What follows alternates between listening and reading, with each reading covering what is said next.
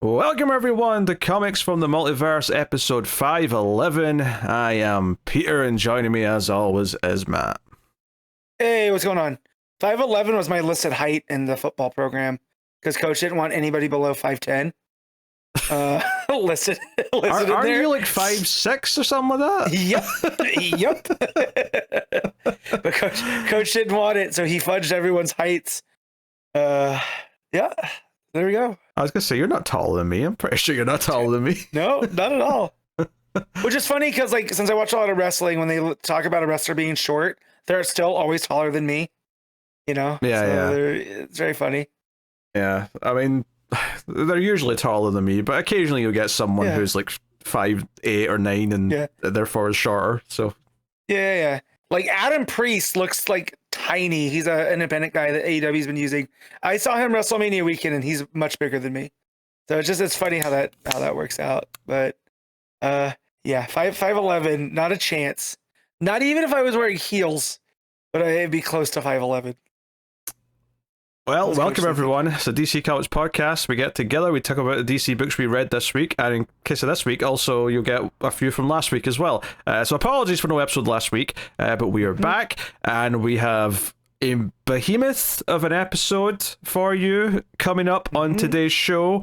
We have Absolute Wonder Woman 21, Absolute Superman 20, Detective Comics 1110, Superman 39, Wonder Woman 34, Zatanna issue 3, The Flash 34, Green Lantern 36, Summer of Supergirl special issue 1. Well, I read that. I noped out as quickly as possible, but you know. So, we got Peril, the Brutal Dark, an Ezra Cain mystery, issue 5, and then from last week we've got a batch of those books. We got Absolute Batman 21, Nightwing 139, and Superman Unlimited issue 14. Now, technically, I should have a couple of Patreon books this week, but I think you will understand, dear patrons, why those are going to be next week instead, based on that hefty list that I just read out.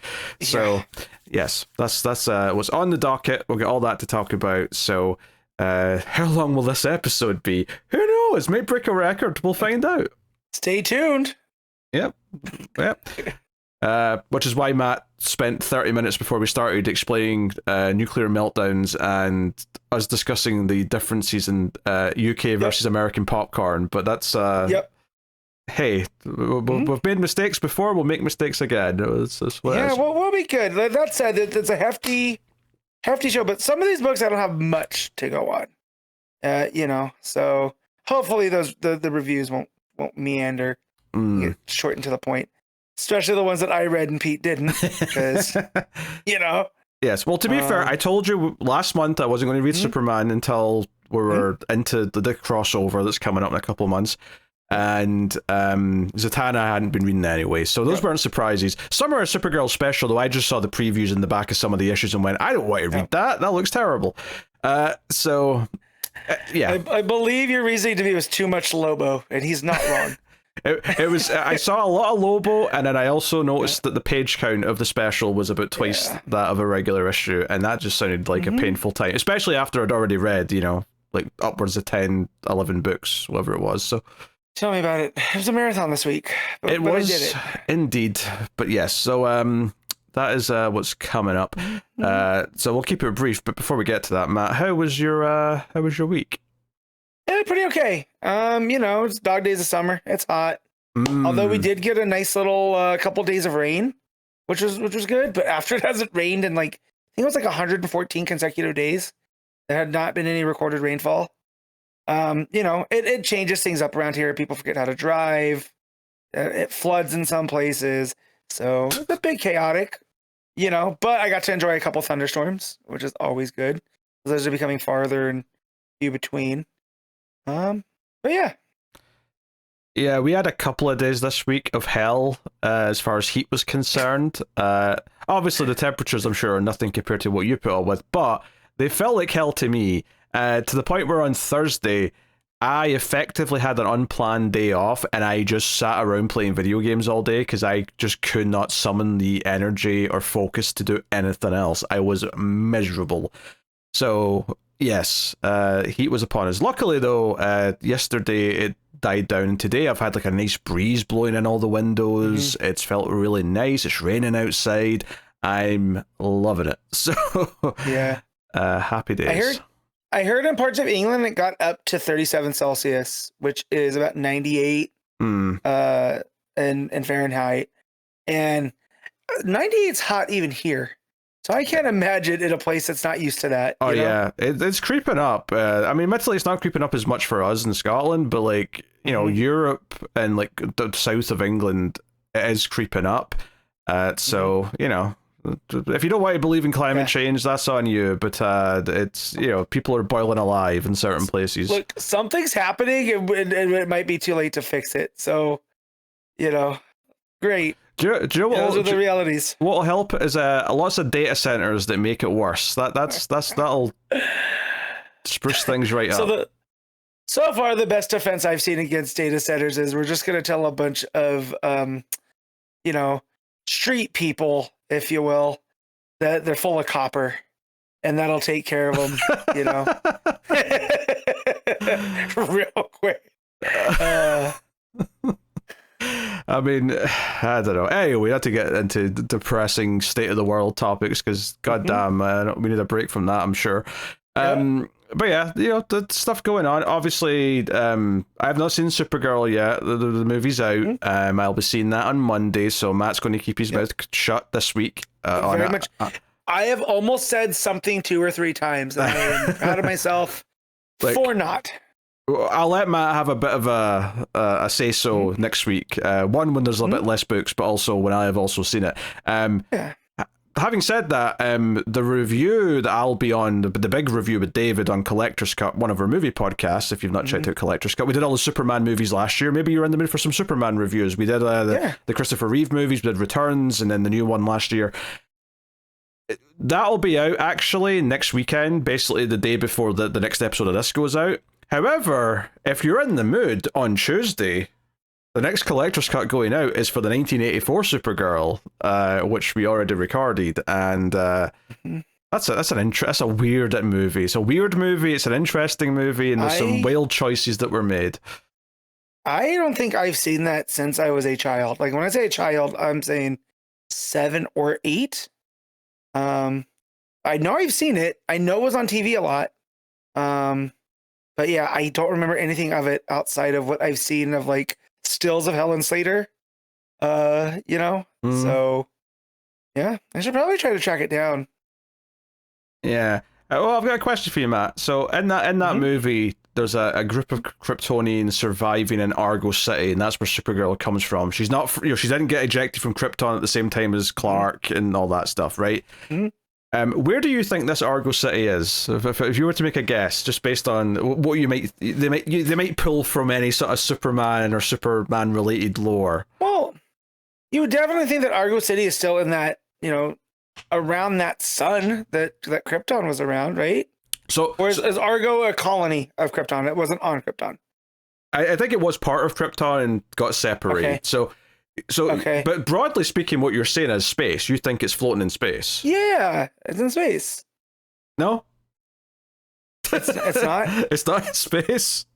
Well, it's not in outer space. The phrase they use in the movie is inner space, and what does inner space mean? It's very confusing, but when Supergirl comes out of it, she comes out of the ocean, so it's almost like it's like in another dimension in the ocean. I don't know, it's weird. It's a weird-ass movie with weird logic that doesn't make any sense.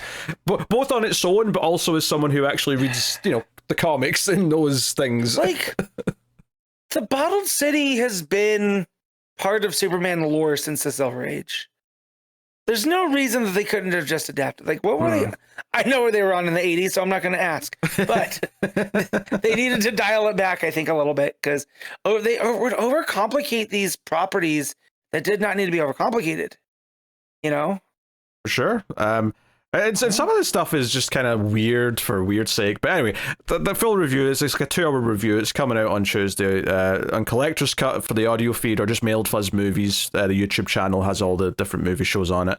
If you're on the Comics From The Multiverse YouTube, there's a link to it in the main page.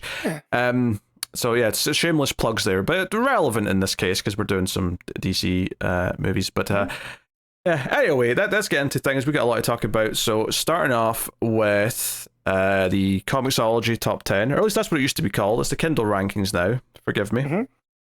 So, we're going to look at that.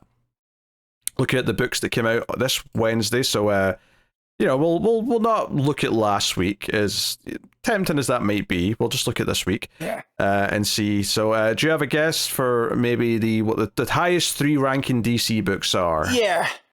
I'm gonna go with Absolute Wonder Woman number 1. I'm gonna go Absolute Superman number 2, and then I'm gonna go with regular Superman as 3. Oh, it's so close, so close. Number 1 overall, not just for DC, is Absolute Superman. Number 2 is shocked Ultimate Universe Finale. So that. Number 3 is Absolute Wonder Woman, and number 4 is Superman. So you just had the 2 Absolute books swapped, but otherwise you did all right.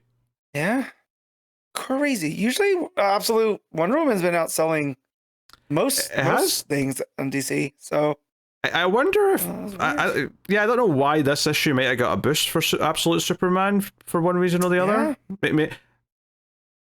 I don't know, but I will say maybe someone knew something, and maybe something has to do with the story wise, and it got out. I don't know.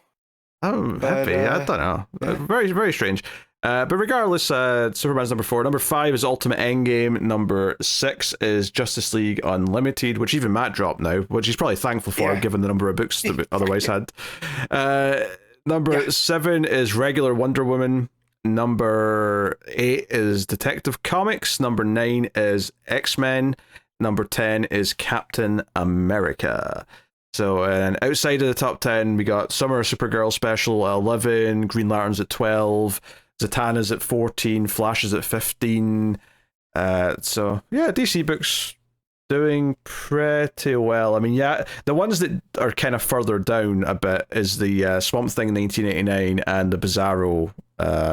So Kevin Smith's name is not making that Bizarro book sell any particularly special amount on, at least digitally anyway. And Bizarro Logic, it's the best-selling book they have. Right?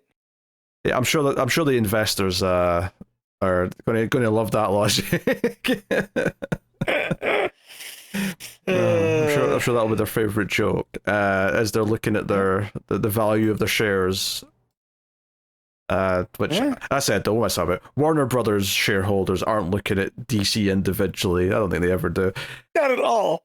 Whale stuff. Anyway, there you go. That is that. And there is a bit of news to mention before we get into the books.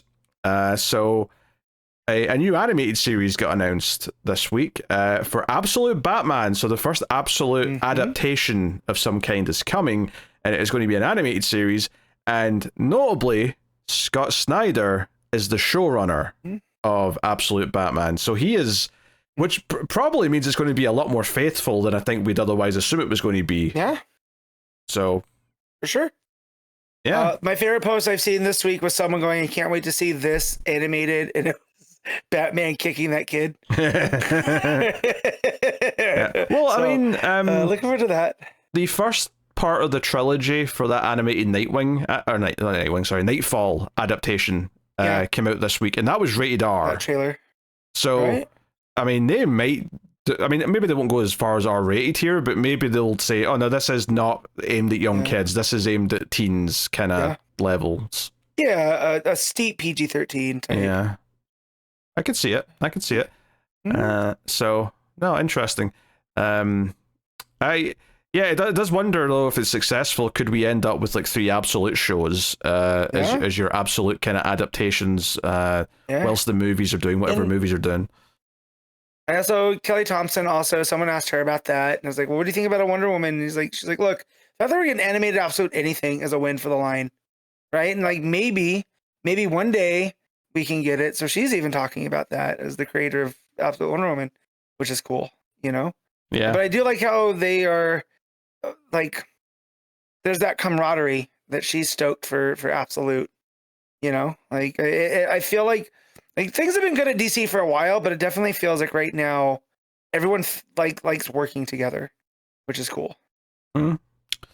Yeah. So no, I mean it's cool that this is getting a focused adaptation, because I don't think, like, has this ever happened before where a new animated show is specifically adapting a particular run or comic series? You know, like, I don't think so. Because it tends to be more general. It's like, okay, we're doing a Batman animated series, so we're just going to like pick and choose things, and it's going to be our version of Batman. They've never done like we're adapting, this era of Batman straight directly into a series, you know? No, I feel like with all the different Spider-Man shows, maybe there was a certain vibe that was aping from comics or whatever. But I wouldn't know, because I'm not into that. But as far as DC goes, all I can think of is like a Batman Beyond style show, or The Brave and the Bold, where they're capitalizing on the character, but kind of doing their own thing. So not, like you said, not the adapting this version. Like we never got to compare it to Marvel, like an Ultimate Spider-Man that was ongoing with that book, So. Yeah. It wasn't Batman Beyond animated first? Yeah, that's what I'm talking about. But it was like, it's a future version of Batman, right? Like they'll do that type of thing, but nothing like, it's not like they're taking that comic and going forward. No.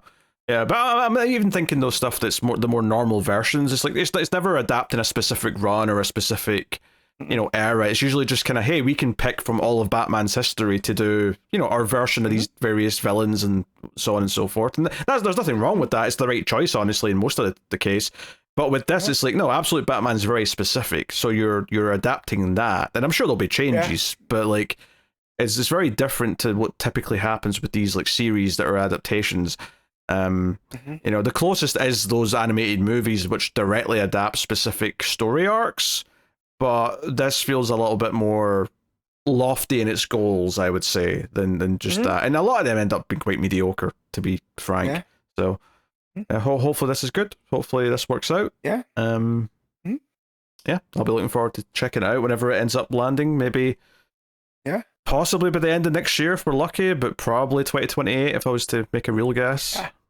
It still is animation. Animation takes a minute. Yeah. So there you go. That was the news item that felt worth bringing up from this week. All right, solicitations for September 2026. We will get into it. We got a few number ones here at the top of this. The next wave, next level, I guess, is upon us. Starting off with Teen Titans issue 1, written by Kyle Higgins, art by Danielle Di Nicolo. So this is every so often they do a Teen Titans book where they put together a weird hodgepodge team of new characters. And when I say new, I don't mean that they're brand new to this book, but just they've never been on a Teen Titans team before is what I mean. Yeah. Well, and some of them are new. Like there's some names I don't recognize here. Sure, but Cheshire Cat's obviously not new. Fair Play is not entirely new. I mean, recent, sure, but not brand new. Yeah. So yeah, and the fact that it's Higgins, and I know how much Higgins loves like X-Men, this feels like a very X-Men-y team where they just throw characters together and hope for the best. Yeah, I'll say that Kyle Higgins' name doesn't inspire that much excitement in me. Like, he's not a terrible writer by any stretch, but I don't think I've really loved anything he's done. I've enjoyed a few things, but not to the level where I'm like, oh shit, this Teen Titans team full of new people is, like a must-read kind of thing. And the fact that it's Jason. if it's like, I do like Higgins. I like his voice for Dick. Like when he wrote Nightwing, New 52 era, I thought it was fine. Nothing like the levels that we've gotten. We've been spoiled, really. Oh yeah. With Nightwing and the we have had era. Such good Dick these past 10 years. Yes, so good. But vain like a Snickers. So you made that way more graphic than it needed to be, but go on. Yeah, but maybe we won't do it anymore if I keep pushing it that far. But yeah, if it was Higgins writing Grayson, I would be a little bit more like, oh, okay, it's Grayson with this new team. He's gonna mentor them. Jason's still, I know he's come a long ways, but he's still the Bat family screw up. Who is trusting him with children? That's what I want to know. I don't know if anyone officially gave him this job or if he just took it. I mean, that's well, I'm sure we'll find out on issue 1. It's kind of weird though, because this is the first sort of real Jason Todd thing since his cancelled book. So this is like the pivot from whatever he was supposed to be doing in this era. So we'll see. No. Next up, can't wait for this one. So excited, so much that I'm not even going to read issue 1. But next up is Legion of Superheroes issue 1, written by Joshua Williamson and art by Hayden Sherman. But that's not enough to save anything for me. Thank you very much. Should I do the aggressive Tim rubbing his hands together sign? Because I forgot Sherman was the artist on this. I don't know if we knew that, to be honest. Okay. I feel like I'd heard rumblings maybe. Maybe there was rumblings, I don't know. But it seems new to me. Like I saw the name and went, oh, Sherman's on this. That's a shame. That means he's not on another book that I actually want to read. Yeah. Sucks for Pete. And we'll see how far I get into this before I tap out, because that's usually what happens with the Modern Legion books. You know, I give them the good college try. That said, reading from the solicit text, it seems like we're doing more of 31st century Legion and not them in current times, which has been the hook of the last couple series. So if we're going to do that, and we're going to get into the, them being inspired by Superman to create a better world, cool. Maybe Williamson's not the guy for that, but Sherman's art will look great. I'll tell you that much. And then next up, we have the Doom Patrol issue 1, written by Darcy Van Polgeest. I almost said Poltergeist there. I'm not going to lie. Yeah, well, I would not have blamed you because it's only a letter off. Yep, and then 3 letters. Art by Nico Henrikon or Henryshon. Henrikon sounds like a Transformer. Yeah. Maybe a soft CH, because it might be more of a Frenchy kind of word. Anyway, Doom Patrol book. Now, this is not like the other 2 number 1s, and I'm actively against, like Josh Williamson as a writer. This is in a complete no man's land zone where I have never heard of this writer, so I have no idea if I'm going to like this book or not, but I want to. I want to like a Doom Patrol book, so apparently this team has won an Eisner for a book. Oh? Yeah, that's what it says in the solicit text, called Little Bird. I don't know if that's what they both won for, but yeah, Darcy Van Polgeest and legendary artist Nico Henrikon.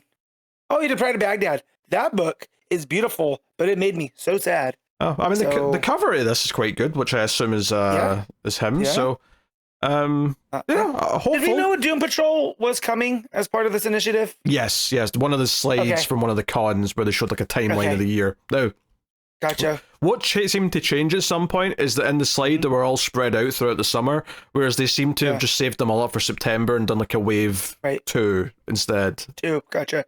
Because I was just talking to somebody about a Doom Patrol book where they were upset that Legion, let's get some other teams in there. I was like, yeah, you know what? A Doom Patrol book would be really cool. So I must have, that must have snuck out from memory. But this is cool. Yeah, if the art in here, like the Pride of Baghdad, again, very good. Very, very emotional story from Brian K. Vaughan based off of a true story of these lions that got out during the U.S. occupation of Iraq. And it ends very tragically. But the art in it, they do a lot. The artist, a lot of visual representation without dialogue, right? So the lions do talk to one another, but there is a lot of expression and sequential art, and it looks painted at times. So this is good. I have a soft spot for the Doom Patrol now, based off of doing the show. So this is good. Yeah. This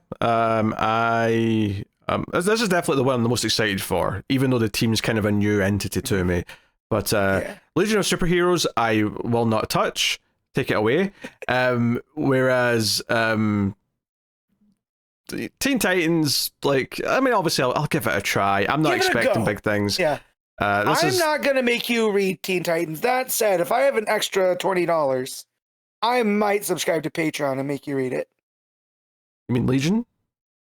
Legion, that's what I meant. Not Teen Titans. Yeah. Legion. I might take my $20. Yeah, I mean, it's 30, not 20, for the record, but...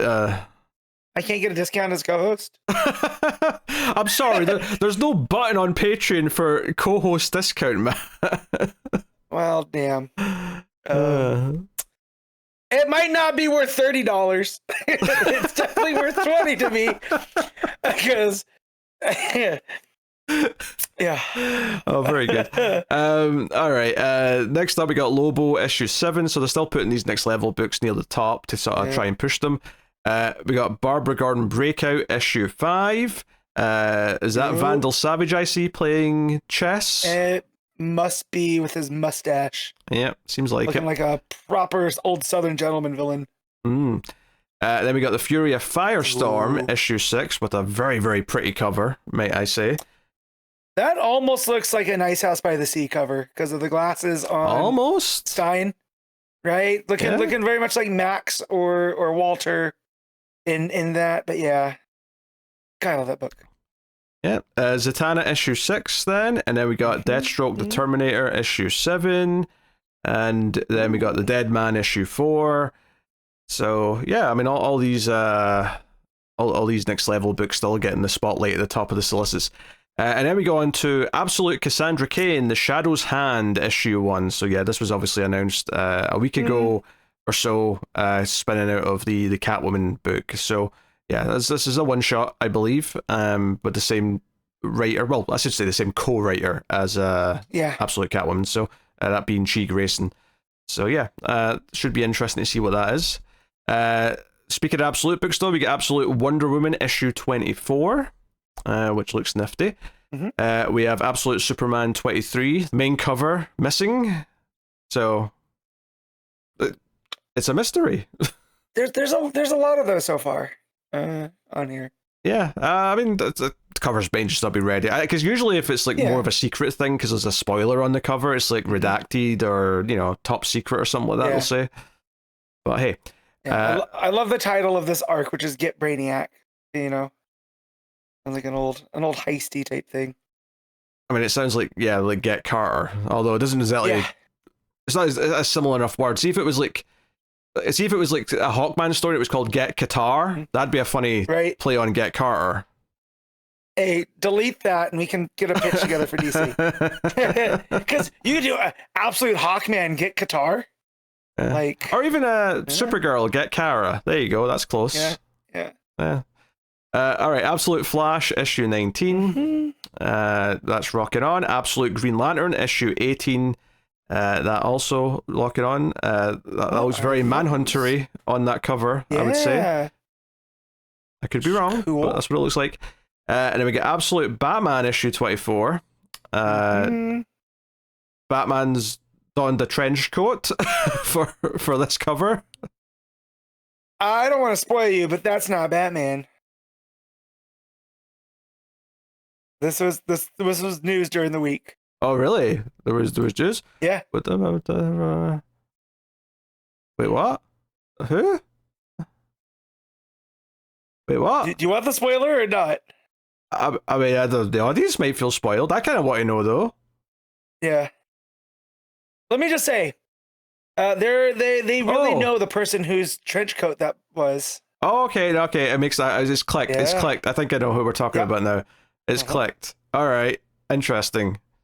Yeah. That's just going to be the outfit she has then. That's what it. Interesting. That's what it seems like. Okay. All right. Of course, now I'm looking at it like, where's the 10 pounds of muscle on the shoulders? Of course it's not Batman. Like, Batman gets off the gas, he's got the atrophied arms like the wrestlers in the 70s and 80s. We got Absolute Green Arrow issue 5. That's got quite a gnarly pretty cover as well. That's a great cover. Yeah, and then here is something that was announced this week that caught my eye when I heard about it, is Batman Batseeds Gotham General issue 1, written by Greg Rucka and art by Rosa Ekadal. So, remember when he did that short in Detective Comics? I think it was 1100. There was that short where it was in the hospital and we said, oh hey, he could do like a Gotham General book like he did Gotham Central back in the day. And would you believe it? We're getting... Now, it's just a mini to tie in to the event time that we're getting soon. But still, maybe it'll lead to something. And if not, maybe it'll just be great on its own. If it's testing the waters, then people, I need you to pick this up for my mental health, okay? I need Rucka back on Gotham Central. Yeah, look, He's got things to say. Frankly, this is the most exciting number one of the bunch for me so far. Give me Gotham the Pit, right? With Rucka writing, I'd love it. Just imagine someone comes in with their leg frozen, or like, someone comes in with like Joker laughing gas infections or whatever. I'm really surprised it's taking them this long to do, because I can't think of a book. Like maybe they've done something like this in the past, where we follow a doctor around as these people are coming in, in Gotham City. But I'm shocked that it's taken this long to do with all the medical shows that are on TV. No one got inspired. That cover of the doctor in the surgeon garb, but the blood spatter on his chest makes a bat logo. Oh, that's inspired. That's an inspired cover. That they're all good covers actually, but that one's inspired. I do love the main cover because it is a send up of Gotham Central. Yeah, it's basically the same layout, but with doctors and nurses. Yeah. Instead of the cops, and they're at the hospital instead of the police station. So yeah, they know what they're calling back to for sure. But also, Batman Bad Seeds. Oh my god. Gotham Central, not by Greg Rucka though, right? Just keep your head on. This is Christopher Cantwell writing with Jacob Phillips on art. Jacob Phillips, as in Ezra Cain. Jacob Phillips, as in Ezra Cain, as in the son of Sean Phillips, who with Brubaker. So this is a generational book, essentially for him. So we're getting a Gotham Central mini, or at least one shots. I think they're minis, but a tie-in. But God, I almost did the jump up, Key and Peele, walk out of the room, walk back in. I didn't know this was coming, and then I saw the team, and I was like, "Oh my God, hook it to my veins right now!" Yeah. I mean, they're both regular sized issues, which would suggest to me that at least they're going to be like 3-issue minis, if not a little bit longer. Yeah. So, because normally if it's a one shot, it'll be at least 10 pages more, Yeah. All right, cool. I'm excited for both of those. Excellent stuff. September 9th, and this one comes out. They're both September 9th. Guys, I'm going to be so annoying.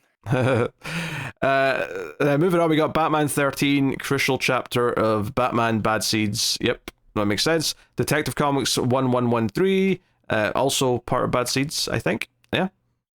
Is it? Maybe it isn't. I don't think so. Well, maybe, because they do talk about the Tuco. Yeah, and there's it's also there's vines. Taylor and Waters. Yeah, but there's vines on the cover as well. So I maybe it's just sort of loosely tying into it as opposed to being a chapter. Also featuring a backup story showcasing the winning villain design from the Building Bad sweepstakes. Oh, I wonder if that's Waters. Yeah. We got Batwoman issue 7, Rucka and Danny as it's been. And we got Batgirl 23. I wonder which tribe of ninjas is going to represent the plants in that issue. Very good. Then we got Catwoman issue 91, and she's wearing a gas mask on the cover, so that's fun. Yep. City in disarray. Yep. Then we got Nightwing 142 with a very kind of old school, like 70s style cover, like he's in Bullet or something like that with a car. Yeah, Bullet or Sorcerer, right? Like looks like that cover. Mm-hmm. So you know about Sorcerer, right? Of course I do. They're transport. Okay. No. There was a thing. I didn't have you up on the screen, so I didn't see the. You just got quiet. Not only do I know Sorcerer, Matt, I prefer the original French film that also adapted the same book called The Wages of Fear. Yes. I should give those a watch, huh? Oh, you should. Yeah. Yes, I only know of Sorcerer. I've not been able to track it down, but it's Roy Scheider, right? Yes. And it's a good movie. It's a good movie. Yeah. It's absolutely very good.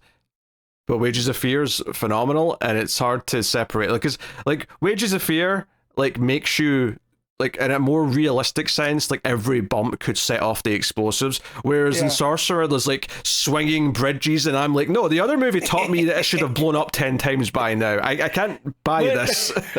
What you're telling me is that I will not be able to get through the first one because my anxiety will peak. Because I need to be able to disassociate from reality a little bit. But it's such a good character movie on top of being like really tense, because it's all about their personalities and like how they it's so good.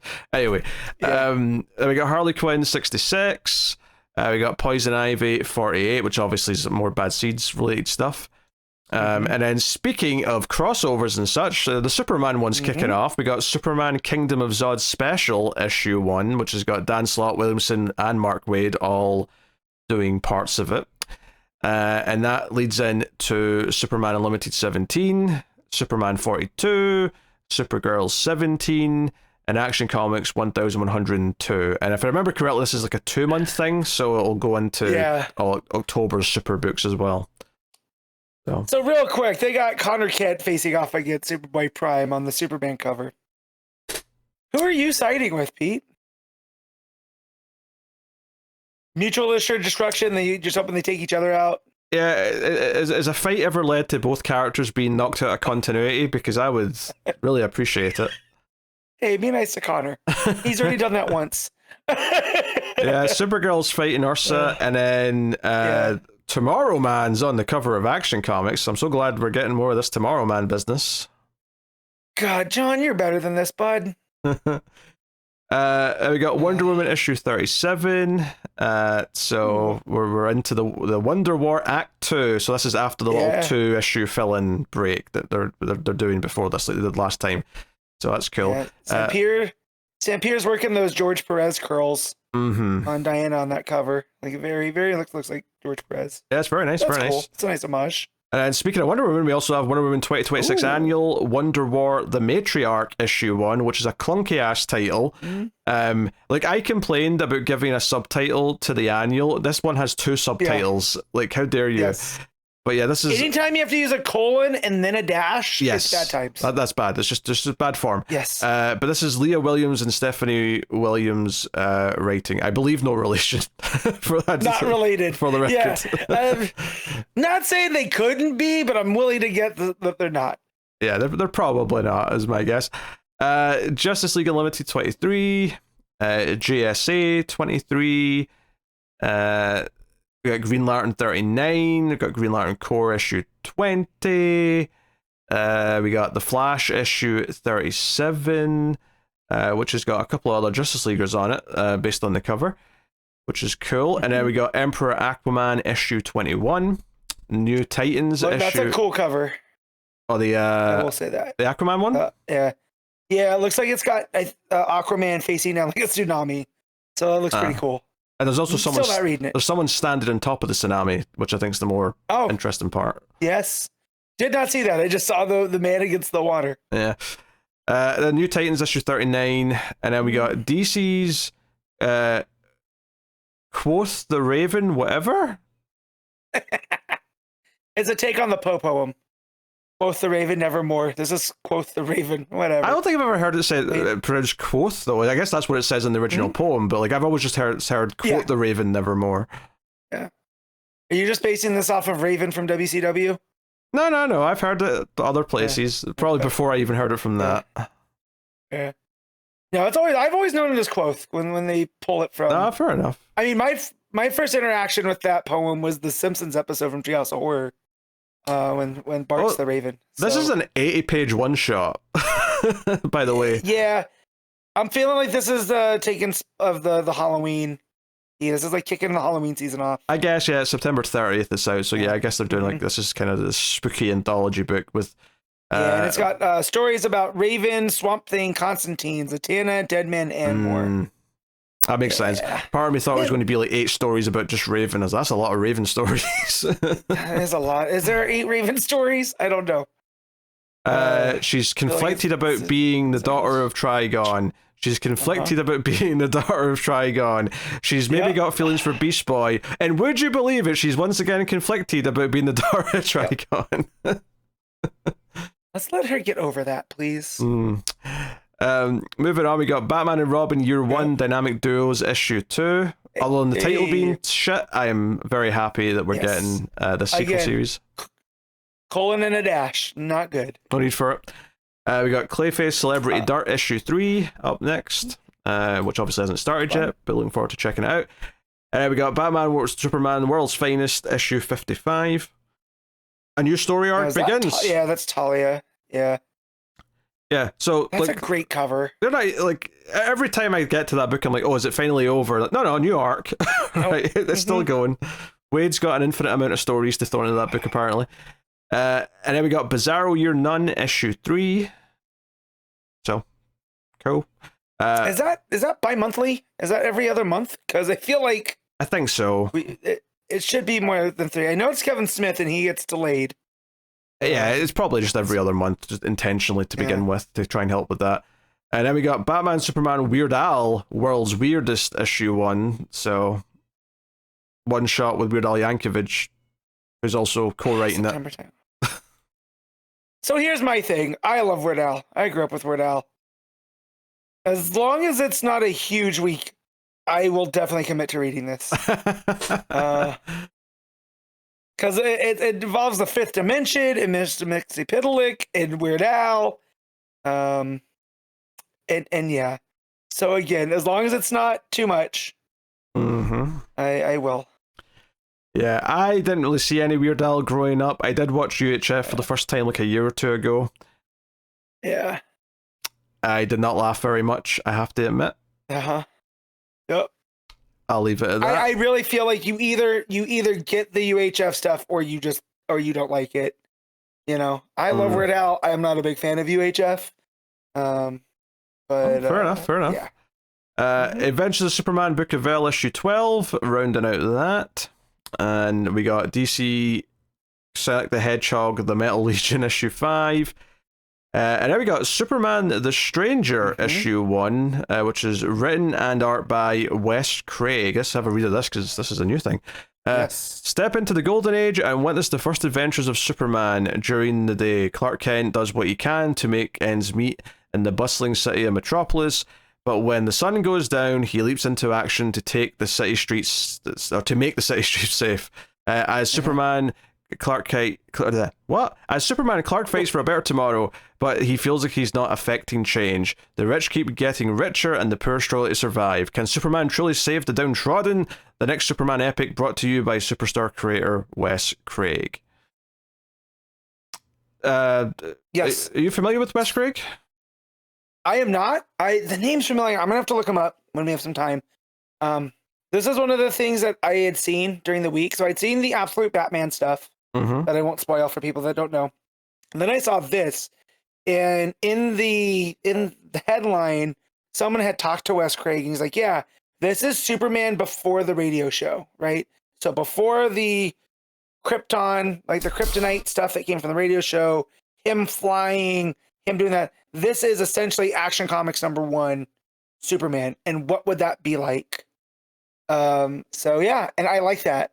So I like to see how he's leaping tall buildings in a single bound and how he's going to affect change. Now, this doesn't sound like it's taking place in the 30s, right? Like the rich keep getting richer and the poor struggle to survive. It's really sad that can be said today in modern times. I mean, it could be any time, really. Yeah. So like, very curious, but yeah, this sounds great. I'm gonna look up Wes Craig really, really quick.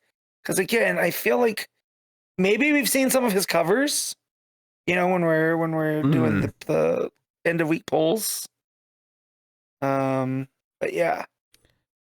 Yeah, and then very exciting. Moving on to the vertical stuff, we got the collections here first. We got Bleeding Hearts Volume 1 Outbreak. So, yep, more of that coming.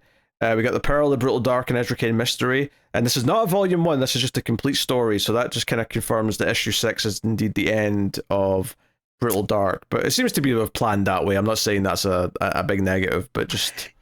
Yeah, no, because they could run back the next story. It's very criminal, right? Like the... Oh, yeah, they series. could easily just, something, an Ezra Cain Mystery. They can call it anything they want. So that's cool. But then on the singles for Vertigo, we have The Nice House by the Sea, issue 12, rounding out this 12 issue chapter. That cover is like an optical illusion. It's messing with me. It is, like, isn't it? Yeah, it's I don't like looking at it. Yeah, Max and Walter kind of overlapping each other. Bleeding Hearts issue 8's there. End of Life issue 8's there. 100 Bullets, the US of Anger issue 3. Black Tower, the Raven Conspiracy issue 2. That's the Ram V book. Yeah. Just to remind everyone, with Mike Perkins no less. So that's going on. And then Dark Knights of Steel issue 3 is there, which, interesting, that's after all the Vertigo books, but yeah, whatever. Here it is. I guess the Elseworlds are down at the bottom. Because then Supergirl Survive issue 4 is there, as is Superman Father of Tomorrow issue 5. And then moving on from there, we got Joe Kubert 100 Years, A Life in Covers issue 1. That's the cover collection, I would presume. Yeah. 100 years. That's crazy. Yep. Mad Magazine 602. And then we got DC Work in Progress Batman, The Dark Knight Returns issue 1. So one of their specials. What are you laughing at, Matt? Because I just scrolled down and saw what the next one is. Work in Progress. Yeah, Work in Progress Watchmen issue 1. This is their new gimmick, apparently. They're never going to let that go out of print. And Alan Moore, every day, conducts another spell. Every time I see a new Watchmen #1. Well, speaking of, Watchmen issue 1 facsimile edition is up next. Oh my god. So there's multiples. But anyway, there's some more facsimiles from other DC books, which I won't bother boring you with. If you're interested in facsimile editions, you can check for yourself. But once we're into the collections here, we got Absolute Superman Volume 3, The Never Ending Begins, hardcover. The Never Ending Begins. Yeah. Doesn't really quite work, but that's fair. No, the syllables are messing you up there, but yeah, it was a worthy attempt. Yes. Batman Begin. Then we got Absolute Green Lantern Volume 3, Anomalies, hardcover and softcover again for this one. Then we got Batman Volume 2, Blood and Money, hardcover and softcover. That's 7 through 12 of that book. We got Wonder Woman Volume 5, The Wonder War Act 1 softcover. I guess they're saving a hardcover for the big, two parts together. Yeah. And I got Adventures of Superman, The Book of El, softcover. You got Justice League Unlimited Volume 4, Villain Amnesty hardcover and softcover. We got Robin and Batman, Jason Todd softcover, the Jeff Lemire story. And then we got Superman Action Comics Volume 2, Reign of the Superboys, which obviously is the recent Mark Waid stuff. And then Green Lantern Corps Volume 3, Guy Gardner, Born Again. Very good. Question mark? You got that. Born then Again? You got Jose Luis Garcia Lopez's DC Classic Artist Edition. Oh no. Hardcover. I'll take Things That I Need for 100. Well, 150 actually. But no, I love Garcia Lopez's art. He was the kind of the style guide guy for DC in the 70s and early 80s. And just the kind of classic. When you think of those heroes, kind of that's what comes to mind. And oh man. Wonderful. Yeah. I wonder if it's the artist edition is going to be like really oversized, right? That's the whole thing, yeah. And then we got Rorschach by Tom King and Jorge Fornes Deluxe Edition. Did I have a Deluxe Edition yet? Well, that's interesting. I don't know. Also, Things That I'll Need. Yeah, it's very good. It's very good. And then we got Swamp Thing by Rick Veitch, Book 3, Time Once Upon, softcover. So that's. So it seems like they're only doing the 1 through 4 of Swamp Thing 89, because that's what they're saying, the Lost Swamp Thing 88 through 91 issues. Yeah. And then this will also have all of his other stuff that leads to those.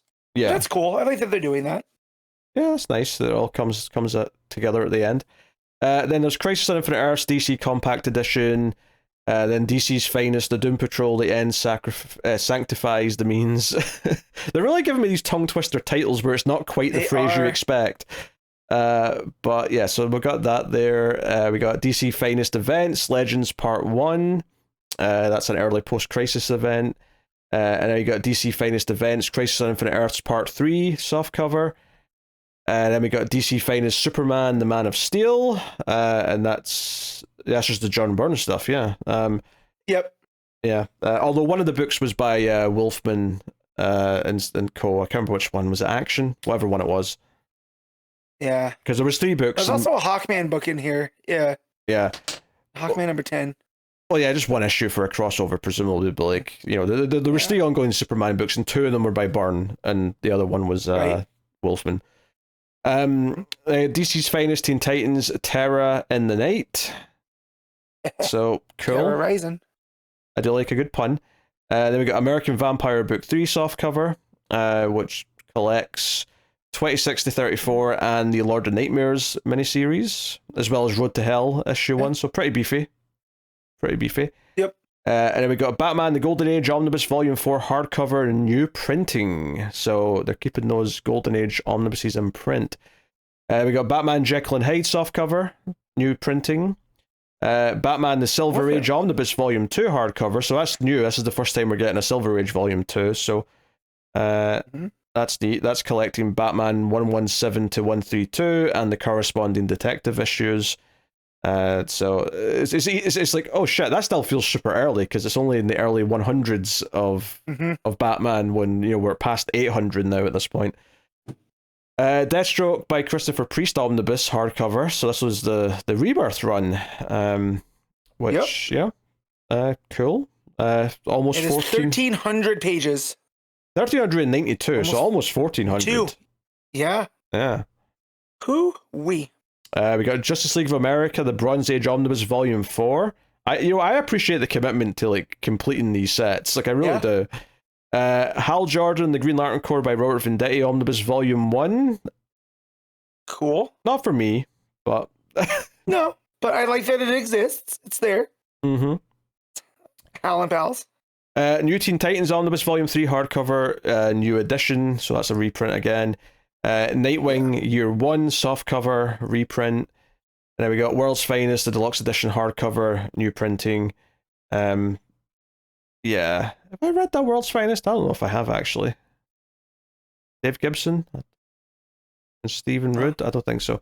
Dave Gibbons, Steve Root, yeah. Preacher Compendium 1, which means it's a omnibus size softcover, so good luck with the spine. Yes. And then there's The War World by Mike Grell Omnibus Volume 2. For someone who really likes Warlord, you can have that much Warlord, all 800 pages of it. And I do think it's funny that there's 4 writers also on that book, but it's by Mike Grell. So yeah, I assume they come in and co-write certain issues or whatever. Yeah. But yeah, it's weird how they put all them first. Did you ever read the Nightwing Year 1? No, I never. Like, I've read a chunk of Dixon's Nightwing run. I never got to the Year 1 story. I don't think. I could be wrong, but I don't think I did. So I read it when I first got into comics because I remember picking up Nightwing 100, and then that kicks off 101. I don't think I read the whole thing. That might be a thing to put in for votes. Oh sure, right? Because it's the same team as Batgirl, and it's even got the same artist. So that's cool. I don't know. That's a good idea. But that was the end of the solicit. So they had that was like 10 omnibuses in the collections there. That was a beefy batch. But yeah, cool. Absolute Wonder Woman issue 21. Kelly Thompson writing with Dillion Snook on the art. So we get a little 2-part story here with this different artist Snook to give our main man a break. So and I didn't mean Lobo when I said that, just to be clear. Yeah. Just to be clear. you beat me. I'm like, since when does Lobo do art? Yeah. No, Hayden Sherman. And we all know that Sherman's also, 2 books, right? And his Batman one's not ongoing, but is going to do Legion. So I'm sure this is to give time. Which, while we're talking about the art, it's good. It's just not to my taste. Some of the faces are a little bit off, but the breakdown and the action are all good. But I was getting caught up on like Steve Trevor looking like Mr. Incredible. There's like a characterization, caricature of some of these ones, But other than that, like it's fine. It's nothing to get all caught up on. And I feel like I've seen his art before, but nothing's coming up. Like no books that I just pulled him up that I've read. So, but yeah, a little disappointed it wasn't Sherman, but I understand why. And we were getting these little 2-issue breaks from time to time. But yeah, that's all I have on the art. The rest of the story, though, if you can imagine, I was very into this issue for multiple reasons. Oh, you don't say. Yeah. Yeah, I had no problems with the art per se. It's definitely not as good as Sherman, but I thought the sense of pacing was quite good still, even if I wasn't in love with the faces, so I didn't necessarily mind it too much. The coloring's still there, of course, to make it feel like it's still very much the same palette as normal. So that's nice. But yeah, Wonder Woman was dragged to hell, so we kind of we teased that at the start, with her sort of going looking for her mother Cersei. And otherwise, though, we're back on Earth, and we find out that SWAT teams are trying to get to the Heron in Gateway City, but there's like a magic bubble surrounded it that makes them vomit and start being sick when they get close. So Steve's just sitting on the porch with his coffee, just sort of chastising them, saying, "Oh, you're not feeling very well. The lunch coming weird. Back up, is it? Oh, that's a shame. Come back with a warrant." Right? Like, also the idea of the guy having to take off his gas mask before upchucking, very funny. You know, the fact that they went through the art to show that. And then we get Etta and her sister talking about the impact that Diana's had kind of on not just Gateway City, but it's seeming like the world, and that her being gone and not around, it seems like there's a void. And I think Gia is gonna go. The sister is gonna go, or is Etta? No, Etta's going to Gotham. Etta's going to Gotham. Yeah, that's the way it's right. Yeah, Etta's going to Gotham to try to find any kind of resolution for Diana, which I do like checking in with these guys. Yeah, no, I thought their scene was good. It was nice to sort of whilst Diana's away, I was a little bit worried it was just going to be following Diana and Hell the whole issue. Not because I don't want to see what Diana's up to, but because I want the supporting cast to feel like they're still part of the story.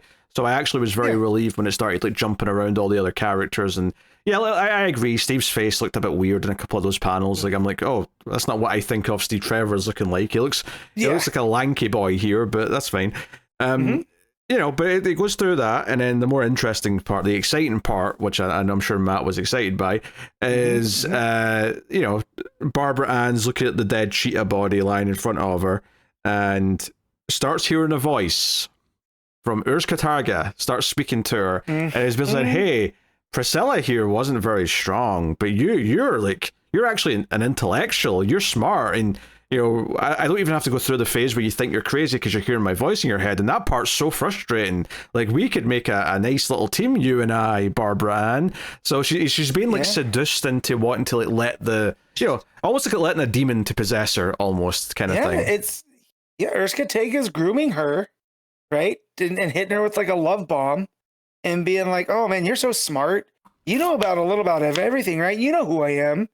And she brings up "Oh yeah, you're like a plant god from Africa." He goes, "Oh, I don't like being called a plant god, but go on." And it's just, it's very much this smoozy, type, which again, I love that Kelly Thompson is using this to talk about kind of real world type stuff. This is it's setting her up for a very abusive relationship, right? Because look at what's happened with Priscilla already. And now he's just already moving on to be like, "Oh, but this won't happen to you because you're so much smarter." Yeah, but it's also manipulative in a way where it's playing on things that's already happened to her, where at one point Urs Katarga says something to the effect of, "Oh, it's very fickle relying on gods to save you." And obviously it's intentionally poking at, "Oh, you felt abandoned by Diana twice recently." So it's like, hey, she's letting you down. I won't let you down. I'll be there inside you. Yeah, which I do, learning how to say Urs Katarga from Rucka, right? But that characterization was very much just like a curse, right? It was Sheeta's curse to bear, and we saw her deal with that, and we kind of saw representations of Urs Katarga. I like what Thompson does here by giving it that voice, and us spending time with Barbara before, because even in that issue that I love, right, Wonder Woman 8 from Rebirth, right? We get to see part of how Barbara Ann becomes Cheetah, but not like this. This is a completely different, It's been take on all that. 10 damn years and you're still bringing that issue up. Look, seeing Supergirl last night and then bringing that up and telling my wife about like little things that are in like Easter eggs. And I got to talk about the artist, and I was like, oh yeah. And tomorrow I get to go talk about Wonder Woman 8, which Pete, I'm sure, is going to love. So it's even a thing in my house, right? That even she knows Wonder Woman 8 as one of my favorite things. So, but yeah, getting this here and the whole Urskatega and her, and it's sitting with her. Like, we don't get any resolution quite yet, right? Like, no, but there's a whole section here though where Barbara like tastes her blood. Which shouldn't still be wet, but it is, and she tastes it, and she gets like a flashback of Priscilla's life, and it's like Priscilla clearly like when the I don't know, again, the possession, whatever you want to call it, was starting to kick in, and she's talking about wanting raw meat, and then you see like Cale come and like say to her dad, "Hey, I'll take care of your daughter," but then a couple pages later, oh, she's put her in a cell. Oh, you've not quite worked out here, Cheetah. You're a weapon. You're dangerous. I'm going to control you. So it further evilifies Cale as the malicious person that she is. That she's also someone who's abusing people around her and whatnot. But yeah, like so it does leave it on this thing where Barbara's like left lying next to the Cheetah corpse that's next to her. And it's like I can't imagine tasting the blood's gonna work out well for our girl. No. Well, right? Like I feel like she straight up starts speaking to like dead Priscilla. Like dead Priscilla's like talking to her. It's like, hey, you have to hope your super powered Amazon comes and saves you. And I do like that in the Diana parts, like Diana does say, oh, like Barbara needs me right now, and I can't do anything about it. I'm stuck here for the month or whatever it is. And like I just have to accept that and go and try and save Cersei because I can at least do something about that because I'm here. But it's like shit. Right. Is anyone going to understand that though when you come back? Is that going to be something that's going? And I think a lot of them will. Yeah. I've got a funny feeling Barbara Ann's going to be too far gone by the time Diana's back surface level. Like all that rational thought, I feel like is going to get burned up by Urskatega and the Cheetah. Yep. So yeah, Diana's going around with her axe. We get some swooping around. She fights the what was this thing called? Manticore? Manticore. I'm sorry. Yeah, the Manticore, which has the face of a person, the body of a lion, and the tail of a scorpion. Super, super poisonous, toxic. Oh, I didn't venomous, and I did not notice the tail. You just said the tail of a scorpion. What are we talking about? And I looked down. I'm like, oh yeah, I guess it does. I just wasn't looking at the tail. Yeah. Yeah, the Manticore, and she gives it a fight. And I do like that when she talks about like, oh, Cersei's missing. Me living here, I've always, known that there were the threats, but now I have to go address them individually. So I do like that, like, this is like her order of business, her to-do list. The Manticore, Scylla, there's some of the other ones that she lists there. And again, this is where I think the art does shine, because the action here with the way that what's the artist's name? I just had it. Snook. The way that Snook like breaks down when the Manticore throws the barbs at her, and like all the different like slanted angles for her, it really shows a sense of motion, and it's a bit disorienting, but it makes it work out for like an exciting scene. And she enchants those, knowing that like they're not going to do damage to the Manticore because its own venom doesn't do anything to it, but it's enough to get her point across. And so she can get out one of her lassos to submit it and find out where Cersei is. Yeah, but then the final scene of the book is her at the campfire talking to what turns out to be Hecate, and it's like, hey, did you take Cersei? And the big final page reveals that that's who she's talking to, and you see the big sort of ghostly version of her towering over Diana. And it's like, let's just read the dialogue here. I will never forgive you for this if she dies, Hecate. And Hecate says, Cersei or Barbara, and the last line of the book is her saying either of them, which, again, I feel like Barbara's doomed. I mean, maybe not to death, but like she's going to be very different by the time Diana gets back up top. So, yeah.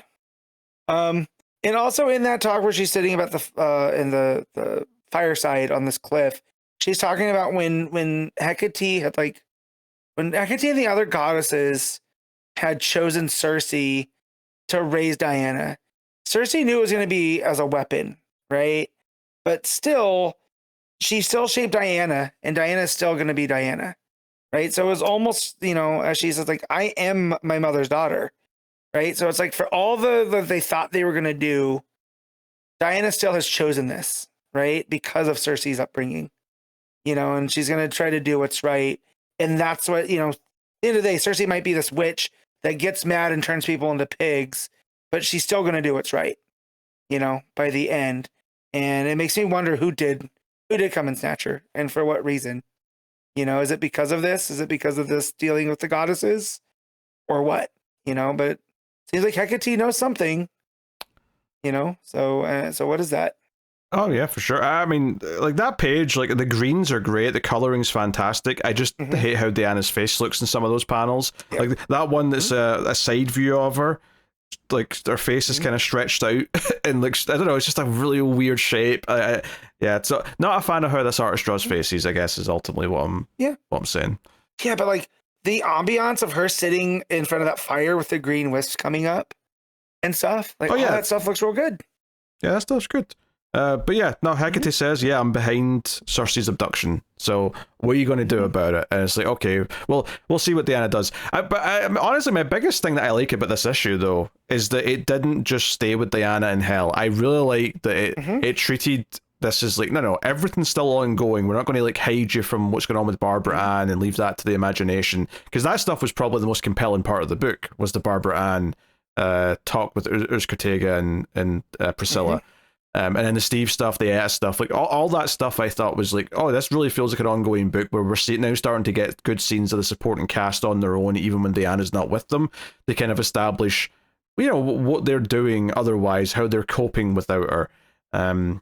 So, yeah, I really appreciated that. Because I think the last time we got a little 2-issue kind of like fill in, it wasn't bad, but it was very separate from everything that was going on. It was almost like the main story paused. This didn't feel like a pause. This feels like, no, the main story's still going on, but Diana's just taken away for a side mission right now. Yeah, it's like a side jaunt to the main story. But you know? her absence is important, though. Like, the fact that she was off for 2 issues doing stuff that last time wasn't like felt in the main book really when she came back. Yeah. Whereas here's no, they're feeling her absence right now, and we're focusing on that, and that's good. It makes everything feel like it matters, even when she's not there.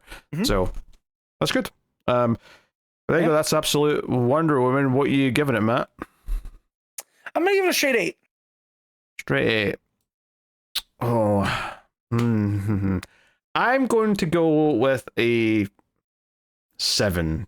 And it's just because I don't like the faces, and they are. I think, you know, I'm fine with the story. I'm like, you know, I really enjoyed a lot of the writing here, as expected. But it was definitely a weaker issue overall because of the art for me.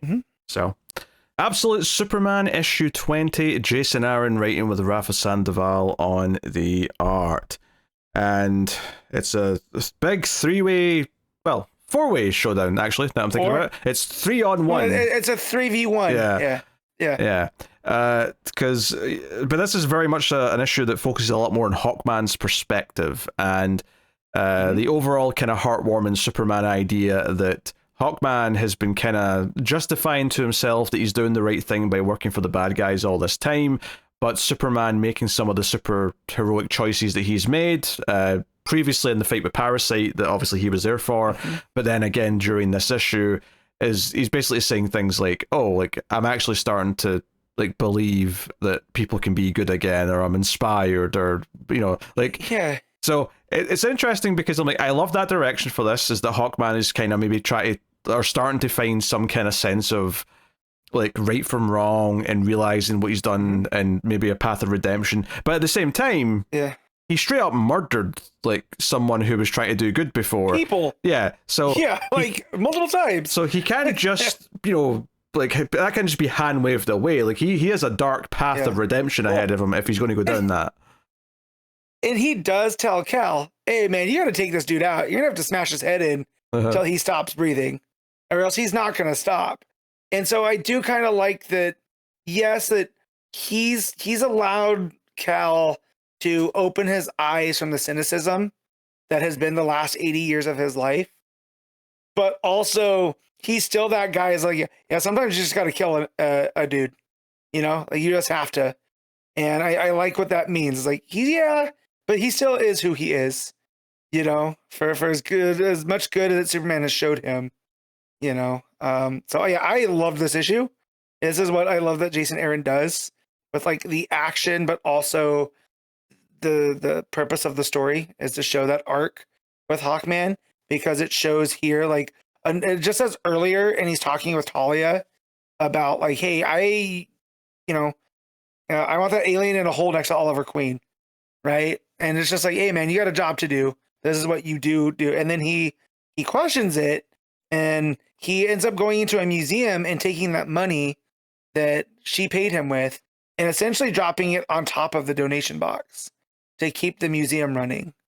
You know, so I love how that shows his, you know, his change of heart right then and there. Yeah, his ill-gotten gains. He wants to turn around and make them part of something better, even if that is kind of misguided. Yeah, he doesn't really want to go through. He tries to justify and say, hey, like, that alien saved like thousands or millions of people during that Metropolis fight, and Tara's like, oh, don't go weak on me, Carter. Yeah.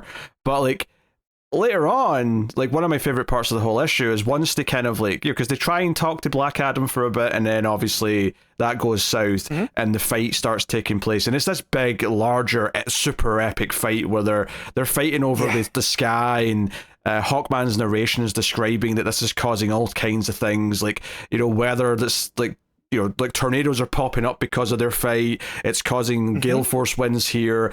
Planes are falling out of the sky because all the shock waves in the sky as they're fighting and all that. But as he's going through all these things, because he says the first one of those, right? He says the first one about one of these big disasters happening because of the happenstance, the knock-on effect of the fight. But then there's just one little box after it says, and no one dies. And then he describes another tragedy of all the planes getting knocked out of the sky and their wings been ripped apart. And then he says, but everyone survived. And at first I was like, wait, why? And I didn't actually get what he was saying at first. It wasn't until the next page or two when it became more clear that he's talking about Superman. He's talking about Superman. Throughout this fight, he is constantly saving every single person who might be hurt as a knock-on effect, as collateral damage from this fight, and is only further reinforcing this new found faith that he's starting to build in him. So I thought this was, if all the things in this run that Aaron's had so far, this was the thing that makes my memory kind of go back to his Thor run a little bit and thinking about some of the fights in that. Except this means more to me because it's a Superman, and I like Superman way more than Thor. Yeah. Imagine liking both like I do, and it's like perfect. I can't imagine it. I can't imagine it. Yeah. But yeah, him, when you put it together, that the reason, like, all this, not a soul died, all the planes landed safely. And it's like, if Superman was solely focused with just defeating Black Adam, instead of trying to preserve life around him, you get the idea that the fight would have been over, right? But the fact that Superman is going out of his way to do all of this, that's something that doesn't compute to Hawkman. Right, and that's what that not computing is what makes them start thinking. It's that persistence. Maybe this guy is special. Yeah, it's that kind of like refusal to give up the ideals, the refusal to back down from like what he believes in. Because like the fight's very epic, and I don't know if the fight would be over yet, but it'd be more of an even fight, and he'd have more of like a reasonable chance of winning. But Black Adam seemingly is going to win no matter what here. That's kind of how they play this. And because that's the other part of Hawkman's narration, which I really liked, was like, for just 1 second in that sky, I actually started to think we had a chance. Not for long, but I almost believed. And again, it's this idea of Superman's ability to make people believe in the impossible. No, like all of that felt super big and epic. What was left of Parasite showed up to try and help as well, and the poor thing got ripped apart by Black Adam. Poor Psy. Yeah. So it's a whole thing. And I also like that Hawkman points out, because he's still an archaeologist. He's the one that found Black Adam in that tomb. Oh, and he's like, I deciphered those hieroglyphs. He also tries to reason with him. He's like, hey, I know who you are. I know where you come from. He speaks to him in his language as best he can. And then Black Adam's like, oh, lies, and like smacks him. Yeah.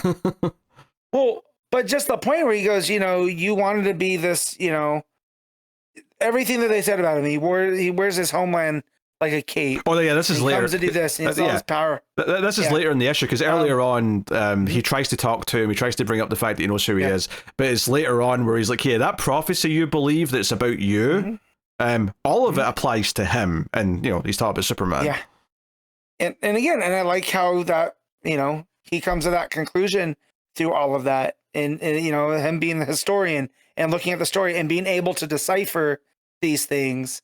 And it wasn't necessarily about King Shazam. Also, just the reminder here that I appreciate, because I'd kind of forgotten until he brought it up. I was like, oh yeah, that's right. It was a bunch of Brainiacs. And I also appreciated that when he's talking about how when these Brainiacs gave you your powers, he's kind of theorizing here. He doesn't know this for sure, but he's like, I bet they were chuckling under their breath as they were throwing out some names of some deities to make you think this was all from like a god or something like that, when it was really just a bunch of Brainiacs experimenting and doing some weird stuff for the sake of it.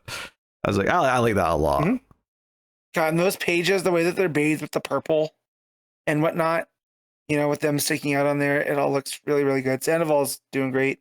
The other part of that was that he gets into his story, and where he's talking about like the next couple days, he had changed the planet, right? He ended slavery in an afternoon. Give it another week, you might have changed the entire course of human history. But the world already had rulers, and the Justice League wasn't looking to share. And you look down, and there's these 3 ominous figures, right? One of them looks like Raven, right, with these like that was the one I caught, almost like barbed wire. Thorny, right? One of them looks like Arian of Atlantis, because it looks like he's holding the Trident of Poseidon. Yep. Right? And then some big dude who may be Vandal Savage, right? Yeah. And it's like, well... Yeah, it could be Vandal Savage. I could see that. Right? Bizarrely, the fur sort of thing around his neck, the collar, almost made me think Creeper. I don't think it is Creeper, but it just made me think of Creeper. Yeah, but along those lines... But I was like, well, wait, who's this? And like, King Shazam was doing good, and then they came through and stomped it out. Well, I think this is the equivalent of the absolute evil one shot, and all the villains of today are all working together as the evil Justice League. I think this is just whatever that team was back in ancient Egypt. Yeah. That's what this was. And so I was just like, oh man, and so it adds even more depth to the absolute universe through this story, which I really like. And just again, that panel with just the ominous figures on there, you're just like, oh man, okay, cool. Which again, this is what I love that Aaron does when it comes to lore, and not just using like historical stuff. Like I love what he does with King Shazam and Egypt and all that, but him building like, oh yeah, no, this is a story that's been ongoing through time, right? Like someone comes and does good because that was Hawkman's role, right? Someone does good, you wipe them out, so the powers that be can maintain their power. Yeah, and the fallout of this is that one of the things he says to Black Adam is that the father box that was used to give his powers, it was also used to imprison him. That's what was actually used against him ultimately. Yeah. So Black Adam rushes off back to where he woke up to destroy that, and we get to that in a minute. But as the 3 heroes are, well, I say heroes, I mean Hawkman's not really a hero yet, and Steel's up for debate, but they're all lying there, right? And they're all in pain, they're barely surviving, and effectively both Steel and Hawkman throw their weapons to Superman, and it's like, hey, this hammer's forged of this, there's like a mini star inside of it or whatever, this mace is made of this, blah blah, and they throw them their weapons, and it's like setting up for like, hey, you're the only hope, like you're the only one who might be able to fight him, but you're going to need some weapons and help.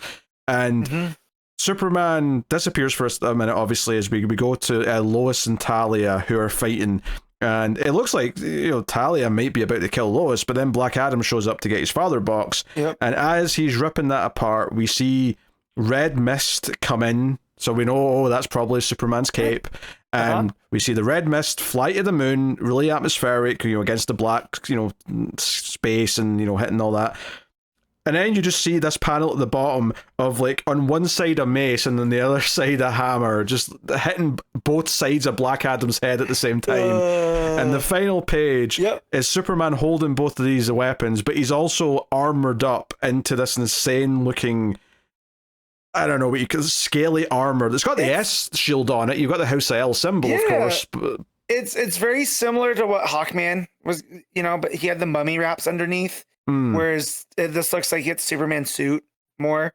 But yeah, it's like almost this demonic kind of armor, with it. And he's got the hammer and the mace. And he's taken Black Adam up to the moon. And it's like, look. Which makes sense, because no civilians up there to get hurt, so. Right? And he goes, hey, there's no air up here. You need air to breathe. And I left just enough air in your lungs. Say the word. Right? Yeah. I don't think it's he left air in his lungs. It's just that, no, you would naturally have X amount of air left in your lungs. So you've got enough to survive for, because you're superpowered. You can hold your breath longer than, anyone else. Say the word, turn back into a kid. Yeah. It's time. Or not even a kid, but just, your regular puny human self. It's time. Yeah. Oh. It's an epic ending. There looking so demonic, but we know he's the good guy. And then again, that's just the absolute universe here at play. No, this was epic as shit. This entire issue, it was framed perfectly with the guy who turned into a villain starting to see hope of turning back into a good guy again because he's been inspired by Superman, which is perfect for Superman stories. It's epic as shit when the fight is actually happening all over the sky, and this idea that Superman's swooping down and saving people from all the collateral damage that's happening. And it feels like they're fighting all across the entire Earth in a way that feels really cool. And, a lot of comics try and do that. I feel like a lot of Flash books will sometimes try and do that, where they'll speed to, hey, we're in Egypt now. We'll speed to, oh no, we're in China now. Oh, speed to, we're in this country now. And it always just feels a bit gimmicky. This didn't feel gimmicky. This just felt like, no, gods are fighting in the sky, and the blows are just sending them flying that far across the planet. Yeah, it feels like they're ethereal, because they're so far away from everything, right? When you see them going through. So really good stuff. So I love this a lot. It feels like Absolute Superman didn't start off as strong as some of the others, right? It was definitely out of the Trinity, it was the weakest of the three at launch, I thought. But over time, the way it's been building, it's definitely felt a lot more special with basically, since that Parasite 2 shot was fantastic, and then all this Black Adam stuff has been great, and also the stuff with the evil Brainiac. That was probably the first truly special issue. Actually, was that the story of the Brainiac that's now the one going around to try to kill Lex Luthor's family and whatever else. Yeah, no, I really, for me, it was really from the stuff with Smallville, right? When they make the stand against Ra's, and Superman is inspiring them. And then do that whole Ad Astra, Prospera as the Kansas thing. Ever since then, I feel like Aaron's been really cooking. And because I've enjoyed it, right? It's been pretty okay, but nothing like this. Nothing at these levels. And he's really rounding into form. Where it's really caught up, where I look forward to this as much as I look forward to the Absolute Wonder Woman, book. So, and then when they're on the same week, it's just good for me. But yeah, that ending and all the stuff with Hawkman dealing with the younger guys, right? Where it's hey, if we survive this, stakes on me. And John Henry Steele is yeah, I'm vegetarian. And Superman's I eat sunlight. And he's goddamn kids, right? There's just all these little quips that Aaron writes in to Hawkman. It's oh, dare say they're making me like one of the bad guys. The way that he's not making, and after liking him, I don't expect him to survive much longer. Right? Oh, that's sure, not this world. Yeah. I could see him being dead by the end of the arc, honestly. It wouldn't surprise me. Especially, if certain characters who have died in Absolute Batman can die, early on, then absolutely Hawkman can be a goner anytime now. No question. But yeah, super, super solid. I thoroughly love this issue. Yeah, and Sandoval just is killing it here on the art. He feels like the perfect... I don't know if he always seemed like the perfect fit for a Superman book, but I think once you get to this epic fight here, you've got the streaks of red and the black and gold for Shazam or Black Adam, going across the sky and stuff like that. All of it starts to sort of fit into place, and it's oh no, this was always the right choice for this book, based on this. Having said that, though, those two issues that Faria did were fantastic as well. So I wouldn't say no to more Faria if that's on the cards either. No, of course not. Of course not. But yeah, and just like again, the big action sequences where he's making the decision to show the scale, right? When they're up so high in the sky with the gold lightning striking down, you see like the wisps of red from Superman's cape. Like, you know, it takes a lot of restraint to try to do that type of stuff. And I feel like Sandoval is just nailing it. And I feel like he's really working well with Aaron to make all this happen. Whereas I feel like early on it was a more, you know, they're doing a lot of good stuff, but nothing like this. Right now I feel like they both trust each other to do these big showpieces, which is nice. Because I remember when Snyder was first writing Batman, him and Capullo took a while to get to know each other to where they could start cooking. And I feel like, you know, not dissimilar to these two. You know, we're finally at the time where they're speaking each other's languages. Yeah, I mean, this book was never bad by any stretch, but it just, like, it was good, and then it got great, and now we're kind of, like, really reaping the rewards of everything that's been set up. So, no, this was a delightful time to read this week. What are you giving Absolute Superman? This is a straight 9. I think I concur with that. This is a 9 out of 10 issue. Fantastic. Detective Comics 1110. There's no quick way. I mean, 1110, 1110. There's no quick, neat way of saying it. Or 1110. 1110 is like okay. It's I don't know. And once we get to 4 digits, it's a lot harder to sound eloquent as we're saying them off. But anyway, Tom Taylor writing, MIkel Janin on the art. And this is picking up after Batman got beat up with a girl, of course, last issue. Although we start with a flashback, which is a mission that Preon was on with the team of Black Canary, Green Arrow, and Batman. He tries to give them a name. He's workshopping, was it Flight Squadron Delta? And it's Delta. like okay, it sounds very generic for one, but... Yeah, like Batman later points out, like it sounds like we're the 4th version, or we're the 4th best, perhaps. Delta means 4. Yeah. And that running joke coming through because Ollie points at it as well. You know, or it's Ollie and then Batman, and it's just funny that that's the running joke that they're going on. But the sequence is there. Someone is trying to hijack a train, which I think a fun quote by Ollie is like, I never understand when people try to hijack a train. Where are you going? You have a limited amount of places that you can go. Hey! Don't question the cinematic excellence that is Under Siege 2. I will not have it on my show. Thank you very much. But I was expecting you to say the original Pelham 123. And you went with Under Siege, which I should have expected, but I don't know why I would have mentioned it to Pelham. I like the original Taking a Pelham. 1, 2, 3. Yeah, I know it's a great movie. Yeah. But then you swerved me with Under Siege, and I was speechless. I was like, you really did. Oh man, I can't not think about a siege situation on a train and not think about. I'm not trained for this, but then he sees a bunch of dead bodies and he's like, "No, this I'm trained for." Like I guess this, cinema, pure cinema, dark territory. Yep. So it's a hostage situation on a train, and they're all going down into separate train cars, and there's like, hey, there's one more bad guy, we don't know who it is, and the guy gets a shot off at Batman's back with a shotgun. So Batman goes down, and there's a whole really sort of big moment here where Batman like technically might be a goner. And he sees this young child watching the fact that he's about to die, and he tells him not to look. It's a really good little scene. But anyway, Preon jumps in and actually saves the day and takes the guy out. And it's a whole thing. And Preon kind of like deduces, hey, something bad happened to you as a kid, right? Because like you were really concerned with that kid watching what was about to happen to you. And I'm like, okay, all right. Now, I will say, like, don't get me wrong, it's a little bit of an easy trick to like invent this character, put him into the backstory of these characters, and say that he was so good that he saved Batman's life. I'm like, okay, I'm feeling a little bit of the retconning importance here a little, but I feel like there's going to be a much bigger twist coming through too, which is why Taylor's showing us all this stuff. When it comes to Cain. Yeah, very possibly. But I just, it's one of those things where it makes me roll my eyes a little bit, even though I do think the moment where Batman tells the kid not to look was actually quite powerful and that kind of work. But it has I like that, and I like that Brian puts it together, Yeah, but it has that problem where, because it's only like a relatively short flashback. I mean, it's like 6-7 pages or whatever, but like it's relatively short, so you have to kind of make it happen very quickly. So it feels like, even like an early Batman, it feels like far too quickly for him to be in this position, or too easy for him to be taken out by a relatively straightforward thug like this, you know.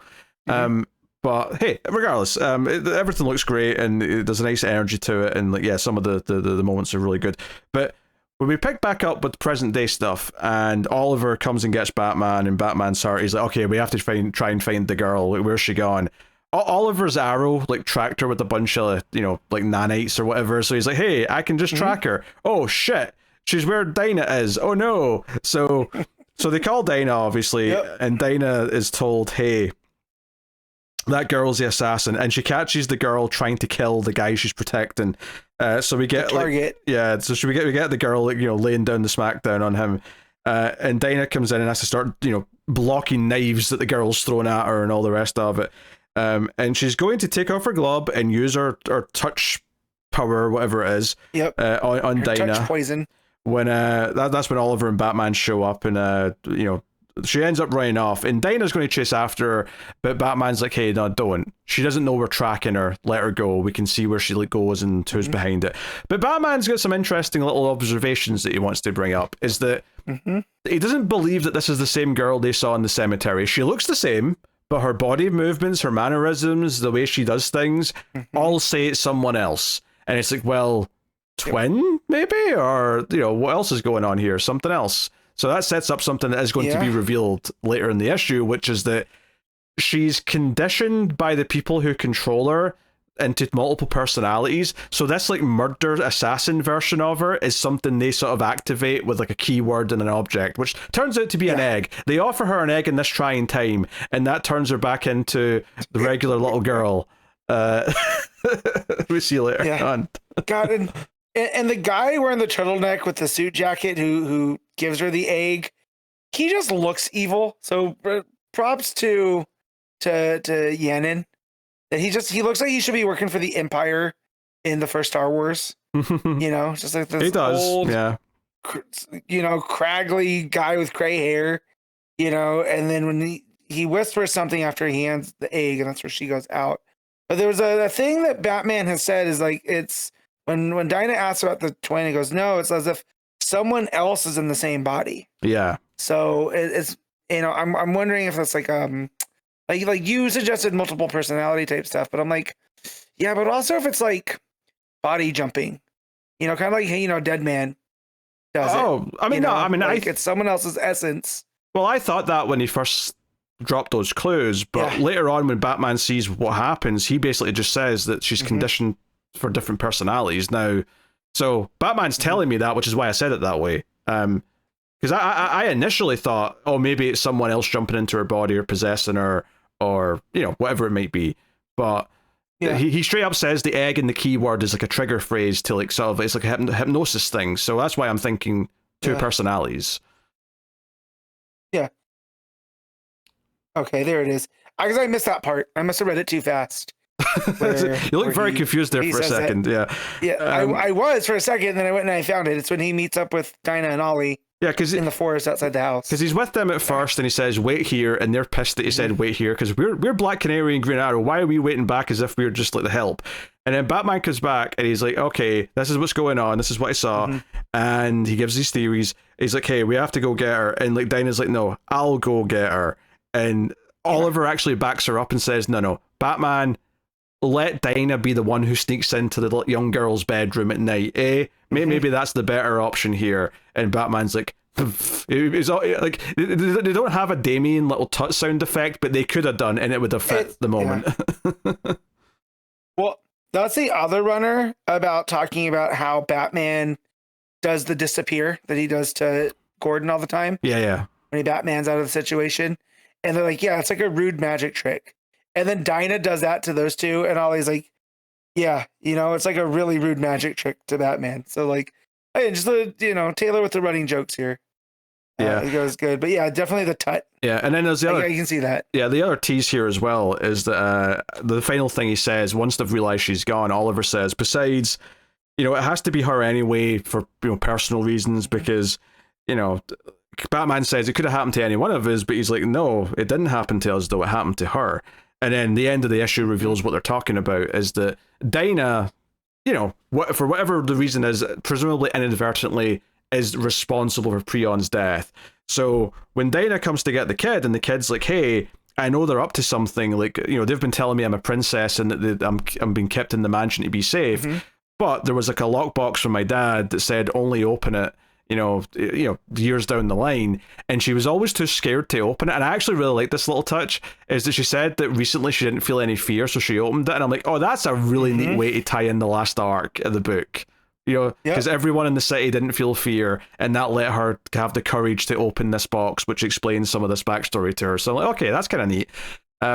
But she, you know, she's leaving with Dinah. They seem to be buddy. She's trusting Dinah. It feels quite cool. Dinah gets a really cool fight scene when the SWAT team shows up, or the security guards show up. You know, we get a couple of pages of Dinah doing, you know, flip kicks and whatnot. Comes across as a total badass.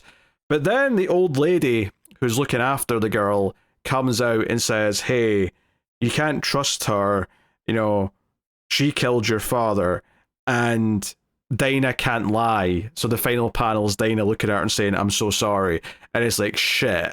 Like, so yeah, whatever's going to happen in this backstory, Dinah is at least she remembers or thinks that she's the one who's responsible for his death. Maybe there'll be an extra detail she doesn't know about or something that'll, you know, take the guilt away. But yeah, the grandmother knows that that's Dinah Lance too, right? Doesn't call her Black Canary. That's true. Yeah, so good point. That's something.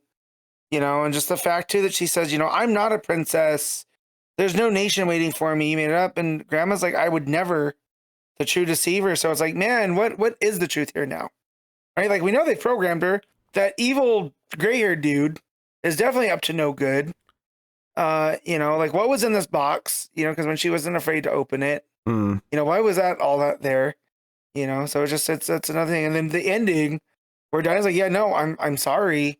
So, like, again, I feel like there's something coming with Prion that, you know, Taylor has up his sleeve. I mean, obviously, like, I'm sure this is technically true, which is why Dinah says, I'm so sorry, right? Like, technically she is responsible for his death, but it's like, you know, what was the context there? I'm sure it was unavoidable. Yeah. He gets caught up in the canary cry, you know, by accident. I don't know.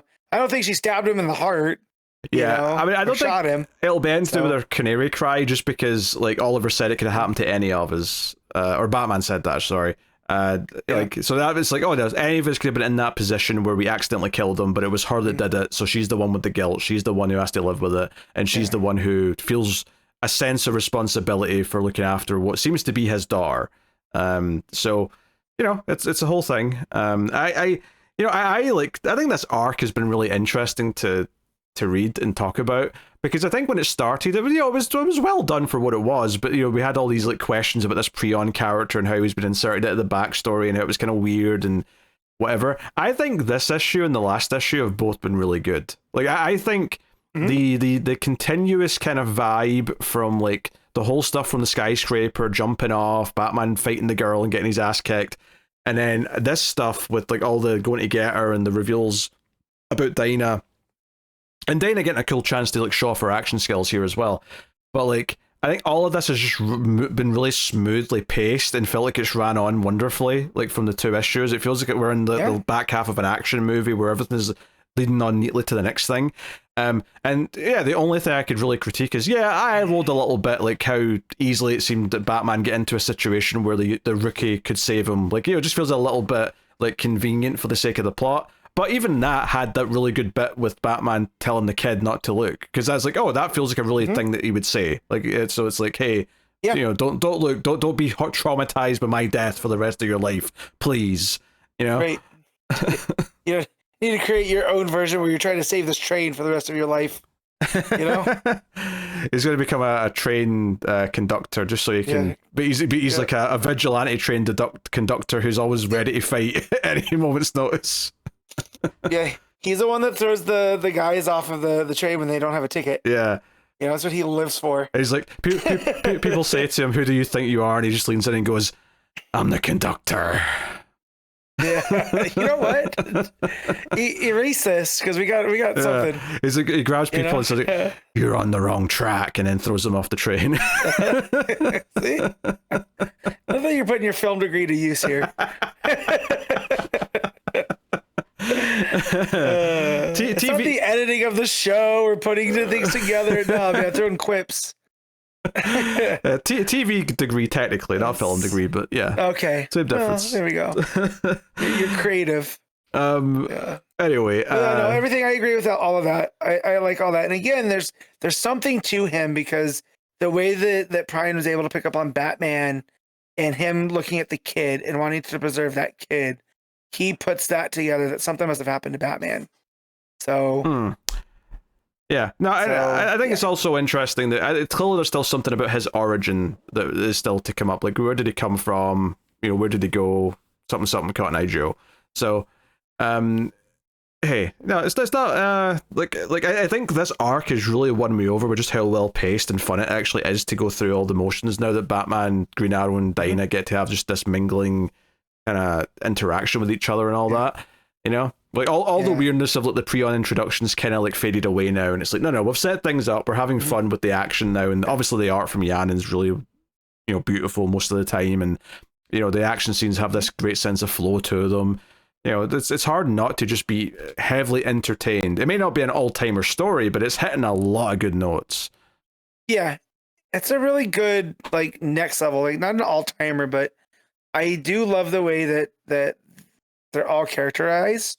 Like the dynamics between Dinah, Ollie, and Batman. Like they do feel like this old like group, you know, like a group of friends that have known each other for too long with the dynamics. I think Taylor nails that.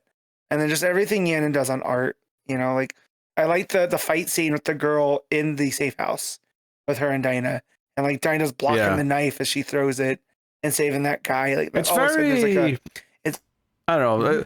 There's not even a scene like this in the movie, but it felt really not Pulp Fiction. Sorry, Kill Bill to me. It felt very like I don't know.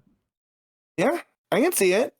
Anyway, there's that kind of grittiness to it, to that fight scene. Plus, you know, at some point now, like she's going to be programmed back into Killer Bot Girl, and like they're going to have to try and fight her, but obviously they don't want to hurt her, so it's going to put a hindrance on everything. I love that Batman was trying to preserve a child. He has zero problem punching this girl because she's trying to kill him. But like, you know, we saw him, you know, almost take a gunshot to the back of the head trying to preserve this kid. But smash cut to like 15 years later, he's just rock kicking a child. Maybe they're like, hey, we can't fight her. It's unfair. We have to call in Damien. We need a child to fight a child. Hey, he said that.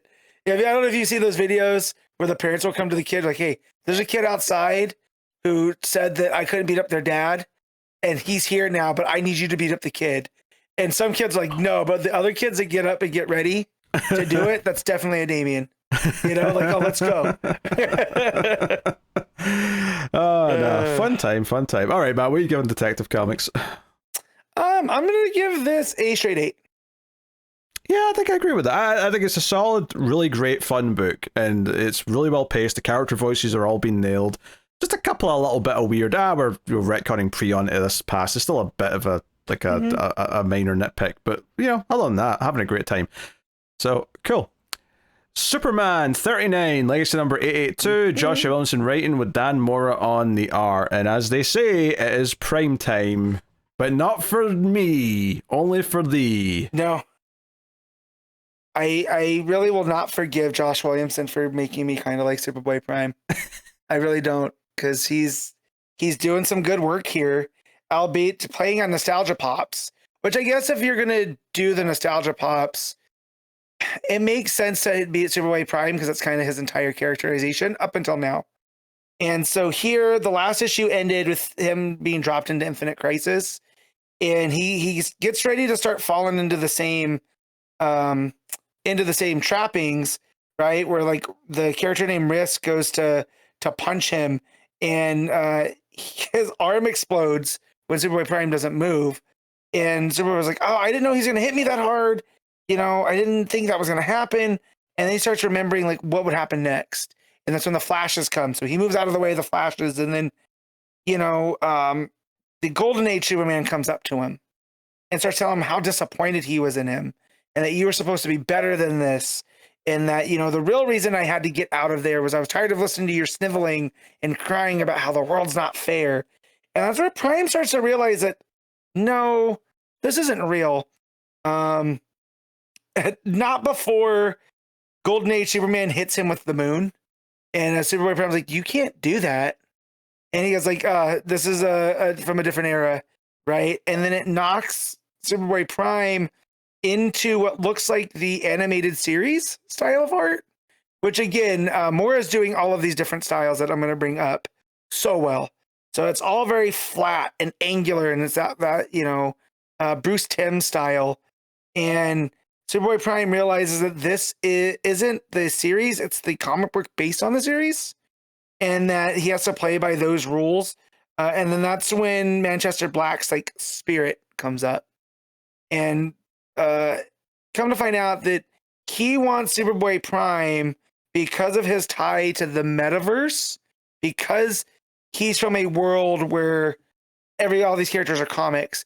He can use that energy to bring himself back, which was a reminder that Lex used Manchester Black to wipe the identity of Superman from everybody except who was in that at the Kent household, right? Remember when Perry, I don't know if you remember this, when Perry tried to leave and he ended up with like amnesia, and that's what led to him running for mayor and all this stuff. Oh, vaguely. When Williamson took over. Yeah. So I had forgot that Manchester Black was the crux of that, and that basically it left him in this limbo phase where his body has been useless, but he can like essentially astral project. And he goes, we're not so different, Prime. I want my reality, you want your reality. And that's where Prime's like, no, I'm nothing like you. You're dark and gritty, which then you turn the page and it goes from this beautiful Bruce Timm flat style dark line art to what looks like what to me is just like hell of a reading experience. It's all dark and gritty. Everybody has pouches, right? All of the characters look like they're from the 90s. There's definitely unnecessary like collars and jackets. Like Brainiac on this page, it's like the Injustice Gang has all of these like tubes and tendrils coming off of them. And Superboy Prime's like, yeah, this is, I hate this. Even though Aquaman with a chainsaw is pretty cool, but like, why does Superman need a gun? And he pulls a gun off of the side, right? And that's where they get to talking about like Superboy Prime, needs to be punished, right? For all the bad stuff that he's done. And he's like, you can't hurt me. You've already tried.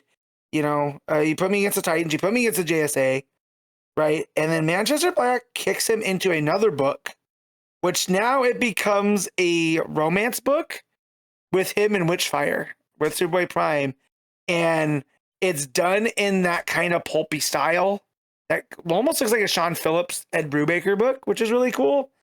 And Witchfire is trying to say how much that, she loves Prime, but Prime's like, well, no, I don't like these kind of books. And then she tries to kiss him. He's like, maybe I do like romance comics, right? But he's like, no, I can't do this because this is not really you. This is Manchester Black. You're not in control of anything. And she gets upset by that and starts hitting him with magic, which then sends him into like his own personal hell because she hits him with the Doors of Doom, where he ends up with what looks like DC Vertigo, and it's called the Haunted Comic Book Store.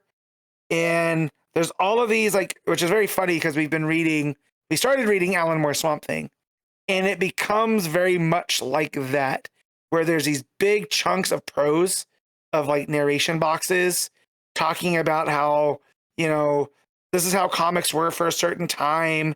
And they talk about Prime's return to the DC universe.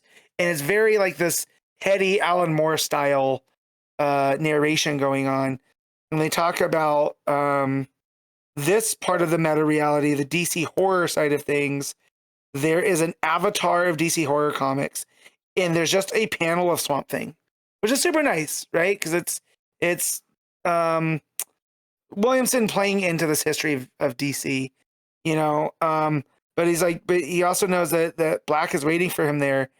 And when he walks into what looks like the House of Secrets or the House of Mystery, this big Gothic Victorian manor, right? It ends up being Superboy Prime's personal hell, which is, it's a world where no comics exist, right? And the place that he thinks is his comic shop that he works at has become a coffee shop. And it's like this, the art style becomes like a very indie style, you know, with very cartoony faces, almost kind of like Scott Pilgrim, like the comic book. And that's where he goes to run out, and he starts running through all these different eras of comics, right? Where it looks like a black and white manga. It looks like a sci-fi pulp of like Prime in the 24th and a half century to a kind of noir Sin City, a gladiator barbarian, a 9-panel, which was real funny. He goes, "Oh no, a 9-panel grid. I better keep moving before Tom King gets me." Which I thought that was a fun little joke. Until he ends up with Manchester Black in the Fortress of Solitude, and Prime realizes that, oh, none of this was real. This has all been in my head. Manchester Black's spirit has been affecting me. And he's like, if you punch reality hard enough, I'll exist again. And he's not, you know, Prime holds by that he's not going to do it. So Manchester Black ends up hitting him with the images of all these different Supermen.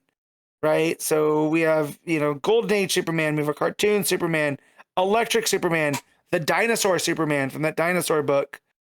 And again, Mora is just killing it with all these designs. He makes them all work together, even though that they shouldn't.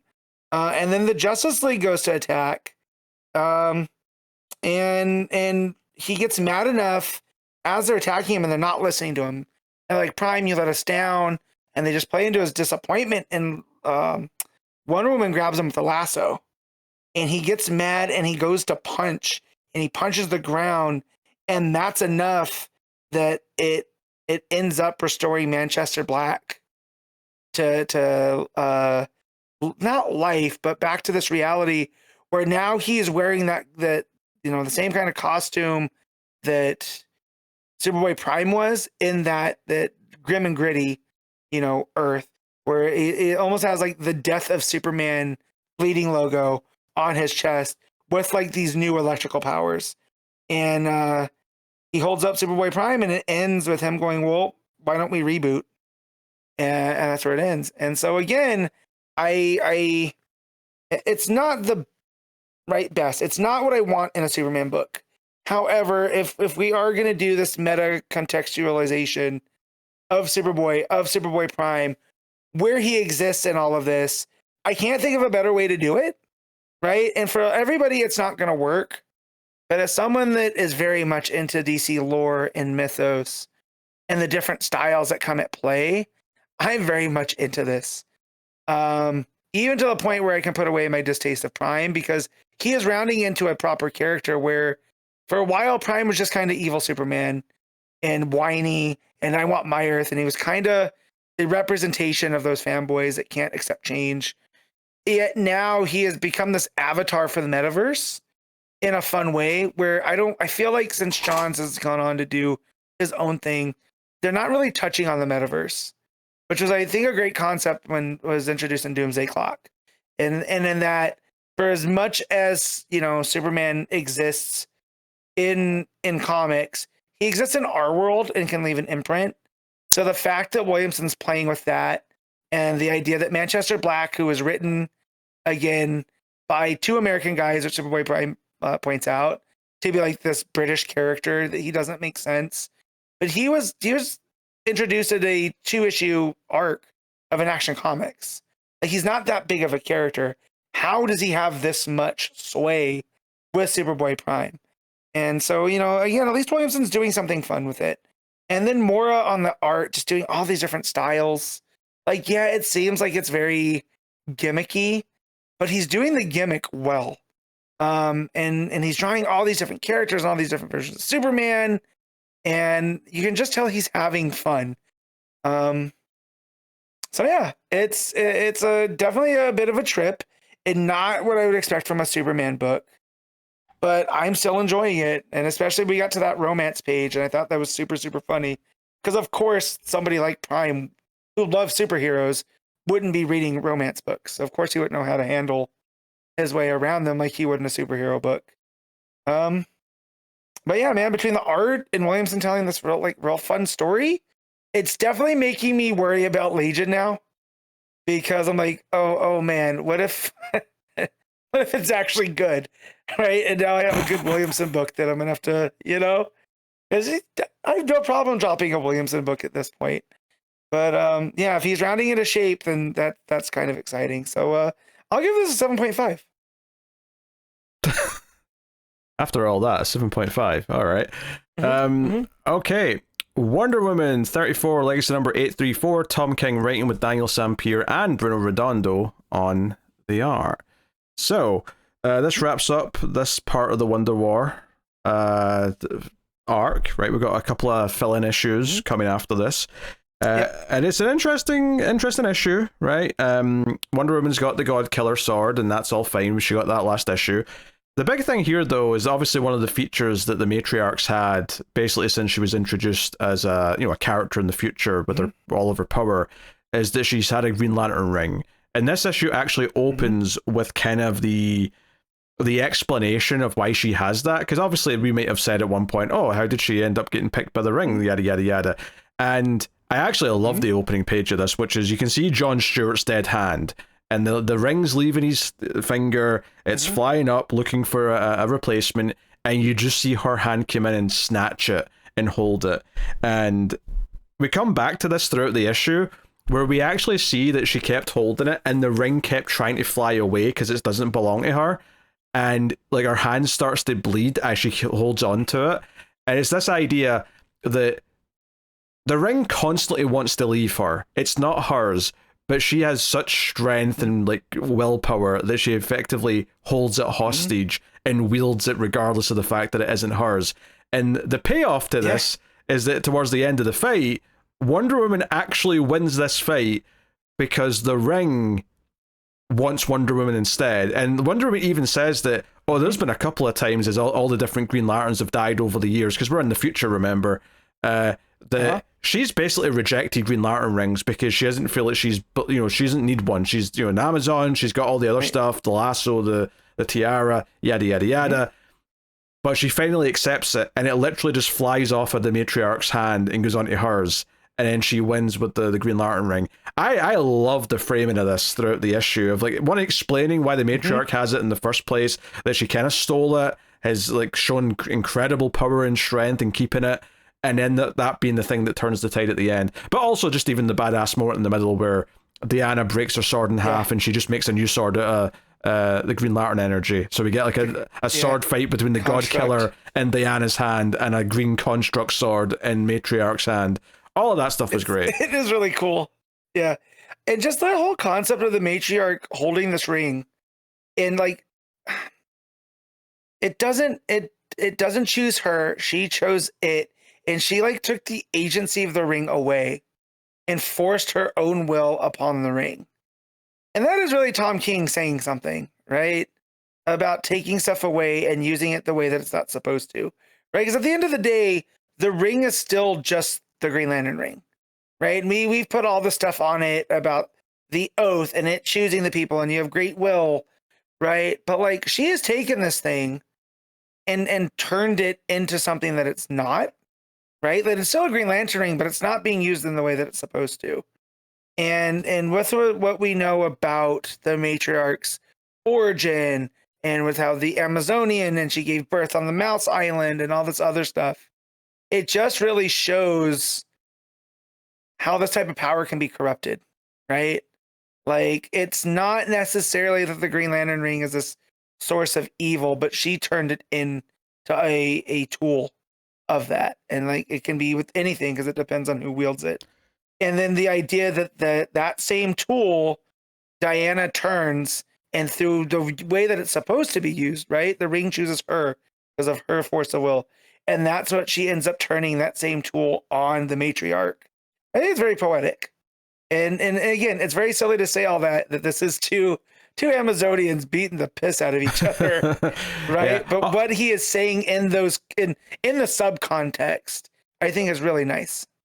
Yeah, and also there's a sequence, one of the flashbacks is that a Guardian comes to the matriarch and says, hey, that ring doesn't belong to you, give it back. That belongs to the Green Lantern Corps.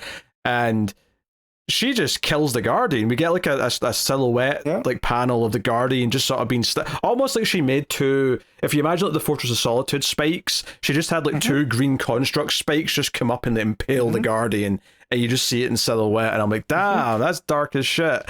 But I liked it. I mean, it's, like, if nothing else, Tom King has done everything he can to try and sell you on the idea that the matriarch is powerful and is evil. Like, he's really tried to get that across throughout all of this stuff. So yeah, all this stuff looked great. It was fun to watch it all play out. There is like a panel during the like a 2-page layout during the fight where you can kind of read it in a couple of different orders almost as you just go across to the other side. And that looks pretty great. They end up fighting in silhouette against this bright window behind them. Like, all this stuff looks good. This is all me just praising the art from which is the fight. I don't understand. No, it's the fight is Sampere's the main one, and I think the flashbacks are Redondo. Yeah, that makes sense. So yeah, like all that stuff looks great, and then it looks like Diana loses, and she's like, no, Elizabeth, Steve, do not intervene. This is mine. And then obviously all the Green Lantern ring stuff happens, and it's such a big moment. So yeah, she gets punched in the face. It's a whole thing.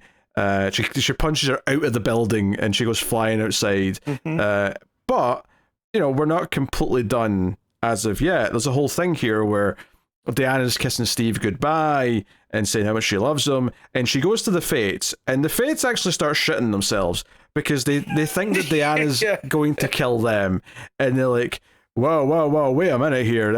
This is you can't affect the tellers of history like this. This you can't do this. And then she's like, oh, you idiots, this was never about you. This was never for you. Like I thought I won when I defeated the Monarch back in the day, but I hadn't, right? And things kept happening, right? Because it was me, I'm the one attracting all this, right? So she turns the sword on herself. Steve and Lizzie obviously look shocked by this. And the Fates sell it in their like Julian narration, where they say, hey, there's only 3 days where you're truly surprised in life. The day of your birth, the day of her death, and then today. Today was the one day we didn't see this coming, where Diana impales herself with the Godslayer to save the world. So yeah, the final page is just her head, like tears like coming down her eyes as she says, I love you. So yeah, I don't know how we're going to like continue this when we get to the next part of this, but it was a hell of an ending. Yeah, and what they say too, that she sacrificed a god to the Fates so that all that might not be again. Very, very confusing wording, right? But like all of this to sacrifice herself, but they're saying it's a god. So like, did she obtain godhood at any point in all of this? Oh, maybe. I mean, do you wonder though if we're going to end this whole thing with like all this timeline being fixed and we're back to like present day and like she sort of stopped it all from happening in the first place, kind of thing? I think so. I think because the way that King had kicked this Wonder Wars off with the difference between Lizzie and I forget the matriarch's full name. That's not the matriarch. Let me see if it's there. It is not. Oh no, it is Lissa. Between Lissa that Lissa was always jealous of Lizzie, and that because of all these different things. And I'm wondering if that goes back to the source, and you stop that before it begin. That Wonder Woman being who she is just offers that extra compassion, and almost raises Lissa as she does Lizzie, and stops that because there's no reason for them to have this type of competition, for her to have that resentment towards Lizzie, because they're all the same. They're all Amazonians. They're all daughters of Diana. Amazons, they're Amazons. Yeah, you don't have to say Amazonians, just Amazons. Yes, Amazons. They're all right, but because there's a line here that the matriarch uses on Diana that at the end of the day, she's not real. She's just dirt from her mother, right? And it goes back to her being made from the clay and Hippolyta breathing life into her and her choosing that. And then that's the same way that she created Lizzie, you know, and then you have everything that has happened with Lyssa, with the Amazon that the Sovereign had used to start this war against the Amazons, right? And then her being born amongst mouse men and all this other stuff, and they could not be diametrically opposite, yet we're going to treat them the same because that's what everybody deserves. Everybody deserves the same type of stuff. And to me, that's a very Wonder Woman phrasing, not phrasing, but a sentiment there, you know? So I don't think, again, Tom King doesn't do things by accident. And we haven't really come back to any of the early Lizzie and Lyssa stuff. So I'm wondering if that's where we go back to. That's what she goes back, because, you know, I can't see her going back to defeating the Sovereign or undoing Steve's death, right? Because then that undoes Lizzie. So you don't want to do any of that. Well, that's the thing, though. Like, I mean, I think you're saying this as if she's going to have a choice as to when she resets things back to. But it wouldn't surprise me if Lizzie's just not in continuity anymore by the time this all ends, because, like, there's not been a single reference to Lizzie's existence outside of this book. So it wouldn't surprise me if, things get reset to the point where all of this has been kind of reset back and things have been fixed, but it means, you know, it means no Lizzie, it means no Sovereign, it means no other stuff. Having said that, I think the early events of this run were referenced a little bit in some other books, so maybe it'll still be post-Sovereign, maybe you'll still get, you know, that stuff. But yeah, I don't know. Like, I don't know how they, like, do they do some timey-wimey stuff so that Lizzie can exist as a kid, like, alongside Damien's age or something like that? Or, because, you know, all of the Lizzie stuff's in the future. Like, none of it's in present-day DCU, so I don't know how they end up with her just being around, if that's what the end game is. I feel like it maybe isn't. Maybe the end game is not to have her be around, like, in the world post all this stuff. I don't know. No, it makes sense. But I mean, the fact that we're talking about all of that, and, like, what's the cost of Diana's sacrifice, right? Because there's going to have to be a cost. That's what we know from dealing with all the other type of stuff. And maybe it is Lizzie. Maybe you're more onto it than I am about that. That's the cost of resetting all of this, that she has to go back to before, you know, she has this child and what that represented, and all this other stuff. At the very least, it kind of feels, I mean, all this future stuff inherently, because it's set in the future, is going to be immediately out of continuity the second the next run starts, right? Because that's just the way comics work. So I'm just wondering if there's actually a game plan built into this where, no, it is going to kind of reset back to kind of present day DCU in some way, and, like, okay, this is how this was all averted, which doesn't make it a bad story. Like, I'm fine with doing, like, a Terminator-esque, you know, we stopped the future from going to shit story. That's okay. Right. But like, inherently all this stuff isn't going to happen in the future in continuity. So, like, I'm just wondering if that's built into it, or if it's just kind of a thing where, no, King wrote this accepting, this is kind of went outside of, like, canon as it's went along. Which would make sense, as that's kind of his bread and butter, right? Is the outside of canon kind of stuff.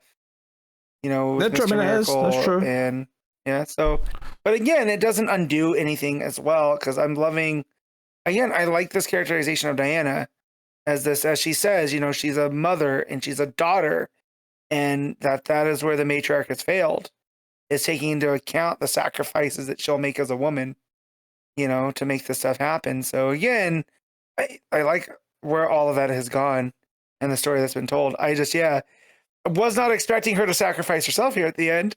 No, that was a surprise. That threw me for a loop. I suspect we'll get more understanding of that choice in the second half of the Wonder War. If it's even called that. I mean, it may not be called that anymore, but whatever the next main, you know, arc is, right? I suspect we'll get a bit more clarification as to this decision. So, no, I mean, you know, that was a very exciting issue to read. I loved the way they played around the Green Lantern ring, and they finally kind of explained how that happened. I thought that was a really important part of explaining the matriarch stuff. So, I mean, I was quite happy with this. Admittedly, though, like, you know, this Wonder War, has it been, like, at the same level as all the stuff with the Sovereign? I would say no. I would say the Sovereign stuff was kind of the pinnacle of this run so far, and I've enjoyed the Mouse Man stuff, and I've enjoyed the Wonder War as well. But, like, you know, if the stuff with the Sovereign was, like, you know, 9 to 10s, like, across the board, you know, the stuff we've been getting in this arc's been more like, 8 to, like, 8.5-ish kind of range, which is still very, very, very good. but just maybe not feeling quite as special as it did in that first 18 or so issues of the run.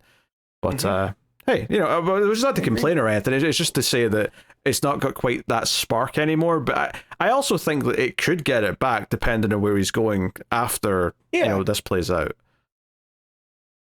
Definitely. And taking these little 2-act breaks too is gives us a break, because some of the stuff gets really heady and super, I don't want to say bleak, but thinking about the repercussions and stuff. It's nice that the Stephanie Phillips Williams.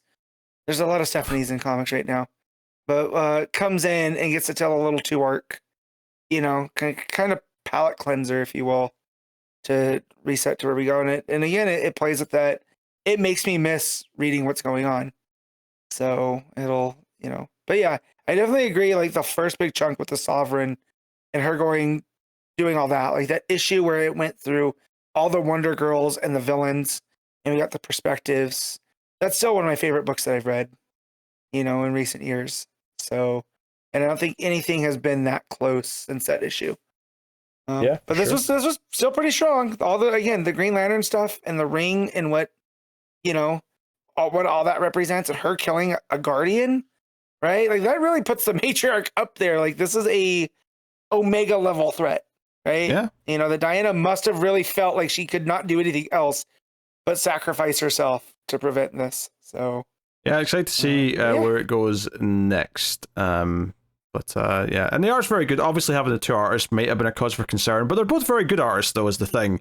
It's Sampere and Redondo, and they're not they're not completely different styles by any stretch, so it didn't stick out too much either. But it is neatly split between flashbacks and present day stuff, which is usually the way to do it if you're going to do it at all. So, what are you giving Wonder Woman, Matt? I'm gonna give this I'm gonna give a lot of straight 8s. I'll keep it up. Straight 8. Yeah, I think I agree with a straight 8 on this. Yep, good stuff. All right, Zatanna, issue 3, Jamal Campbell, writing and on art. So this is all you, yes. Matt. Would you believe that the art is spectacular? Would you also believe that, man, there's so much magic-y stuff going in here, and I read so many books every month. I had to reset, and it doesn't pick up right where it left off. It picks up, and I was so confused, and I had to go through my Rolodex of memory to remember, right? But it starts with Zatanna, being a little bit out of it, and they end up with Elodie and what's his name? Is it Papa Midnight? Let me look here. Yeah, Papa Midnight end up doing like this hoodoo ritual to get her to talk to their main deity, who makes a bargain, being her that she's the prime magus, because the bullet that she caught has done this damage across the different magical realms, and that this big deity, who is called the Guidry Nebo, is essentially going to offer Zatanna some help to fix herself and get back on the right track. But there's 3 things that they need her to do, and because of all of this stuff. And one of them is that there's 3 labors. First, you got to deal with this hidden city, which is where the Homo Magi, which he thinks a lot of this issue is coming from, with all the magic being out of sorts, because it's bleeding into the other realms. The second is that Elodie's going to need help, but is not going to be able to ask for help. So I need you to follow through on that. The third is a smidge of profanity. So we get this fun scene where Zatanna doesn't want to curse, and gives out like a very, her heart's not into it expletive. And this deity's like, no, I know you can do better. And then ends up, a much bigger outburst. And that's where she snaps out of this deity's realm and back into this hoodoo ritual that's going on. And Elodie and Papa Midnight are there. And when she pulls out, Zatanna, with getting help from this deity, goes and helps Elodie. And then Papa Midnight's like, you've helped enough. I don't need you to do any of this, because Elodie's entire space that she was in, her resting place, has been demolished. And so that ends up being what Elodie needs help with, is essentially, restoring her resting place. And this is where it gets a bit confusing and the flow happens, because Zatanna tells her, I'll make it up to you. And then we get back to the classic backward speak from Zatanna. And she opens up like this realm where she explains to us the different, like, the map of magic, which is, you have the light and the pale road that rotate around everything, which is in the Sea of the Underworlds, right? And then you have the Sea of Dreams, and then around that it is the Crossroads, and then the Mundane, right? And Zatanna says, as the Prime Magus, she can get through all of these, right? At one time, she can pass through. And to make this easier, she has made her the Shadow Crest Theater, which was her dad's theater, kind of like a nexus to it. She says their family's ancestral manor into the vehicle by which I traverse the realms. Again, this would have been nice earlier on to kind of explain how she's doing all of this. Not in the middle of this issue that kind of messes with the flow of things. And that she's made herself the true north, right? So basically wherever she needs to go, she can figure out her way. And the art on this page looks great because you see all these different magical realms popping up in all these places. And then she ends up in the underworld because she needs to talk to Persephone, who's the wife of Hades, the goddess of the spring, because of the Muse spirit that had been, the crux of the first two issues, has been sprouting us to these flowers, and they need to get these flowers under control. And then the Titan Mnemosyne, who is of memory, because they got across the River Leth, which in Greek mythology, the River Leth can wipe out your memories. And so essentially, Zatanna's plan is, I need help from these two essentially gods to remind the Muse entity of what it is, because that's how it all got started. So she appeals to these to these goddess. They agree, right? But they're also kind of like, hey, we don't meddle in things. So what's in it for us? And Zatanna tries to pitch back with the realm of magic is being corrupted. So maybe think about that. From that scene, it shifts over to the Department of Extranormal Affairs, their new occult division, and that guy, the new bad guy, Agent Domains, is conducting like growing these flowers out of that choir that we had seen in the last issue, and it just seems like he's doing stuff that he's not supposed to do, even with the DEO. Zatanna shows up. We find out that Domains isn't like that squiggle face that he has. That's all he is, and he essentially gets around by possession. So he starts jumping from person to person. When Zatanna shackles him up and demands him talk with her backward speech, he is able to fight back through it. And at the end of this fight, she's like, well, what are you? And he responds to her like, well, are you a threat to be used, contained, or eliminated? Right? So he flips it back on her. So there's this big fun fight scene. And I say fun because the art is great. We got musical bars, like the staff and the notes going through to play up with the muses. And then Zatanna's trying her backwards magic, but he's conducted he calls it the Hymn of Quietude, which essentially makes it that no one can hear her words. So if no one can hear Zatanna's words, her power has no magic. So essentially she needs to fight back through. And as she is fighting, she starts using like musical terms. So I'm imagining like she's singing or whatever, because when you see it in the word boxes, they are words, but they're almost like redacted out.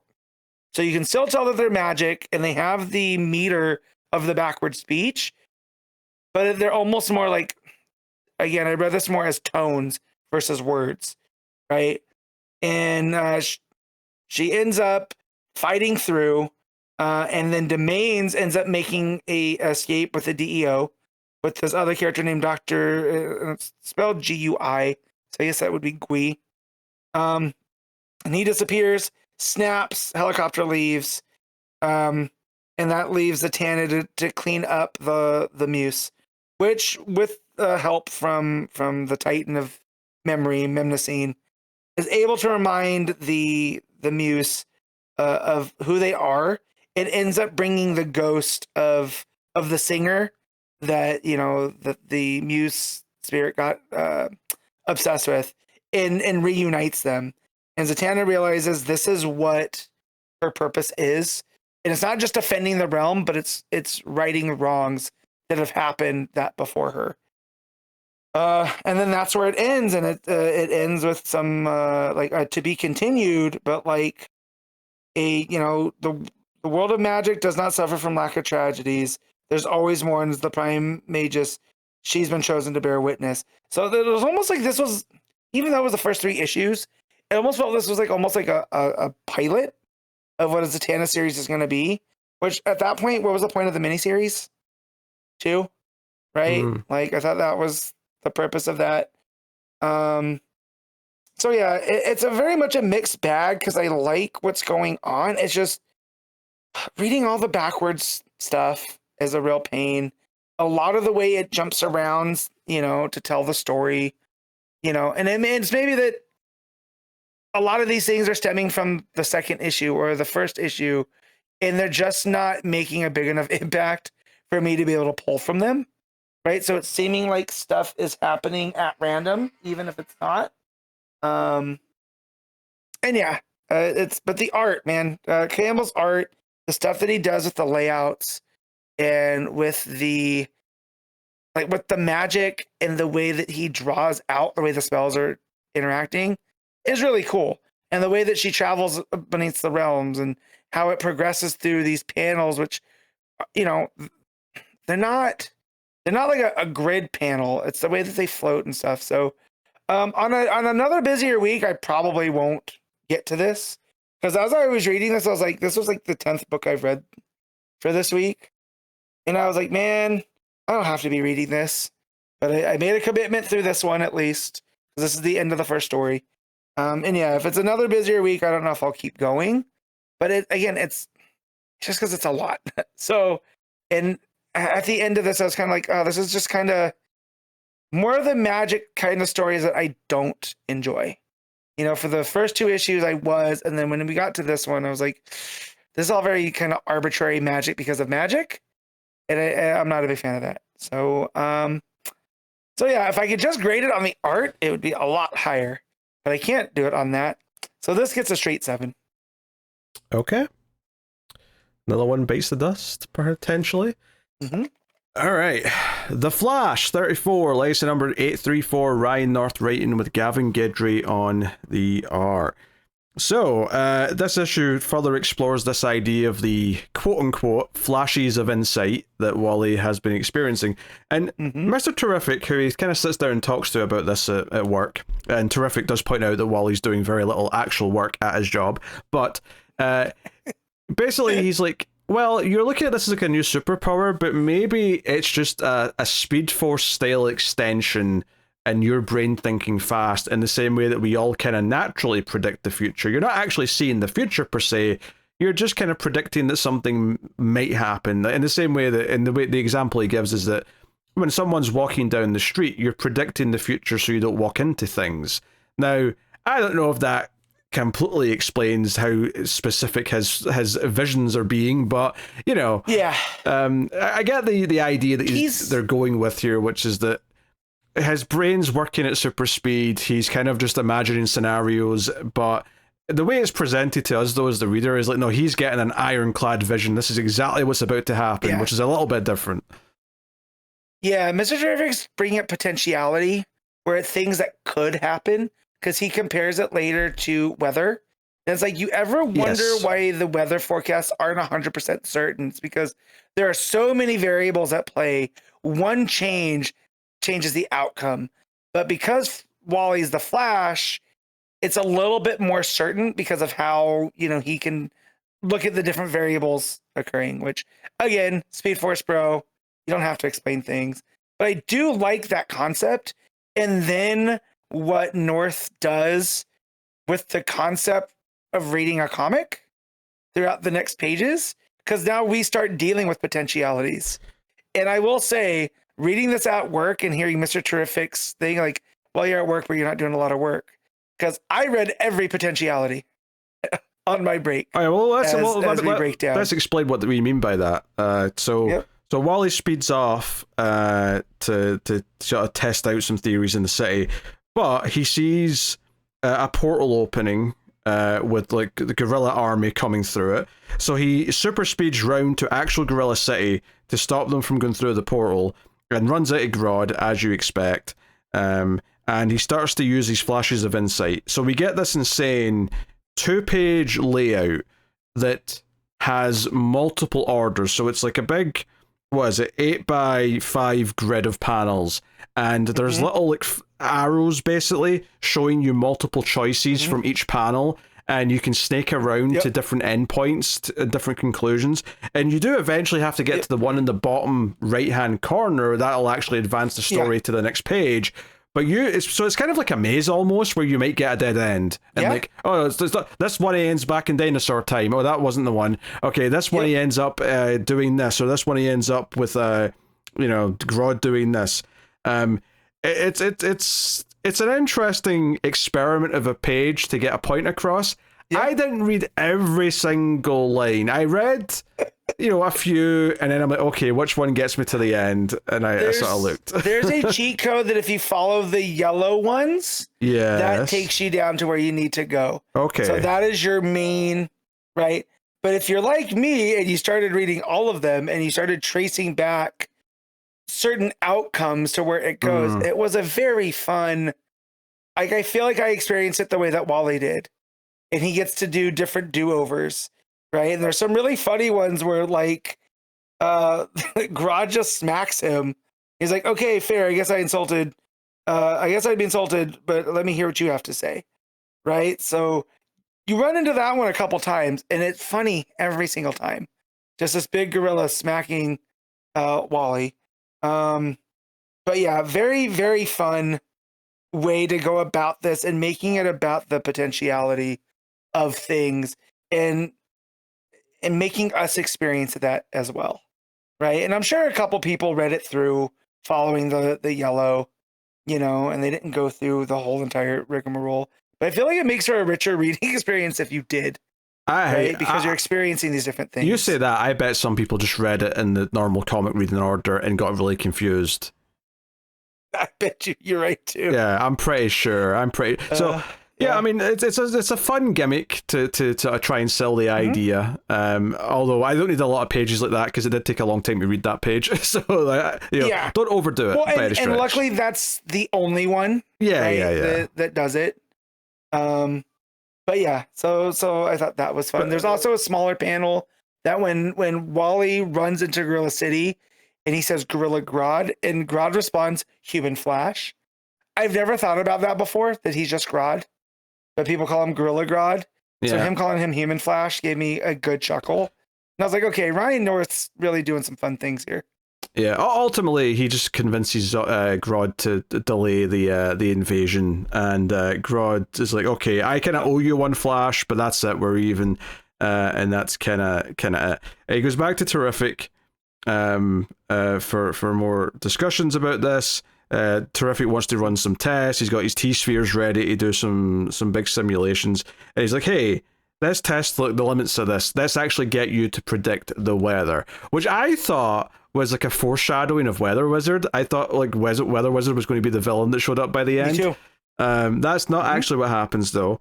But he does speed around. He predicts some weather, but it looks like he gets it wrong, right? Which is where I thought Weather Wizard was coming in, because like he's like, oh, I predicted sunny skies by this time. And then it's like, oh, computer's saying it's foggy outside. He's like, oh, and I was like, oh, Weather Wizard's changing it. That makes sense. But he goes outside, and what's actually happened is there's giant like towers beaming blasts of heat into the river. So what's actually happening is it's not fog, it's steam, And I thought that half-page panel looked quite cool, actually, of just showing this mountain of steam coming up and spreading throughout the city. And the reveal is that it's actually heat wave. Heat waves got tons of heat blasters all aimed at the river to make it all boil and steam. So yeah, why is he doing this? I don't know. We'll find out next issue. But that's the cliffhanger. I feel the fact that he's standing on a pirate ship with a chest is he is salvaging things in the river. Oh, I guess. Right? And this was the quick way of finding it, is just remove the water. Yep, exactly. And so, yeah, when it ended up being Heatwave and not Weather Wizard, I was like, oh, okay, cool, fun swerve. Yeah. You know, because all that. It made sense. It made sense, but it felt like, Weather Wizard's just the obvious route to go. And then the other thing Terrific said earlier, just to sort of make sure we've said this, is the reason why this has kicked in, this power for Wally, is that by speeding around the city, constantly saving people during that whole, the social media game to get a photo of him, basically meant he was searching the city so frequently that it kind of started to make his brain fire in a different way. That was the explanation for why it started happening now. So just to get that out. Yeah, he was taking in all that data, and this is how his brain was processing that data. And that's where they bring up the, walking down the street and looking at potential, things that can go wrong, and you're running through all of those, and now he can just kind of peer into the future a little bit. Yeah. Art style is super consistent. I think Guidry has had this really nice, consistent, flat, bordering on Silver Age style for everything that feels really nice and clean. That I found very pleasant here, especially since we're dealing with such wacky concepts. It's actually kind of refreshing for someone not to try and overdo it with Flash, with layouts and lots of lightning bolt shaped panels and all that. It's actually kind of nice to just get some nice simple grids, but the things that are happening with Flash are complicated, but the actual art is nice and simple to follow. Aside from choose your own adventure page, which was a bit more complicated. Yeah, no, it is a nice balance between those two things. And I do appreciate that it's kind of heady what's going on. Not really, but like you said, in this kind of old style sci-fi kind of way. But the art is very traditional and kind of very straightforward in its most part. Because you're right. There's not a lot of strange layouts. It's all very normal grids, and the way that he angles them is different. For action purposes. But no, it's just a very solid take on the Flash, and I'm appreciating it. Yeah, for sure. So, nice stuff. I had a fun time.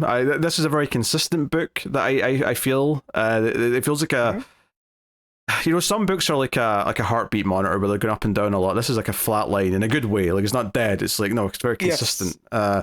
So, what are you giving the Flash? I'm gonna give this an 8.5. Ooh, I always go with a flat 8, but I had a really good time though. So that is the Flash. All right. So we have next. What do we have next? Oh, okay. See, I got confused there. Man. Some formatting's happened on my list. Some formatting's happening, and I almost skipped a book.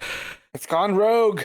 Green Lantern, issue 36, legacy number 603, Jeremy Adams writing with Iga Guara and Montos on the art. So the main complaint we had last time was the two art styles clashing immensely, and is not really liking the Iga Guara art that much. It's very rough. I don't like it at all, and that was a problem again this issue. Well, it was so funny though, because comparing this to Flash, which we were just talking about, is that Flash is so consistent at the level of quality. I feel like I really like this Green Lantern book a lot of the time, but it's a lot more up and down, even within the same issue. Like the opening fight, I was like, I can remember how we got here, and it's kind of a wild story, but I wasn't necessarily feeling it right away. But then later on in the issue, once Jade was showing up, and there was a weird awkwardness between her and Kyle, and the whole we're going to the premiere thing, I was like, okay, I'm actually kind of enjoying this now. The actual characterization of Kyle and what's going on with him, I'm enjoying that friendship with Odyssey, continuing to build him and his love life with Jade. That stuff was very sweet. I was having fun with that, but there was definitely times when it was doing the more general sort of plot and the actiony stuff where I was just kind of this is just kind of fluff. It's just kind of filler action stuff, This is the weirdest Green Lantern book I've ever read. Great, because we're getting these alien guys on Earth, and and we're not really doing the spacefaring stuff. And yeah, so when we get like what looks like the creature from John Carpenter's The Thing as a plastic surgeon, like that's a great concept. Yeah. Oh, I for the record, I love that it's set in Earth and it's aliens on Earth, because I'm just because Green Lantern sometimes spends too much time in space. Yes. So that's what I say. I like all of that stuff, and then when we get to what I'm assuming is the Montos art. Yeah. The stuff that's happening with Big Billy Burger, where we have these weird mascots. I'm like, yo, Adams, what are we doing? Like, what is this? I actually quite like this. Is where the book started to pick up for me in a lot of ways, because it's like, you know how like a mafia or a mob will do like a protection racket. It's kind of like Big Belly Burger is become the mob, and they're like sending these weird mascot hitmen out to scare and intimidate other rival, like not even just burger chains, like a burger truck gets like threatened out of town, and they specifically say, you're in our territory. I'm like, I'm sorry, are you crack dealers? Are you on the wire? Because I don't think you are. You're a fast food chain. What are we talking about here? Omar's coming. Yeah. So yeah, it's super, super weird, and I'm just like, okay, like, we can see how this is going. I appreciated the weirdness of the mascots, I will say. Yeah, I love all their names. There's a French mime. Well, he's not a mime, but he's a French guy that goes by Shakes Pierre, and he's like the shake mascot for Big Belly Burger, and he speaks with a French accent and is enormously funny. Yeah, there's also he shows up towards the end. There's also Salad, which is it's like salad, but also lad from like a Legion character. Yes, and for eyes, so it's like a fries, but really leading on the eyes. Yes. Well, and her hair is like fries, like Yeah. So yeah, I don't know what's going on there, but yeah, they kill like an executive that tries to say they don't want these mascots, so they attack him outside. So this guy who's like in control of the mascots is like doing a hostile takeover of Big Belly Burger, and when I say hostile takeover, I don't mean in the stock trading way. I mean he's literally hostilely taking them over. Yeah, he is sending these mascots after them. Yes, so. That's going on, and that's the stuff that's in the Montos art, weirdly. And then we go back to Kyle and Odyssey, and I'm enjoying their relationship forming and Jade showing up, but, it's this other art that I'm not liking very much, but at least at this point I was enjoying the characters.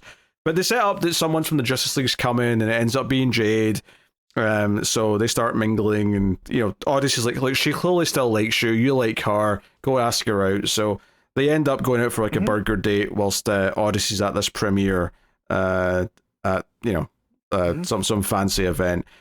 So yeah, and they're bonding. They see the food truck thing. Well, they don't see it all happen, but they see the food truck speed down the street, and it's because the mascots have come in. And again, the art changes to Montos as soon as like the villains show up again, and I'm like, so this stuff just looks way better than the rest of the issue. But it's only a couple of pages though, so sadly we don't get it for too long.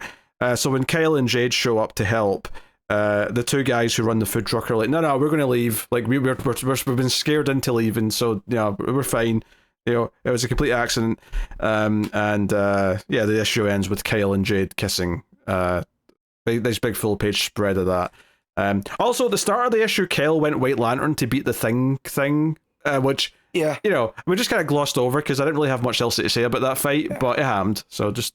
FYI. Yeah, he did, and then that burned out his powers for a minute because that's what's been established.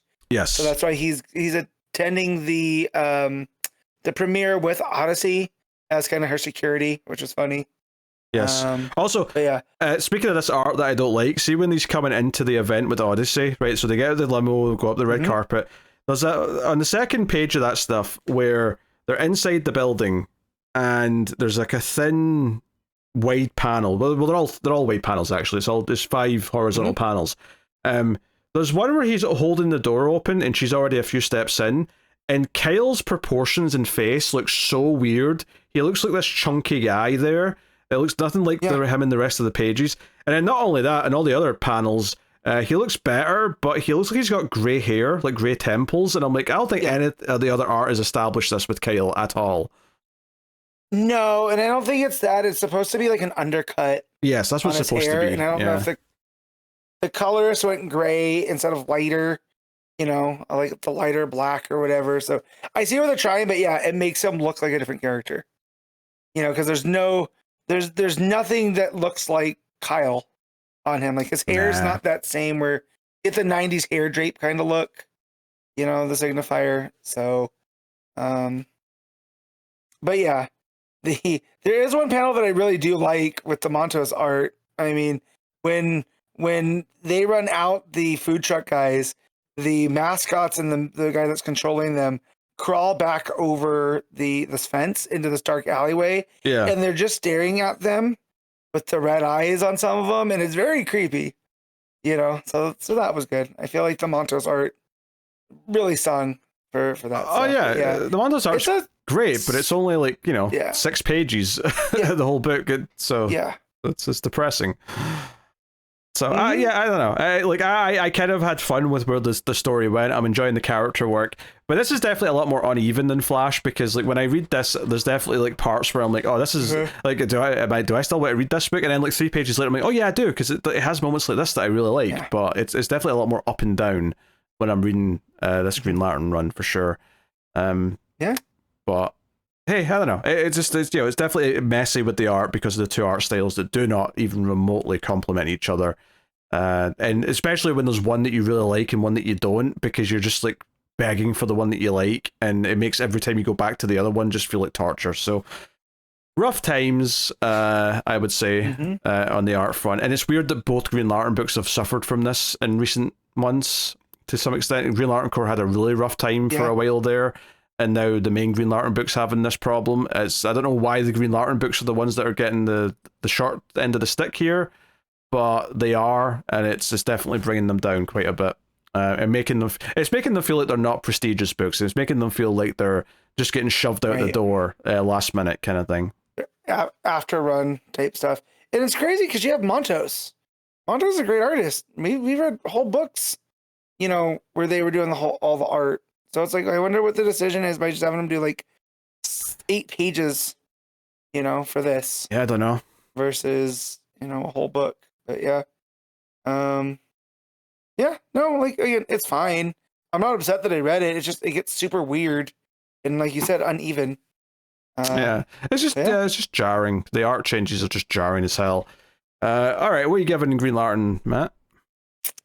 I'm going to give this a 6.5. Okay. I will go with. I think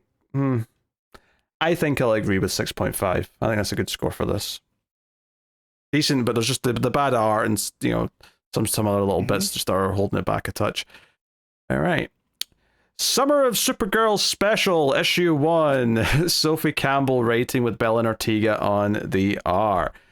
So I noped out of this when I saw the page count and I saw the previews with the Lobo stuff in it. And I was like, you know what? I don't need this in my life. So, on you go, Matt. Sure.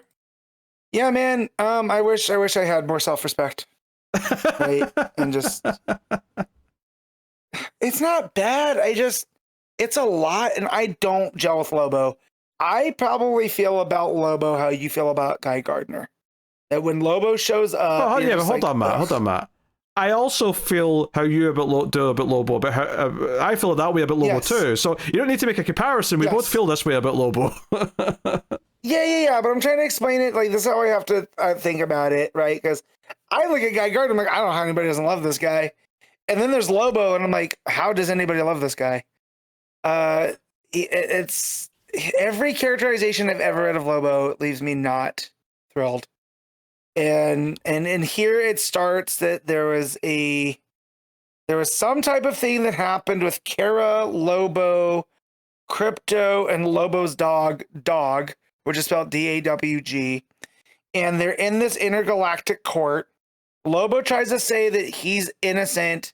Crypto and Supergirl showed up and made a ruckus. He was on a date with Princess Shark that was established in Sophie Campbell's beginning of the Supergirl. I said that right, right? It's Sophie Campbell, right? Man, so many Sophies. I'm getting all confused. Anyways, they're in the court, and Kara takes responsibility, and I was like, things could have been better, but Lobo definitely didn't make things easy.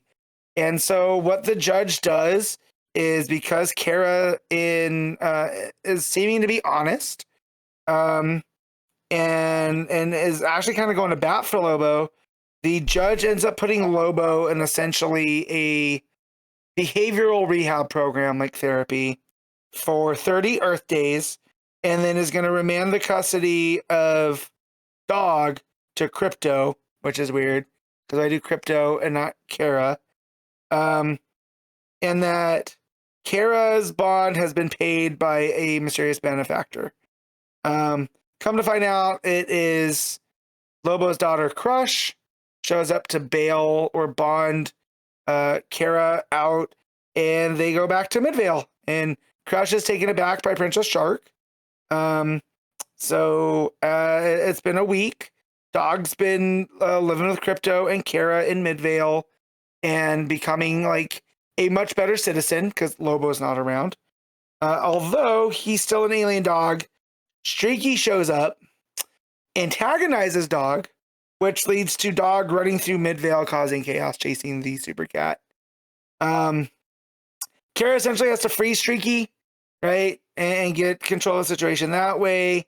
But Dog seems like he misses Lobo. And as soon as Kara puts this together, Lobo shows up on his stupid big space bike, dressed in a sweater vest and khakis, and talking about all this week he's spent in therapy has made him a changed man. Yet Dog's kind of upset that Lobo seemingly abandoned him and will not give Lobo the attention, to where he turns around and blames Kara that you broke my dog. And her and Lobo end up getting into this fight. It goes to Princess Shark and Crush on this date where apparently Midvale has this place where they make mac and cheese sandwiches that are like next level. And that's where Crush takes Princess Shark out like on this date. And Lobo and Kara are fighting through Midvale. And as Kara is getting ready to throw a car at Lobo, she realizes that everyone's looking at her, as that she's essentially acting like him and she knows better. She puts the car back down, and she goes and gets some of these sandwiches for Dog, because apparently when they first came there earlier in the week, that's how she could get him to do what she wanted, was by giving him these as a treat. So she tells this to Lobo. Him and Dog end up making up, and as they're there, his ankle monitor goes off and notifies the court that he's not following what he's supposed to be doing, right? So him and Kara end up going around and doing these good deeds, repairing stuff that they've broken, planting plants, hanging out with kids, and then Lobo takes off with Dog back into space. And I was like, I definitely did not need to read that this week, right? I've already seen Supergirl. I've already gotten a load of Lobo that I didn't really want.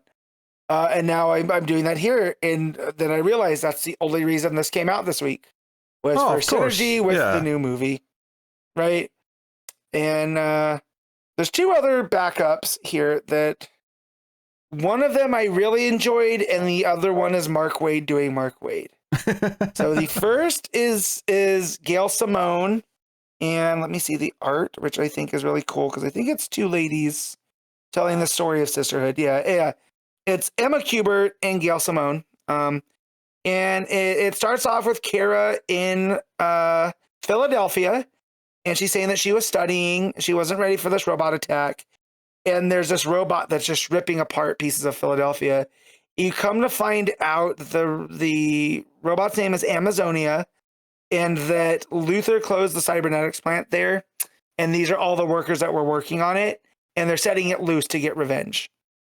So like the robot doesn't have any part in any of this. So Kara comes through, and really fun panel where the Amazonia robot doesn't have a full face. It's like a half face on the bottom. So you see Kara smile where that smile should be. And she goes, why don't you pick on someone your own power level? And the robot's like, well, I would, but no one's on my power level. So this gives Supergirl a chance to fight. They get fighting. It realizes she's Kryptonian, turns its arms into a form of kryptonite. And as it looks like Kara's up against the ropes, this girl runs out of the crowd and is like, that's, leave her alone. Kara says, hey, you need to run. The girl goes, I don't think so. And she yells Shazam. And it's Mary Marvel, right? And so as the lightning's coming down, the robot turns itself in like a lightning rod and absorbs the Shazam lightning, where now it starts to take on a costume of like Mary's, where it says, S is for Superman robot, H is for Hourman, A is for Amazo, Z for Z1, A for Anomaly, M for Metalman. The unit is now unstoppable. So now we have like a robot Shazam, which I thought was really fun. And in fact, I didn't realize this was the Gale story. I was like, oh, is this the Mark Waid one? Because of, the whole Mary Marvel and this type of stuff. No. So she calls the lightning down again. It bounces off of Kara and onto Mary. She becomes Mary Marvel. They team up, kind of reprogram this robot because it's not their fault that it's doing this. And then they end up going out on like a friend hangout. And Mary's like, oh, I'm such a big fan of yours. It'd be so cool if we could hang out. And Kara's like, yeah, but not like this. So they go to a rooftop to change. And Kara lets her use her chromatic comb, right? That changes the hair color. And she starts explaining her past is, I was supposed to come here, and, we're not that different. And Mary's like, yeah, I ran away from my birth parents. I went to live with my foster parents, and it's great. And they're great people, but there's 6 other kids there. And I just, sometimes I feel alone, right? And I don't get to be a teenager. And this is where Kara tells her, like, she was in an orphanage at one time and stuff. And that, being Superman's cousin, it's what she imagines what being, related to Captain Marvel's like, or the captain. Because every time Mary shows up, kids are like, she saves a bus full of kids and like, oh, where's the captain? Do you know the captain? And they kind of bond it, just like kind of being seen as lesser thans and being the girls, right? And it's a really nice moment. And they say that we need to do this some more, and that by the end, Mary gives her this like very tearful hug because Kara's like, yeah, I wouldn't trade this day for anything. We could be friends. And she's like, really? I've never had like a big sister, right? And Kara hugs her and says it'd be an honor. They transform back into their, heroic personas, and they go off. And there's this really nice little like narration box at the end that says the story is dedicated to all the orphan, adopted, and foster children of the world. And it was really nice. Like Gale took time out of this in this otherwise like unnecessary to tell this really sweet story of sisterhood. And, we got Mary Marvel and Supergirl, 2 characters I'm a big fan of. And then to frame it around that they're more alike than they think. So I was like, okay, this story, and now I get a Mark Waid story. This will make buying this book worth it. And boy, was I wrong. Because out of all of them, that Mary Marvel story by Gail Simone really made this thing. Because the next one is Mark Waid doing that Mark Waid thing of, I'm going to make all the continuity for Kara into real continuity. And it just is not necessary. Because here he does that thing where it's all canon. Every version of Supergirl that you've seen, because of timey-wimey, is true. And it kicks off on the Watchtower, and each of the different like groups of heroes have designated people to kind of go through the files and make sure they're all right. They're up to date for whatever reason.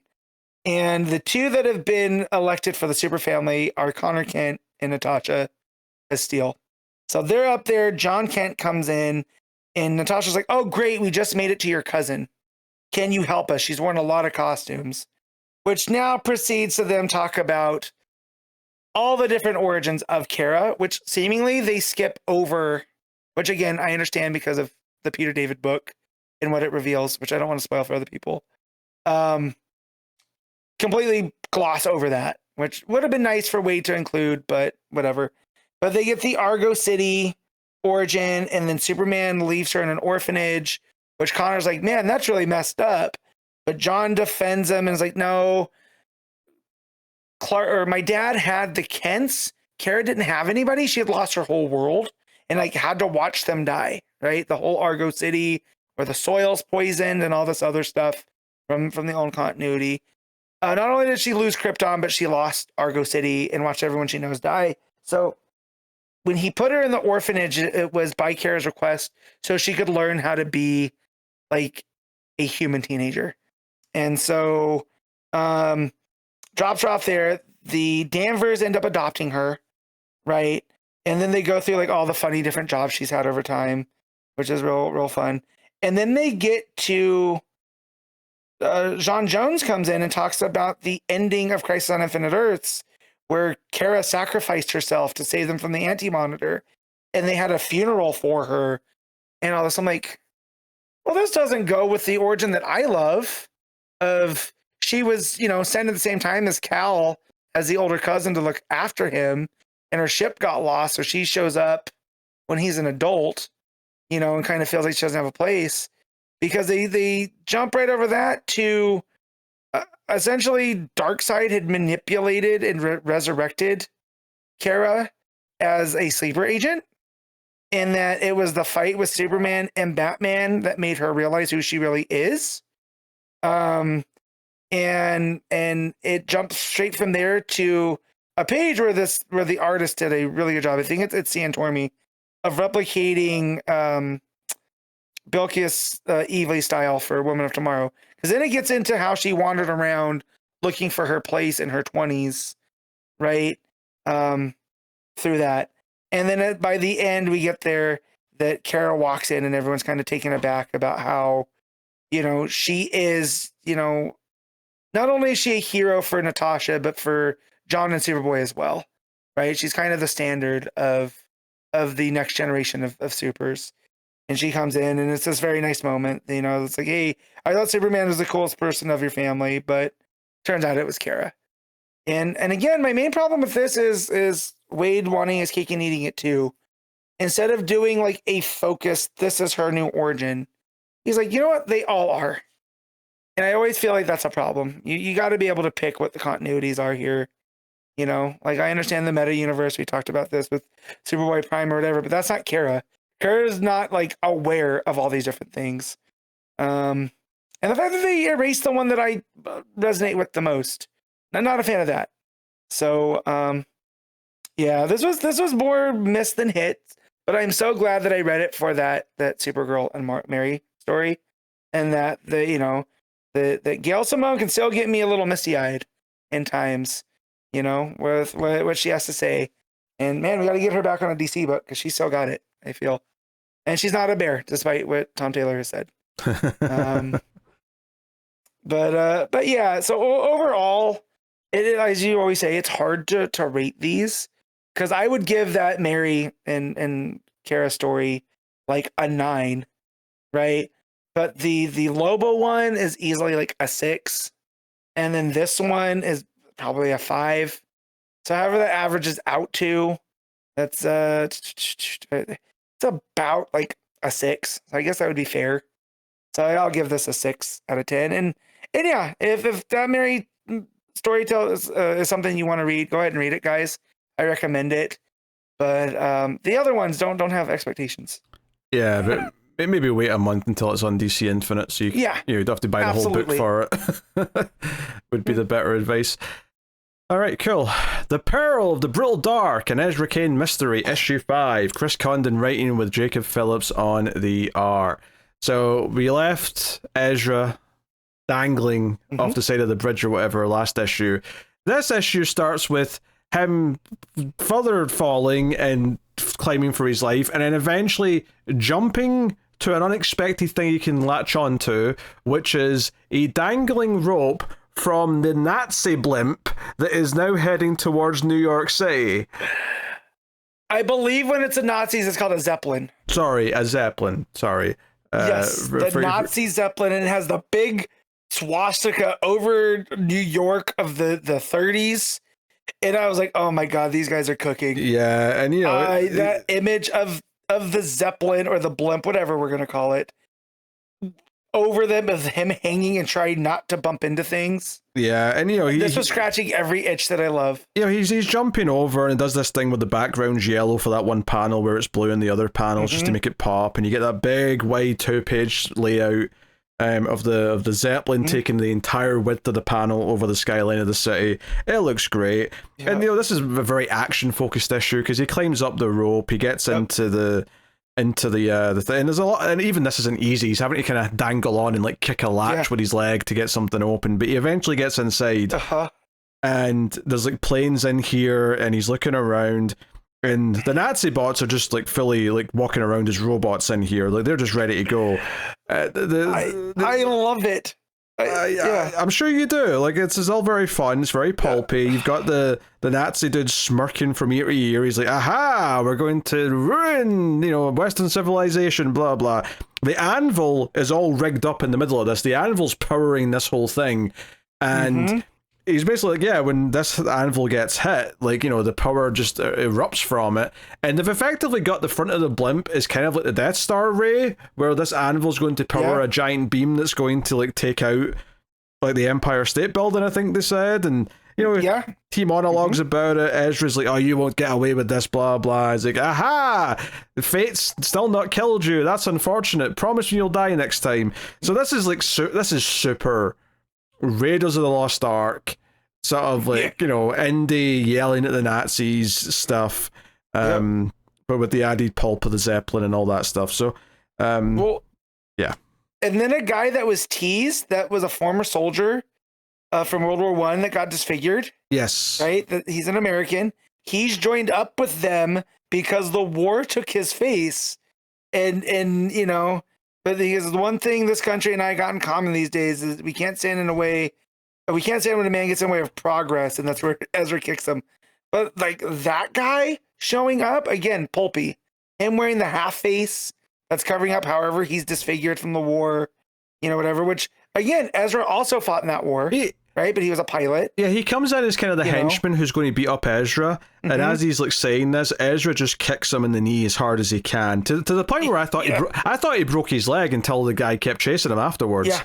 So Ezra ends up dangling off the walkway and lands in their biplane. So he actually just starts up their biplane and tries to like fly that out, but it's still connected to the Zeppelin. So there's like this feels like the pacing of this entire like 6-issue arc, and this is issue 5 of 6, feels like an action movie in the sense that this feels like the big set piece getting into the big finale, where we get this very old school stunt heavy kind of set piece of like a couple of these Nazi robots like landing on top of the biplane as he's trying to like disconnect it from the Zeppelin, and like the guy with the mask is like climbing down to get him as well, and he gets like a gnarly ending because when he finally is able to like actually disconnect, and this is as the guy's hitting the anvil inside the Zeppelin, so that the big weapons powering up, basically Ezra just flips the plane, so the two Nazi robots just go flying, and then he sort of like flies back round.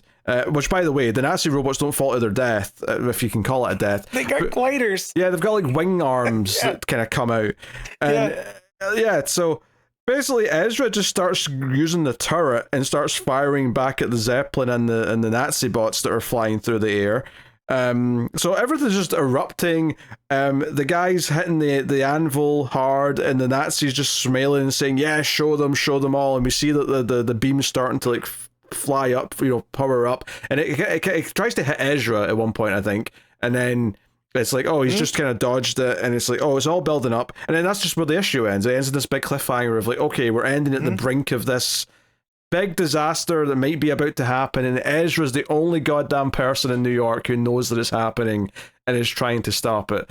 So I mean, and even if he takes down the Zeppelin somehow, like, where's it going to land? Like, depending on where they are right now. So it can always Hindenburg. I don't know. It's a lot of energy. It could. And that's thing filled with helium. Also, the pacing of the guy wearing the full garb, hitting the hammer on the anvil, and as he's striking it, all the different action sequences are happening, right? So he hits it, the plane drops, and then you see the robot, the automaton crawling out, and then he hits it again, and the guy with the half the face comes climbing down. It hits it again, and Ezra gets into the plane. Yeah, it's just very well. Yeah, nice sense. Because you've got that, but you also start getting panels of people like down below, like in their apartments or whatever, looking out the window because they can see the red or hear the noises of the planes above, and it's like, people are starting to notice that something's going on in the sky. So it's got this great sense of space and atmosphere of like just everything that's going on, and like the relation to the city and how important it is, because like the city's starting to realize something's happening, but it might be too late. And Ezra's their only hope, seemingly. So we'll see. Yeah, and as the issue goes, the clanging sounds start to get more of the panels that they're in too. So it's like omnipresent. That's all they're hearing, and then it ends with the evil. That's a redundancy. The Nazi. I was gonna say the evil Nazi, but same thing. Starts going. Show them all, and that's where I was like, oh man, I was so hooked in. I didn't realize I was coming up to the end. Yeah. Oh, it went in quick. It went in very quick. It was a very action-focused issue just from start to finish. There's a little bit of monologuing from the villain, but for the most part, it's very, very quick-paced. And that clanging in the back, third of the issue, gives it this sense of momentum where it's counting down to something. So, excellent action-packed issue that just builds up to the cliffhanger for the last one. And yeah, the art's gorgeous throughout. If that wasn't clear from the way we're gushing about how everything is paced and looks, and that's from the climbing onto the Zeppelin at the start, the jumping, the try to get inside, all of the relatively complex action scene of jumping down to the biplane and it still being attached, and Ezra trying to spin the plane to get away from it, and people on top of the plane while that's happening getting thrown off of it.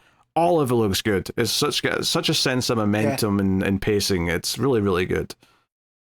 Yeah, and the opening too, the sense of it where he is dangling from the watch factory, and then he just sees this thing start to rise, right? And then we see that it's the Zeppelin, and then it busts through the roof of the watch factory, and then it's him hanging onto it again. That entire sequence is also paced so well. It's very cinematic with the way it plays out, as you can see it go. And then did you read the back matter in here? Because there's some little tidbits, right? So the first one is about that Huber, who's the guy that owns the watch factory, his family, and I don't know how long ago this was supposed to be, had created this automaton that can sew and read and do this, and they were traveling around the world with it. Right, so it seems like they've been at this for a while. These automatons, and I was like, maybe through the power of the anvil now, they've been able to get them to be fully automated. The second one is a news clipping of city officials deny reports of nighttime Brooklyn quakes. So essentially, around this watch factory in Brooklyn, people had been talking about for months these loud clanging noises that nobody knew what was coming from. And so it just gets down there that, a ton of people in Brooklyn are reporting this, but no one can find out where it's coming from. So again, it just helps, inform the world, make everything a bit richer, as it goes. And I believe the one character, the soldier with the half a face, was referenced in the last back matter as well, as he seemed familiar to me. I got to go back and check that out. But man, yeah, I love this book. I hope we get more of them. I know we're coming up to the last issue. And I know Condon and Phillips have some bigger things on thing, but man, I look forward to reading this every time. It's so good. Yeah. No, I mean, it's super cinematic. It flowed really well. Everything looked really stunning. The use of shadows and the full color backgrounds of just one flat color. It moved super briskly. So, yeah, what are you giving Ezra Cain? I'm gonna give this one a 10. Oh damn! All right. Yeah. I'm not going to be quite as like, you know, masterpiece level. I'm going to say a 9. I think it's excellent. Yeah. But Yeah. good stuff. Absolute Batman 21. Scott Snyder writing with Nick Dragotta on the art. Cliffhanger last time had all the Robins in their mech suits showing up to sort of stand off against them. So that's where we pick up. The entire first sequence is that fight. It is that standoff, and it is Alfred yelling at Bruce to back down. They're too powerful. The suits are too big. You can't win this fight. And Batman's like, I'm Batman. to sum it up. And also they have Slade, Deathstroke, telling the Robins what to do and how to bring him in, and you know, which I love that dynamic, that back and forth. You know. Yeah, he also seemed to have this idea that Slade very quickly recognizes that Batman's talking to someone like on an earpiece. And he's like, let's block that signal, which he gets them to do. But he also seems to like trace it. And later on, there's a little line from him where he's like, oh, I think I know who was talking to him, which suggests that he's got a history with Alfred, which would make some sense given the line of work Alfred's in this book. So yeah, and the line of work that Deathstroke was in. Yep. You know. So no, Batman does not back down. He wraps his cape around his spiky, like, or he makes a spiky glove with his cape around his arm. Grabs his axe and is like, because they say to him, I think it's who is it? Is it Tim that says, "This is your final warning. These are bad odds." You turn the page, you get this 2-page spread of him suited up and ready to go, and he says, "These are bad odds for you," which just made me think of the meme of the call an ambulance for you, but not for me. Yeah, but not for me. That's all that made me think of. It also reminds me of in Dark Knight Returns when he fights the mutant leader. You know, it's just that kind of, you think you got him on the rope, and he's like, I got you where I want you. I also like here with Harley and Alfred, because she's also in listening, right? And he's like, oh, why won't he listen? And she's like, oh, no, he's listening, just not to you. He's listening to Batman. You know, so it means he's doing, what he wants. And I do love that she already understands. I also laughed though when he went quiet demon child.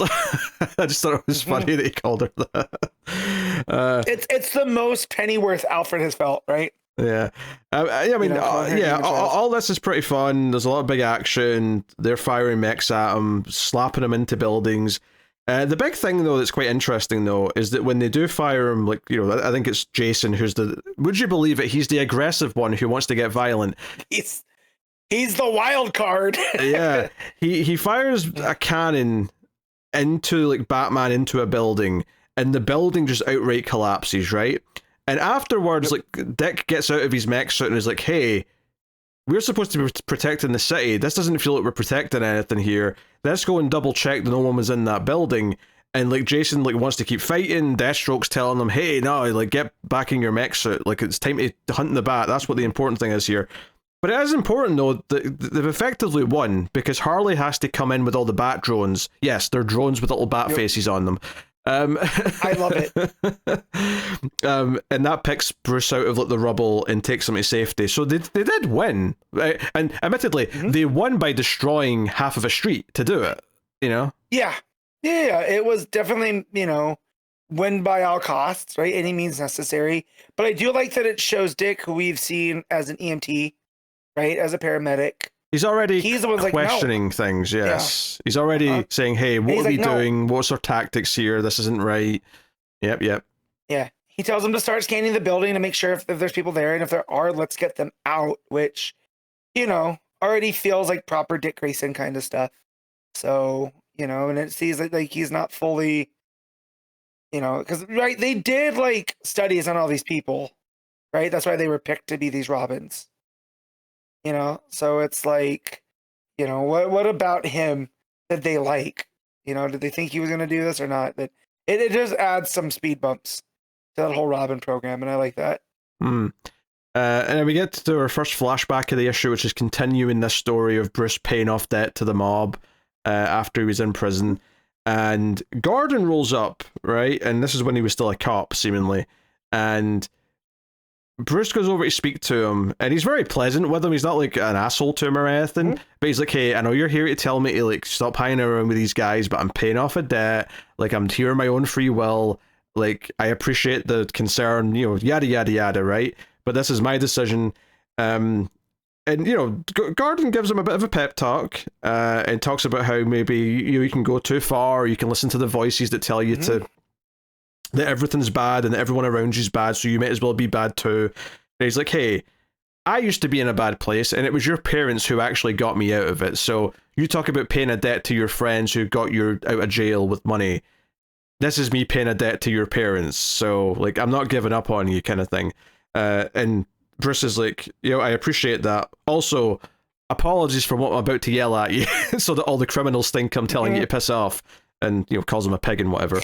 I love and there's like an ellipsis to show like the hesitation, and he's like, I want to apologize for what I'm about to say. So yeah, I love the timing of all that. Yeah, and it rolls on neatly into the next scene, because we actually go to Gordon's funeral. You know, in present day, Barbara's tearing up as she's giving the eulogy.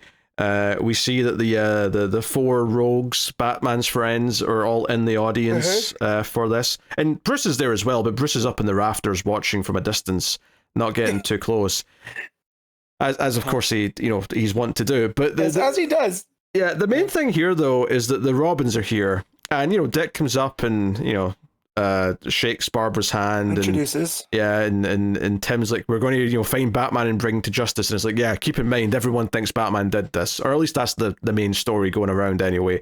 And Jason immediately jumps in and is like, yeah, street justice, that's what he deserves. And Dick's like, Jason, now's not the time, come on man, what are we doing here? It's exactly the time. And they're like, oh, whatever's going to happen to absolute Jason Todd is going to be big. Right? I feel like he has got it coming. His interaction with the Joker. Yeah.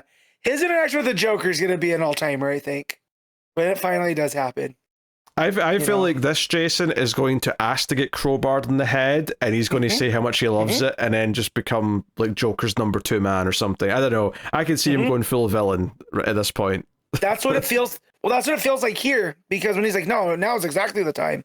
So it's like he's already bought into this sense of authority, right? With this Robin program and, talking about giving Batman justice for Commissioner Gordon or whatever he was at this point. Ex-Mayor Gordon. Right? It's like he just wants to cause violence. He doesn't really mean any of this, So it's not even coming from a place.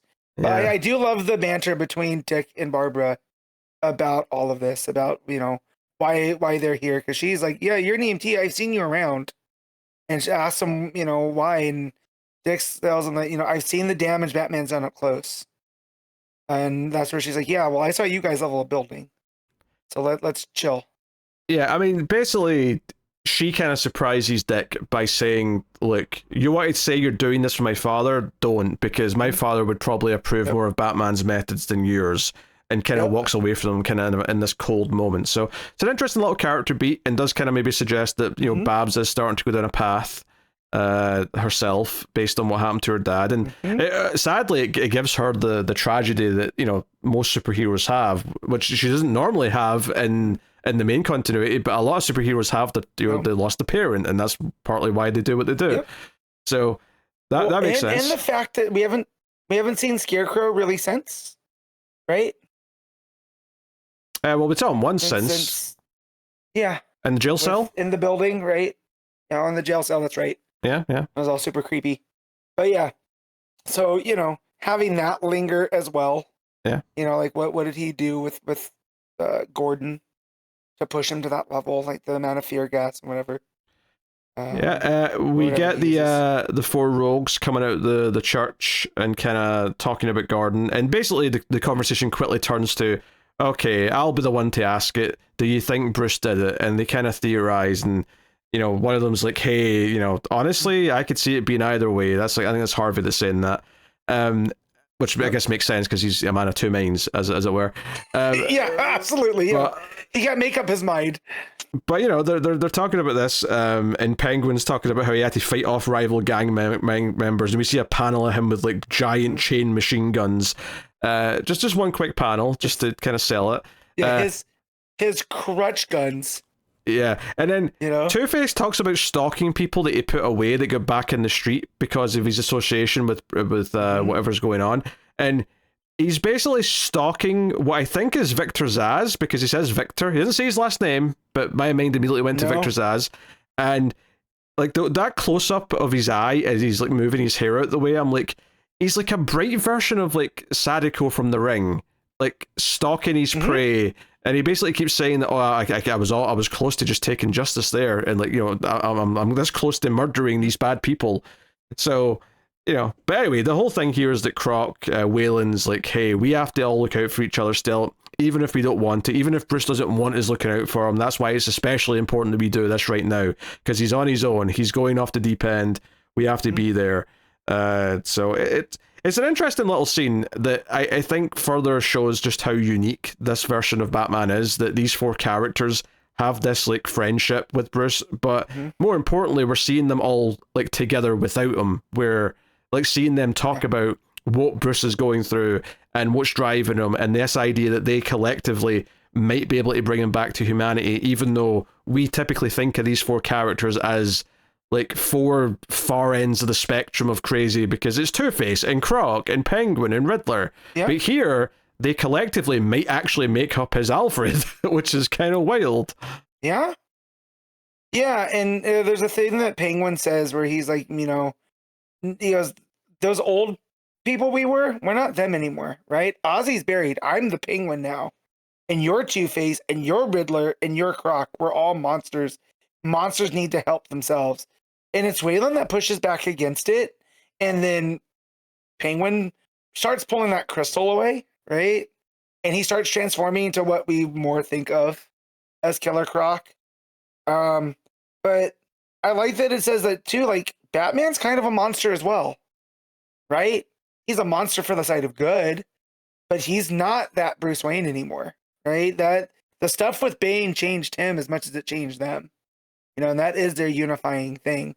And so, yeah, I love that whole scene, that whole thing with them, and the way that Dragotta draws it, and just the shadows over Penguin and Wayland, and, you know, you don't see the fine details, but you know there's like grotesqueness underneath it. Like, it just really builds tension, especially when you turn to the page and they're up above the skies of Gotham, and everything's light and there's no shadows, really, you know, like it's a good back and forth. Yeah, it's worth mentioning on those 2 pages where we're getting this scene playing out, all of the present day stuff is in silhouette and shadow, and the only panels that have like full color are the little flashback panels of Penguin with his guns, or Two-Face stalking Victor.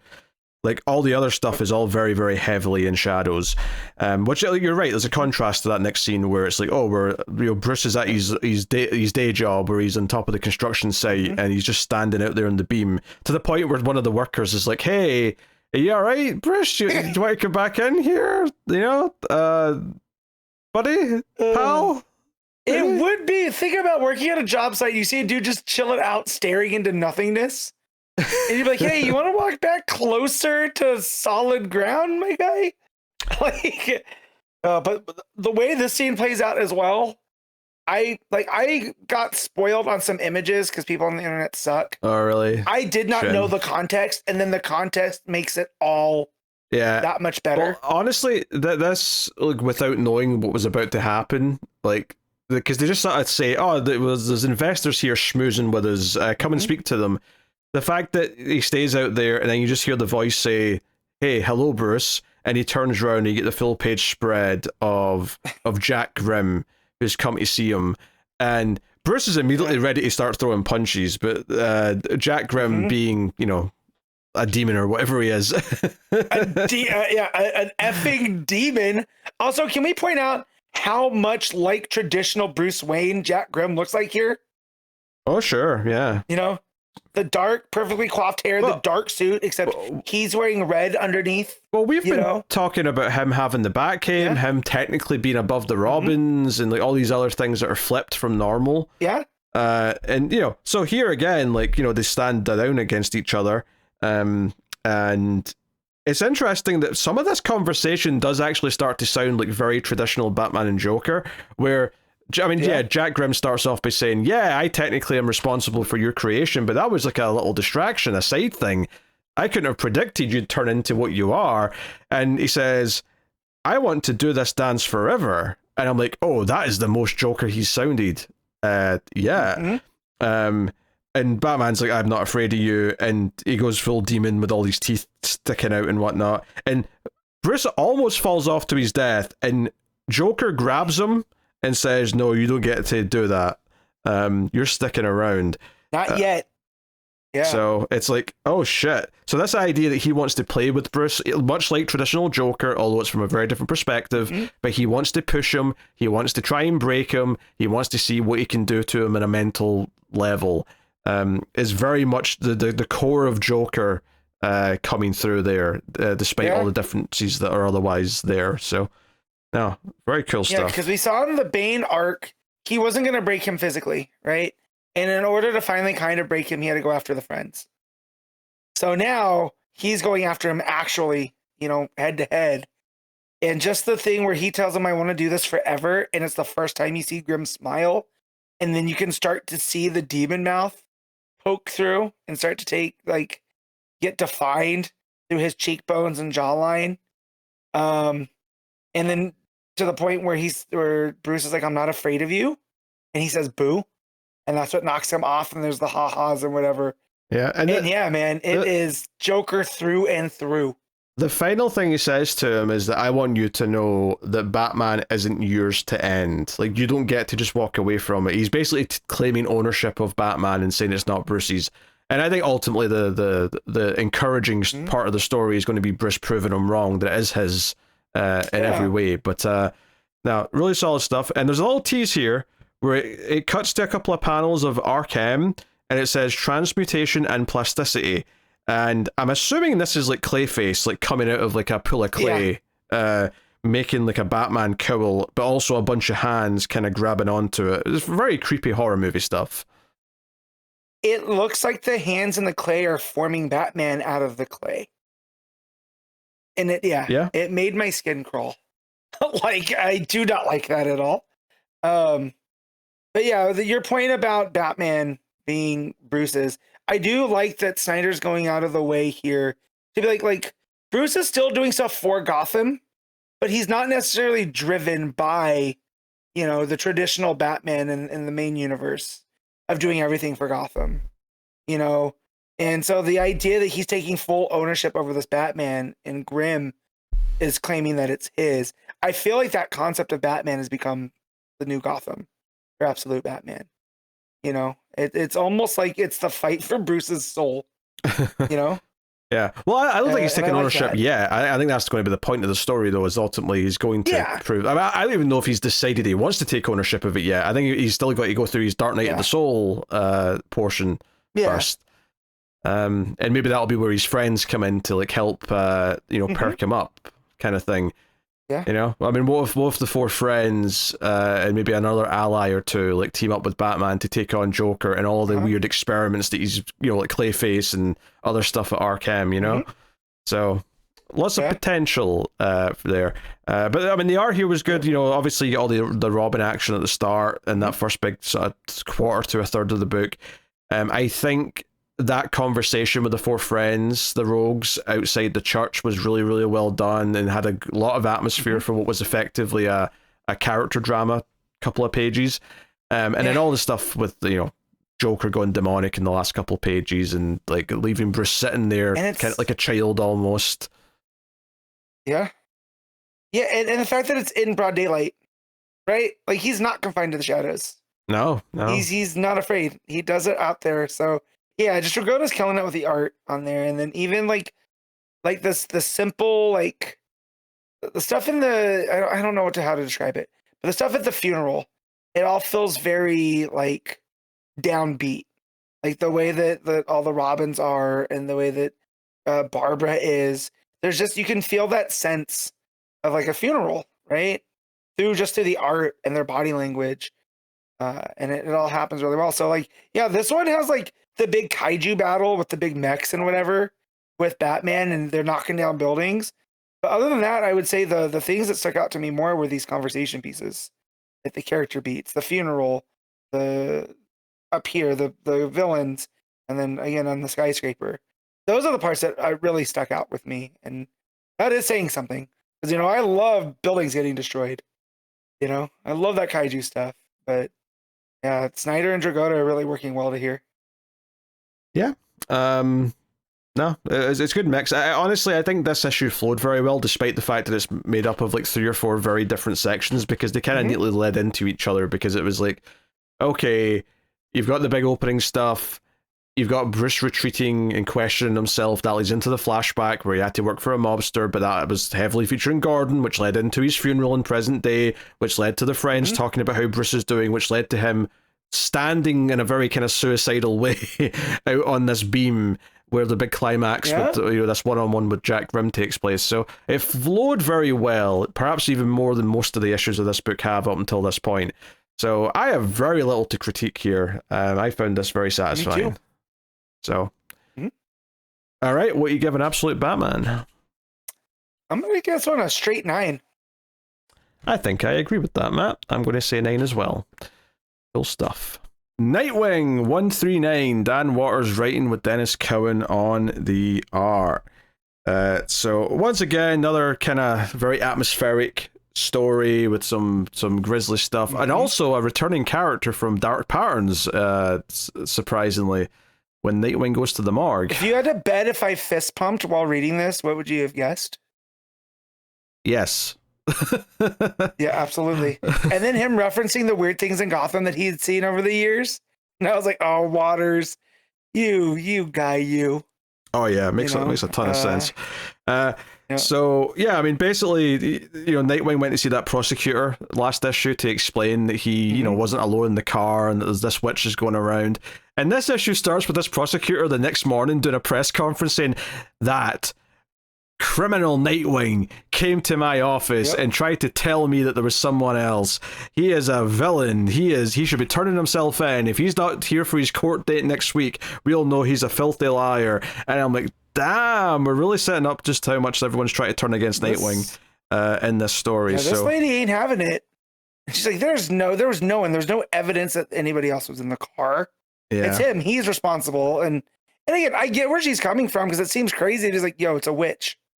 It's like, and it seems like he's not taking it as seriously. But as we find out throughout, Nightwing this is weighing heavy on him throughout, this whole arc, and we see that Waters does that a great way later throughout. But yeah, where this builds to, it's called On the Waterfront. We find out that, that bridge that he was on, and it had disturbed some of the rivers that go around Bloodhaven. So it created different points. So now you have these bodies washing to different parts, and like they have this massive hands reaching up out of the water, which again, such ghostly with Sawyer looking over them, like they're reaching up at this bridge. It added this eeriness again that this arc has done so well with the Dennis Cowan art. Yeah, for sure. And there's this nice bit at the end of this scene where she's like, oh, like, he won't even know the names of the people who died on that accident that night. And then Nightwing, as he's like jumping away, his narration is just listing every name and who they were and why they were on the road that night. And it's just like, no, he does care. He does care about all of this. And then it gets into what the main story of the issue is that a bunch of dead bodies that are all kind of stuck together show up in the waterfront. That's what the name of the issue is. And like Maggie Sawyer's talking to their detectives about what's going on here and why this is. And basically the idea is that bodies that have either fallen in or been dumped in the water over the years, there's these natural points where the currents kind of collide and kind of keeps things in place. But once again, the construction of this big new highway involved redirecting some water flow and like changing some of the rivers and stuff in the city, and it's effectively turned up all this stuff that otherwise was being kept secret for all this time, just kind of naturally with the water flow. And all these bodies, many of which are very old, or show up, and they're all stuck together, and it's a super gnarly idea. And ultimately, Nightwing's like, look, I can't necessarily solve everything right now, but I want to go and help solve this. So he goes to the coroner. He finds this pile of corpses, which, after like a mandated like month or whatever it is, they'll just get burned. Like, they're not going to get solved. They're just going to get thrown away because it's just like the cops have got fresh cases they can actually maybe solve. They're not going to waste time on this. Cool. And there's a lot of identifying factors because of the process of essentially turning them into these statues from the water. It makes it difficult. So it's like not worth the time. However, mostly because of his guilt and mostly because he's Nightwing and who he was raised by, he's not going to let these people go unknown. Yeah, and he talks a lot about how like, their skin turns to this after all this time, between like the time and also the water and what's in the water and all that. But as he's investigating, like, that character, the doctor from Dark Dr. Pattern shows up. There you go, that's the one. I never remembered his name when I read that book. I'm not going to remember it now. But he shows up and basically pitches in when he realizes why Nightwing's here and what he's doing.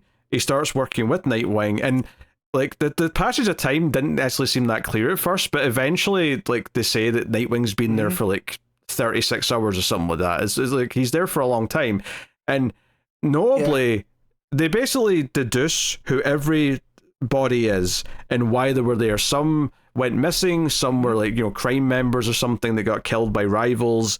And there's ultimately just one that they can't identify by the end. There's someone who they just cannot explain. But the rest of them, they're like, Nightwing's able to figure out why they're there.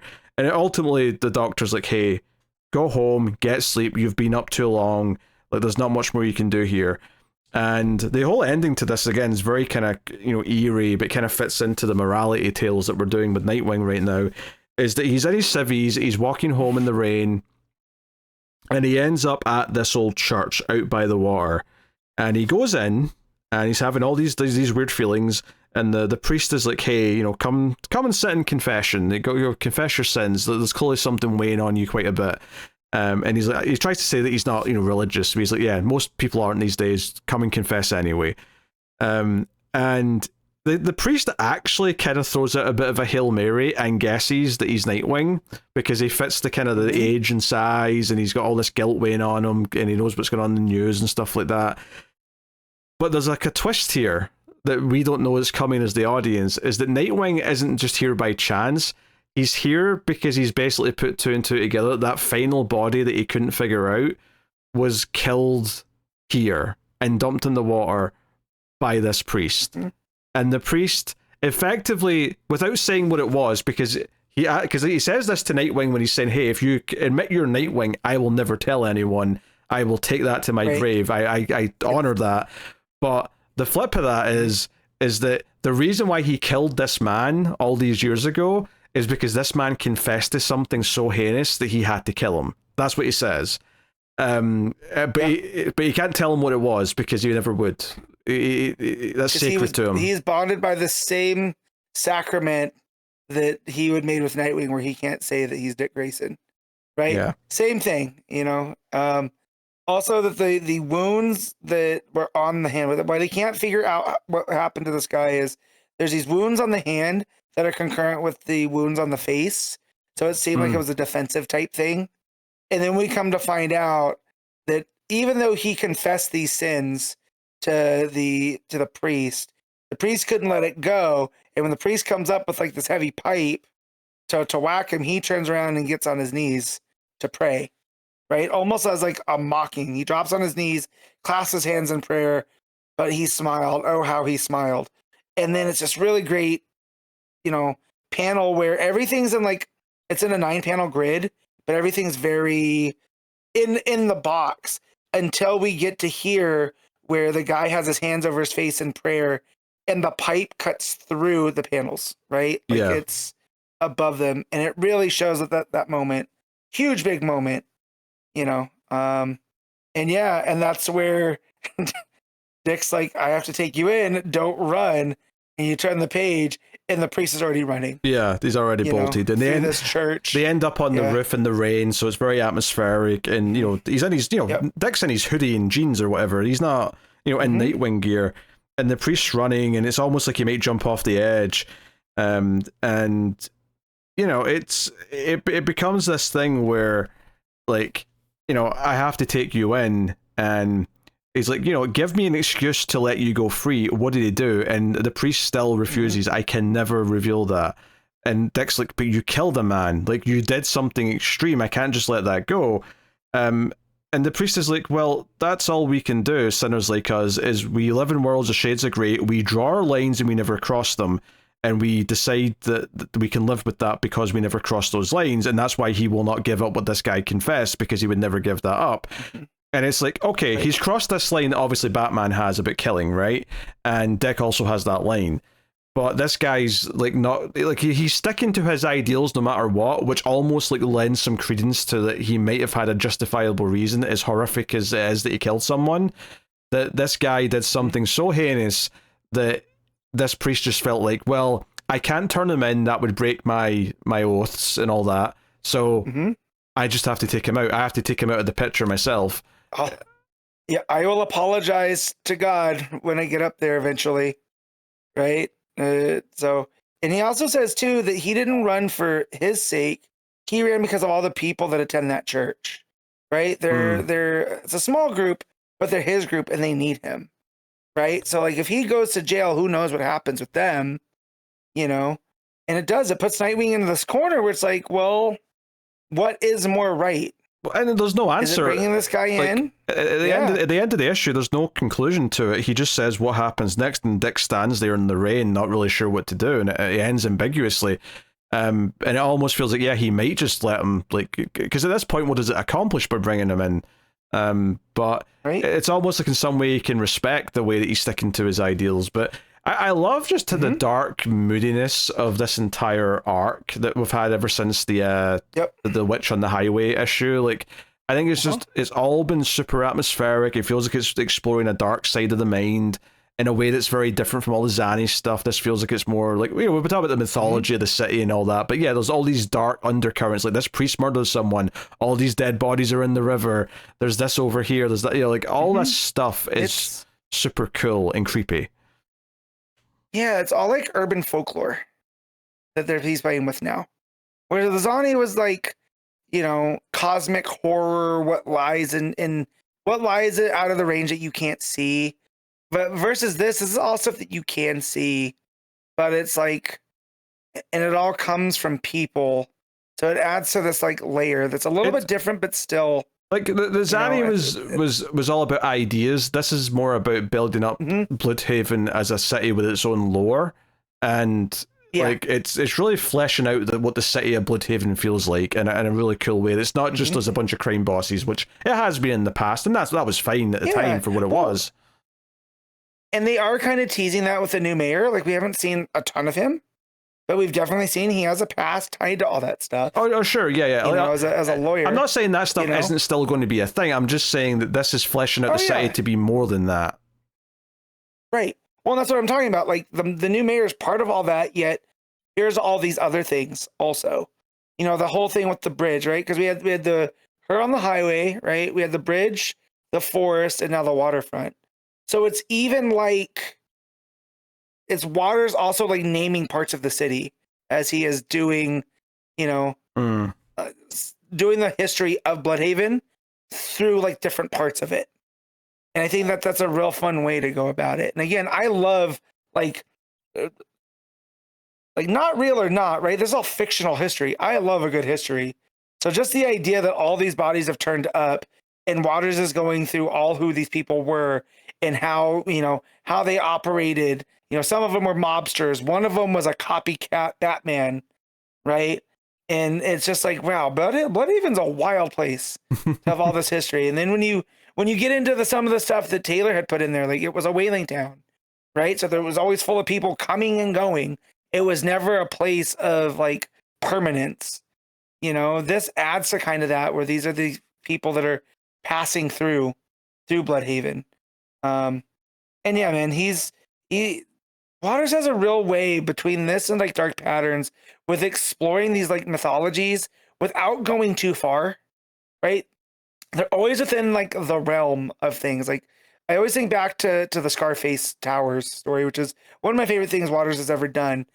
And he made it believable that the ventriloquist could take over a building. And it was all just through people's perceptions of things, right? There was no like sinister force doing all of this, right? It was someone that was broken and reacting to things, you know, but Waters leaves the door open just a little bit that it might have been some evil entity doing all that. And that's like with here, but the prosecutor, I don't care if there's a witch or not a witch. He's still responsible for the death of all these people. I need Nightwing to be brought in, right? And we think of it like that, it, you know, it makes sense, especially with what Bloodhaven was. So yeah, Waters has a way with these stories, and I already love Nightwing as a character. So for him to flesh out this city and make it feel like not as equal to Gotham, but as rich, right? Starting to get to knowing all of these like areas of the town and stuff. It's a real fun way to go through approaching the character. Yeah. It's good stuff. I mean, I think the atmosphere's just been great here, and it's just added a whole different dimension. And it's also working that Babs isn't around here. And he even mentions that in the issue, like, oh, this is the point where she's telling me to get my chin up, but she ain't here right now. So this is we're really doing the Dark Night of the Soul of Nightwing right now, questioning himself and facing the dark side of the city. I love how like just dipped into the horror like side of things that it is right now. It's really cool. So no, this is one of the books I look forward to the most every month right now. It has been for a long time, to be fair. But that is Nightwing. What are you giving it, Matt? I'm gonna give this issue a 8.5. Okay.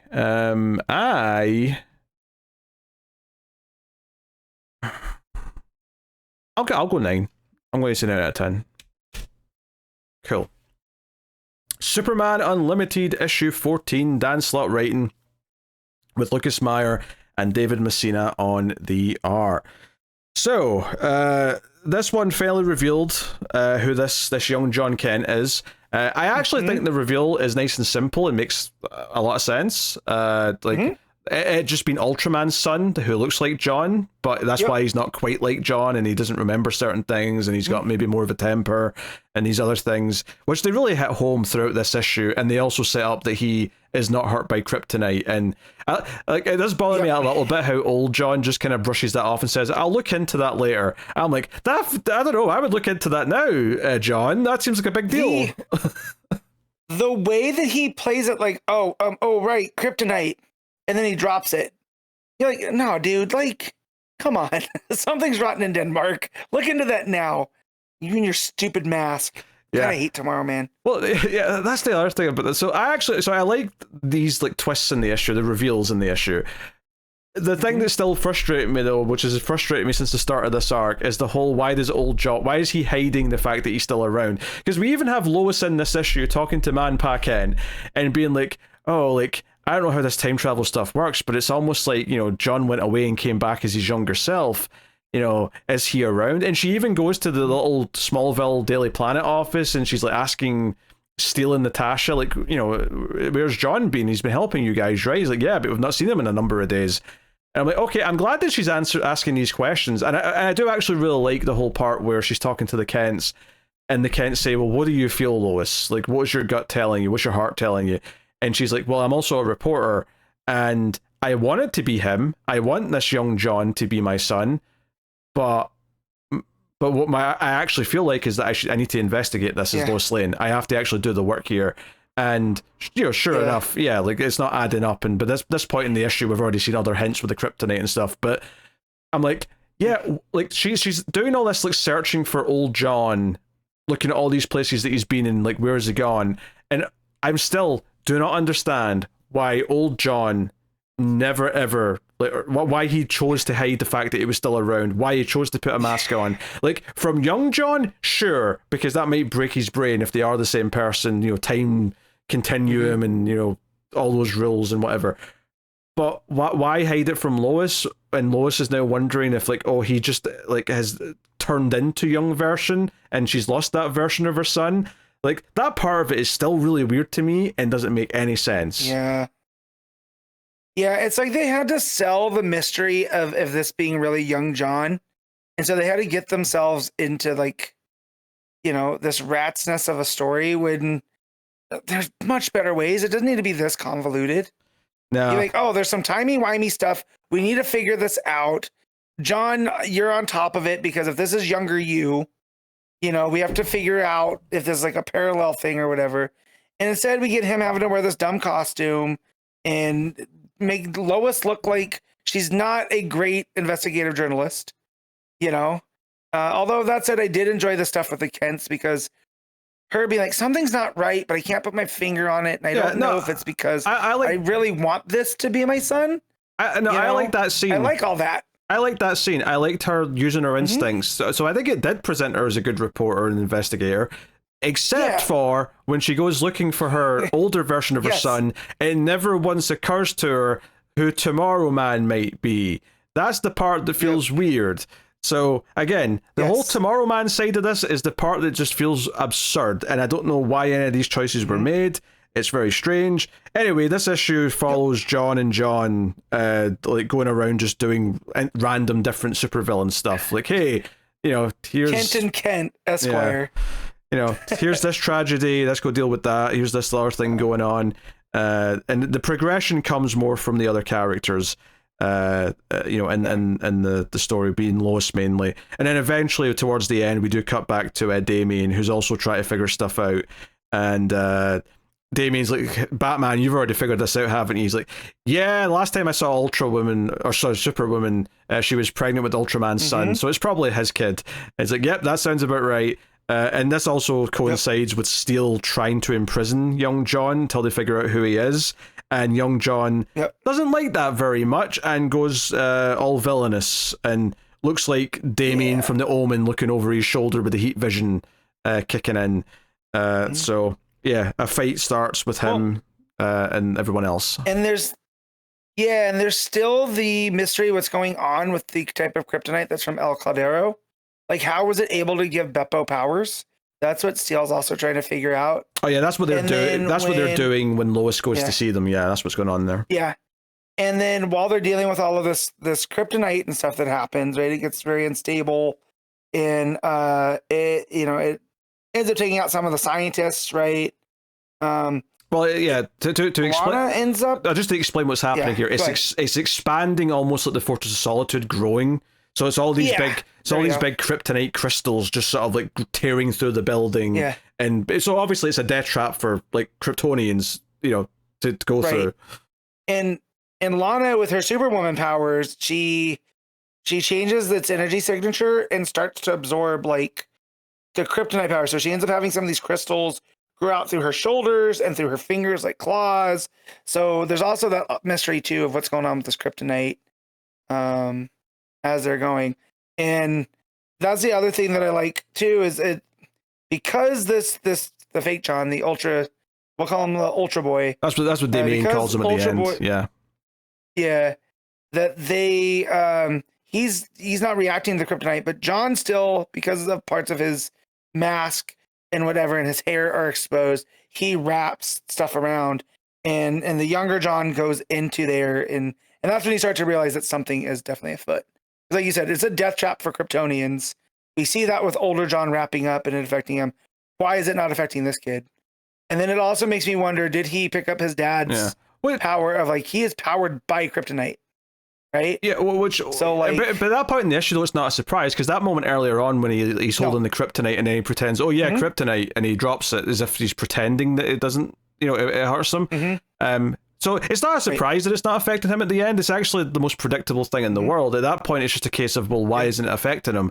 And him being, Ultraman's kid is like the most simplest explanation, which is actually why it's a satisfying reveal, because unlike the rest of the convoluted decisions that older John has made about concealing his identity, this being just Ultraman's son actually just instantly makes sense for almost all the details that need to make sense. Yep. Yeah. But yeah, I'm wondering if he has his dad's ability that he was powered by kryptonite, right? And so we would see him consume it, and right. So like now he's in this kryptonite fortress, right? That's not good for anybody. But then also he must have a lot of issues with actual John because of the whole volcano thing of it all, right? Like there might be some spot of jealousy there with him. So how's this gonna, how's this gonna end? Well, maybe on that, but like at the very least, it seems like Ultraman also just put his actual son in the volcano to like make him strong. Like it seems like that was just his parenting technique anyway.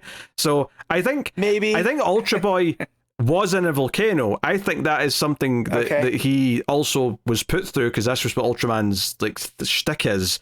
But, terrible parenting. Yeah, if anything though, he might just be mad at other John once he realizes who he is, because he got to escape, and maybe he'll be bitter about that, or whatever, Could be. But there's the piece of him that's still concerned about Beppo, right? Which I do like, because there is some ties, that there is some good in there, right? That he was concerned about where Beppo was, because he wasn't in that anymore, because they have him in the Red Sun containment, right? That takes out his Kryptonian. Yeah, I have a question though. It says here there's an editor's note saying that this time when Batman saw that Superwoman was pregnant on Earth 3, that was in World's Finest, like 48 to 49, which I think I stopped reading it before then. Me too. Question. That book was set in the past, right? Yeah. How far in the past though? Because if time is going by, this John's like what, 8? Yeah, but so if it's 8 years before. Yeah, but what I mean, but that doesn't. No, stay with me though first. Hold on.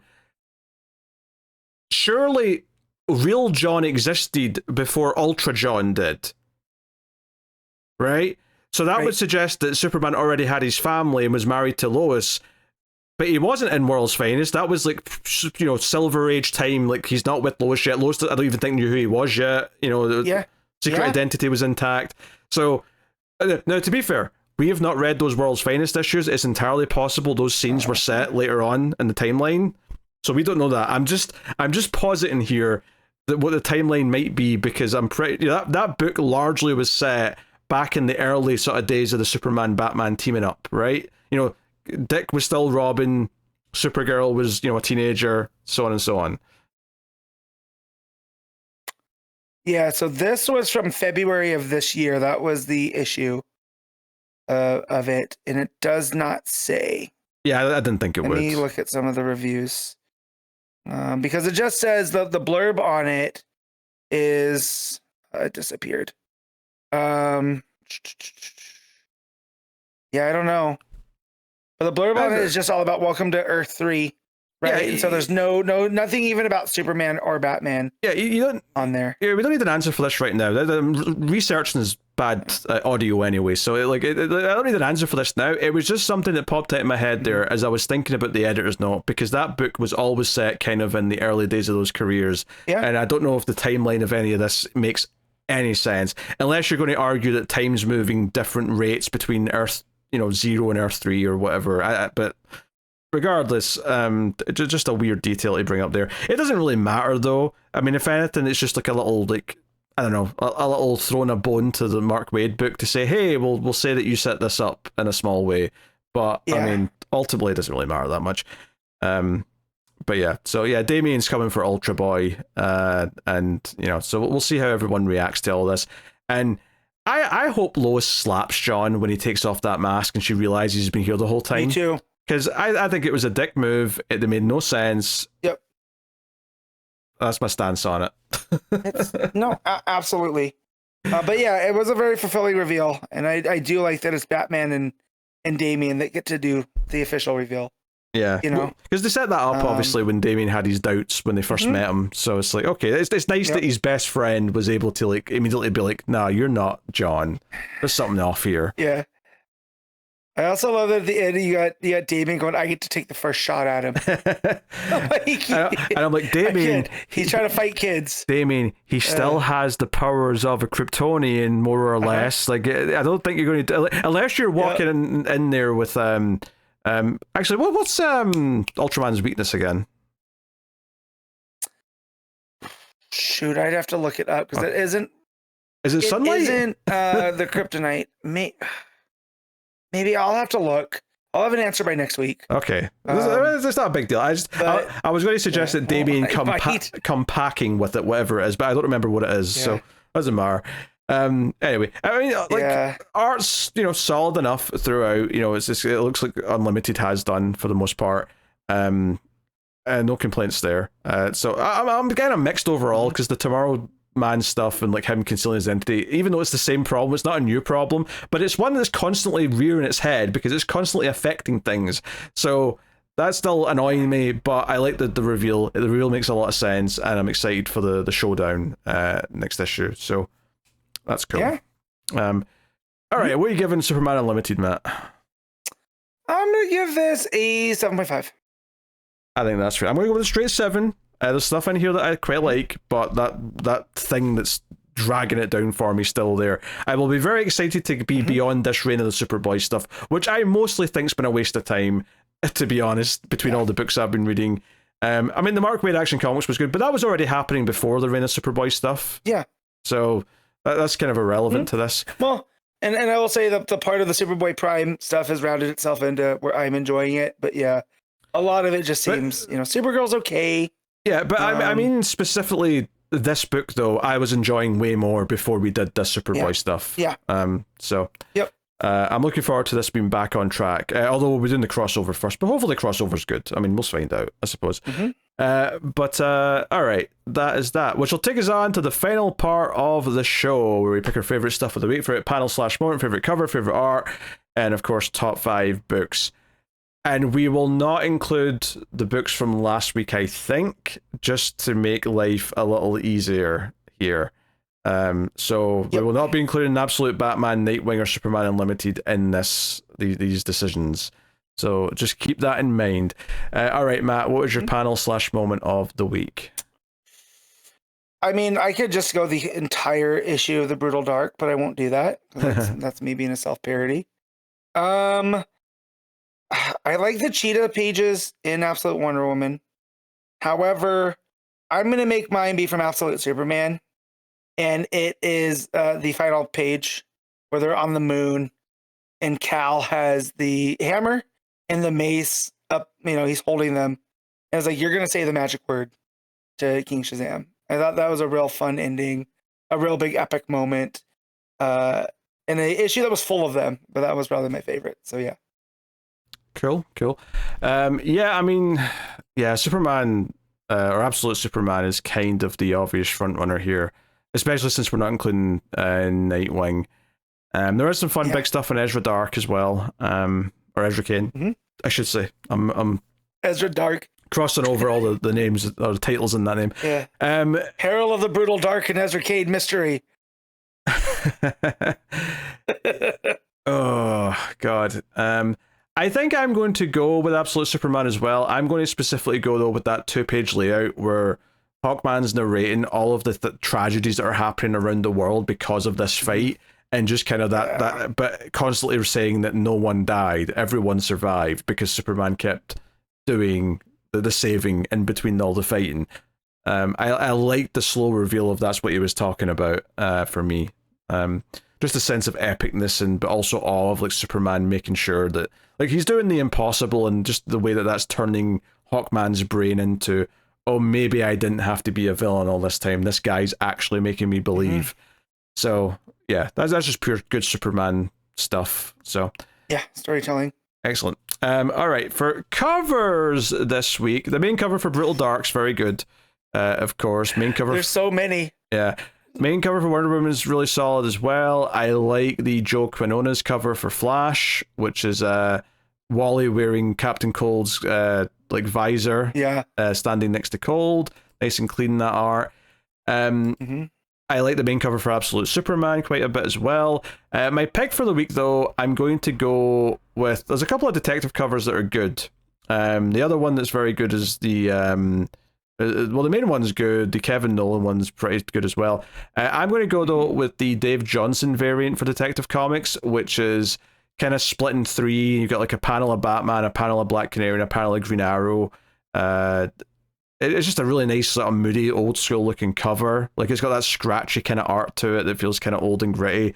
And the bottom of their panels kind of like turn into silhouettes of like something relevant to them. So Batman turns into like some bats at the bottom, Canary turns into, well, canaries, and arrows are coming out of the bottom of the Green Arrow one. I just think it's a really cool little cover. So that's my pick. What about you? Yeah, that's a good one. All right, so some of the ones I also want to mention, Peril for the Brutal Dark, or Peril of the Brutal Dark, has a variant by Aaron Campbell that's got like a cop in looking like down this it looks like a walkway, but it becomes an anvil, and then it's got Ezra in his trench coat like running across with the lightning coming across. It looks really cool. I like that one. You mentioned the Flash one. That one's a lot of fun, but also the David Nakayama variant that's got, you know, Wally on red with the yellow breaking everything up of him like speeding through from his boots and belt, and like the ear pieces. I think both of those are real good. Wonder Woman has where's it at? An Annie Wu variant that it's got her doing like when she braces to use her bracers to block bullets, but it's like framing her face, and it's a really nice image. I don't necessarily know if it would work fully as a cover, but as it's just a still image, it's real nice. And this might be the last time I can do this. My cover is gonna go to Zatanna. And there is a David Talaski variant that's got her like crouched down with her hat, and it looks like there's some like magic like mist coming out of it with all the different like stage magic accoutrement around her. And it's done with kind of like this watercolory type colors. There's doves behind her, there's rabbits, there's a crystal ball, cards, and yeah, it's a really fun image. So that's my cover. All right, cool. What about art of the week? Art, it's Peril of the Brutal Dark. Like I can talk about the Absolute Superman being great, Campbell for Zatanna, awesome, Mora Superman, but the art in Brutal Dark really pushed the story forward because, as you said, it's this big, long, actiony type stuff, and it's doing the heavy lifting, and it looks great. So, like, you know, Jacob Phillips, every month turns in great stuff, and the coloring here, with the blues and the yellows and the oranges, just everything being opposite and complementary. Everything works. So that's my pick. Cool. For art, for me, what did I want to pick? Yeah, I mean, it's Brutal Dark. It's, you know, like shout out to Absolute Superman. Shout out to Detective Comics for sure, and you know, the team on Wonder Woman as well. But it has to be Brutal Dark. It's just like everything pops so well. The sense of pacing, like the book is elevated immensely because of that art. Like the story's fun, but if the art was only okay, it would probably just be a decent book. But the art makes it absolutely like fantastic. So yeah, gotta go with that. So yeah, Jacob Phillips, Brutal Dark. All right, top 5 books of the week, Matt. On you go. All right. Number 1's gonna be Brutal Dark. Number 2 is gonna be Absolute Superman. Number 3 is going to be Wonder Woman. Number 4 is going to be Absolute Wonder Woman. And number 5 is Detective Comics. All right. No, Flash. Number 5 is Flash. Okay. All right. My number 1, I think, is going to be Absolute Superman. My number 2 will be Brutal Dark. Number 3 will be Detective Comics. Yeah. Number 4, we'll go with Flash, and then number 5 we'll go Absolute Wonder Woman. Oh wait, no, I didn't say Wonder Woman in there, did I? Oh no. So number 4 will be Wonder Woman. Number 5 will be Detective. Yeah. I think that made sense what I just said, but either way. So there you go. That is the that is the show for the week. I'll tell you what's coming next week from DC Comics. So coming up out next week, we have Batman issue 11, Absolute Martian Manhunter issue 12, Absolute Green Lantern issue 16, Batgirl 21, Poison Ivy 46, Batman Green Arrow The Question Arcadia issue 4, The Dead Man issue 2, JSA issue 21, Supergirl Survive issue 2, The Adventures of Superman Book of L issue 10, and that's pretty much it. And the 100 Bullets DUS of Anger issue 1 is also out. Plus some facsimiles and reprints, all the usual stuff you expect. Yep. So, plus obviously we'll have a couple other books from last week that we didn't get to. I'll definitely be reading Batwoman for next week, and Matt, I think, will read another one or two as well. And like I said, Patreon books that I should have done this week, I'll do next week as well. So that is the plan. Also worth mentioning, if you're a patron, the second issue of Alamir Swamp Thing will be out in the next couple of days, because we've got that done as well. So look forward to that. And there'll be a second Patreon book launching next month. There's a vote on Patreon right now. It's replacing the monthly vote. We're just going to have a second Patreon classic book because, frankly, it was really hard to get the vote choices most months because there wasn't always a bunch of new issue ones to pick from that we wouldn't otherwise be reading anyway. So yeah, there'll just be a second Patreon book now that we'll do. And we are planning on doing more Peter David Supergirl just on the show. So that'll be kind of the free classic series, and there'll be 2 Patreon series, Alamir Swamp Thing and the winner of the current vote. But yeah, that is the show. Support us on Patreon if you can. Thanks to everyone who already does. It helps keep the show coming. You can, of course, like, subscribe, ding the bell for notifications on YouTube, rate us 5 stars in your podcast app. All of that does help a bunch. So thank you very much for joining. We do appreciate it. Keep reading DC Comics, and remember to never get lost in the Speed Force.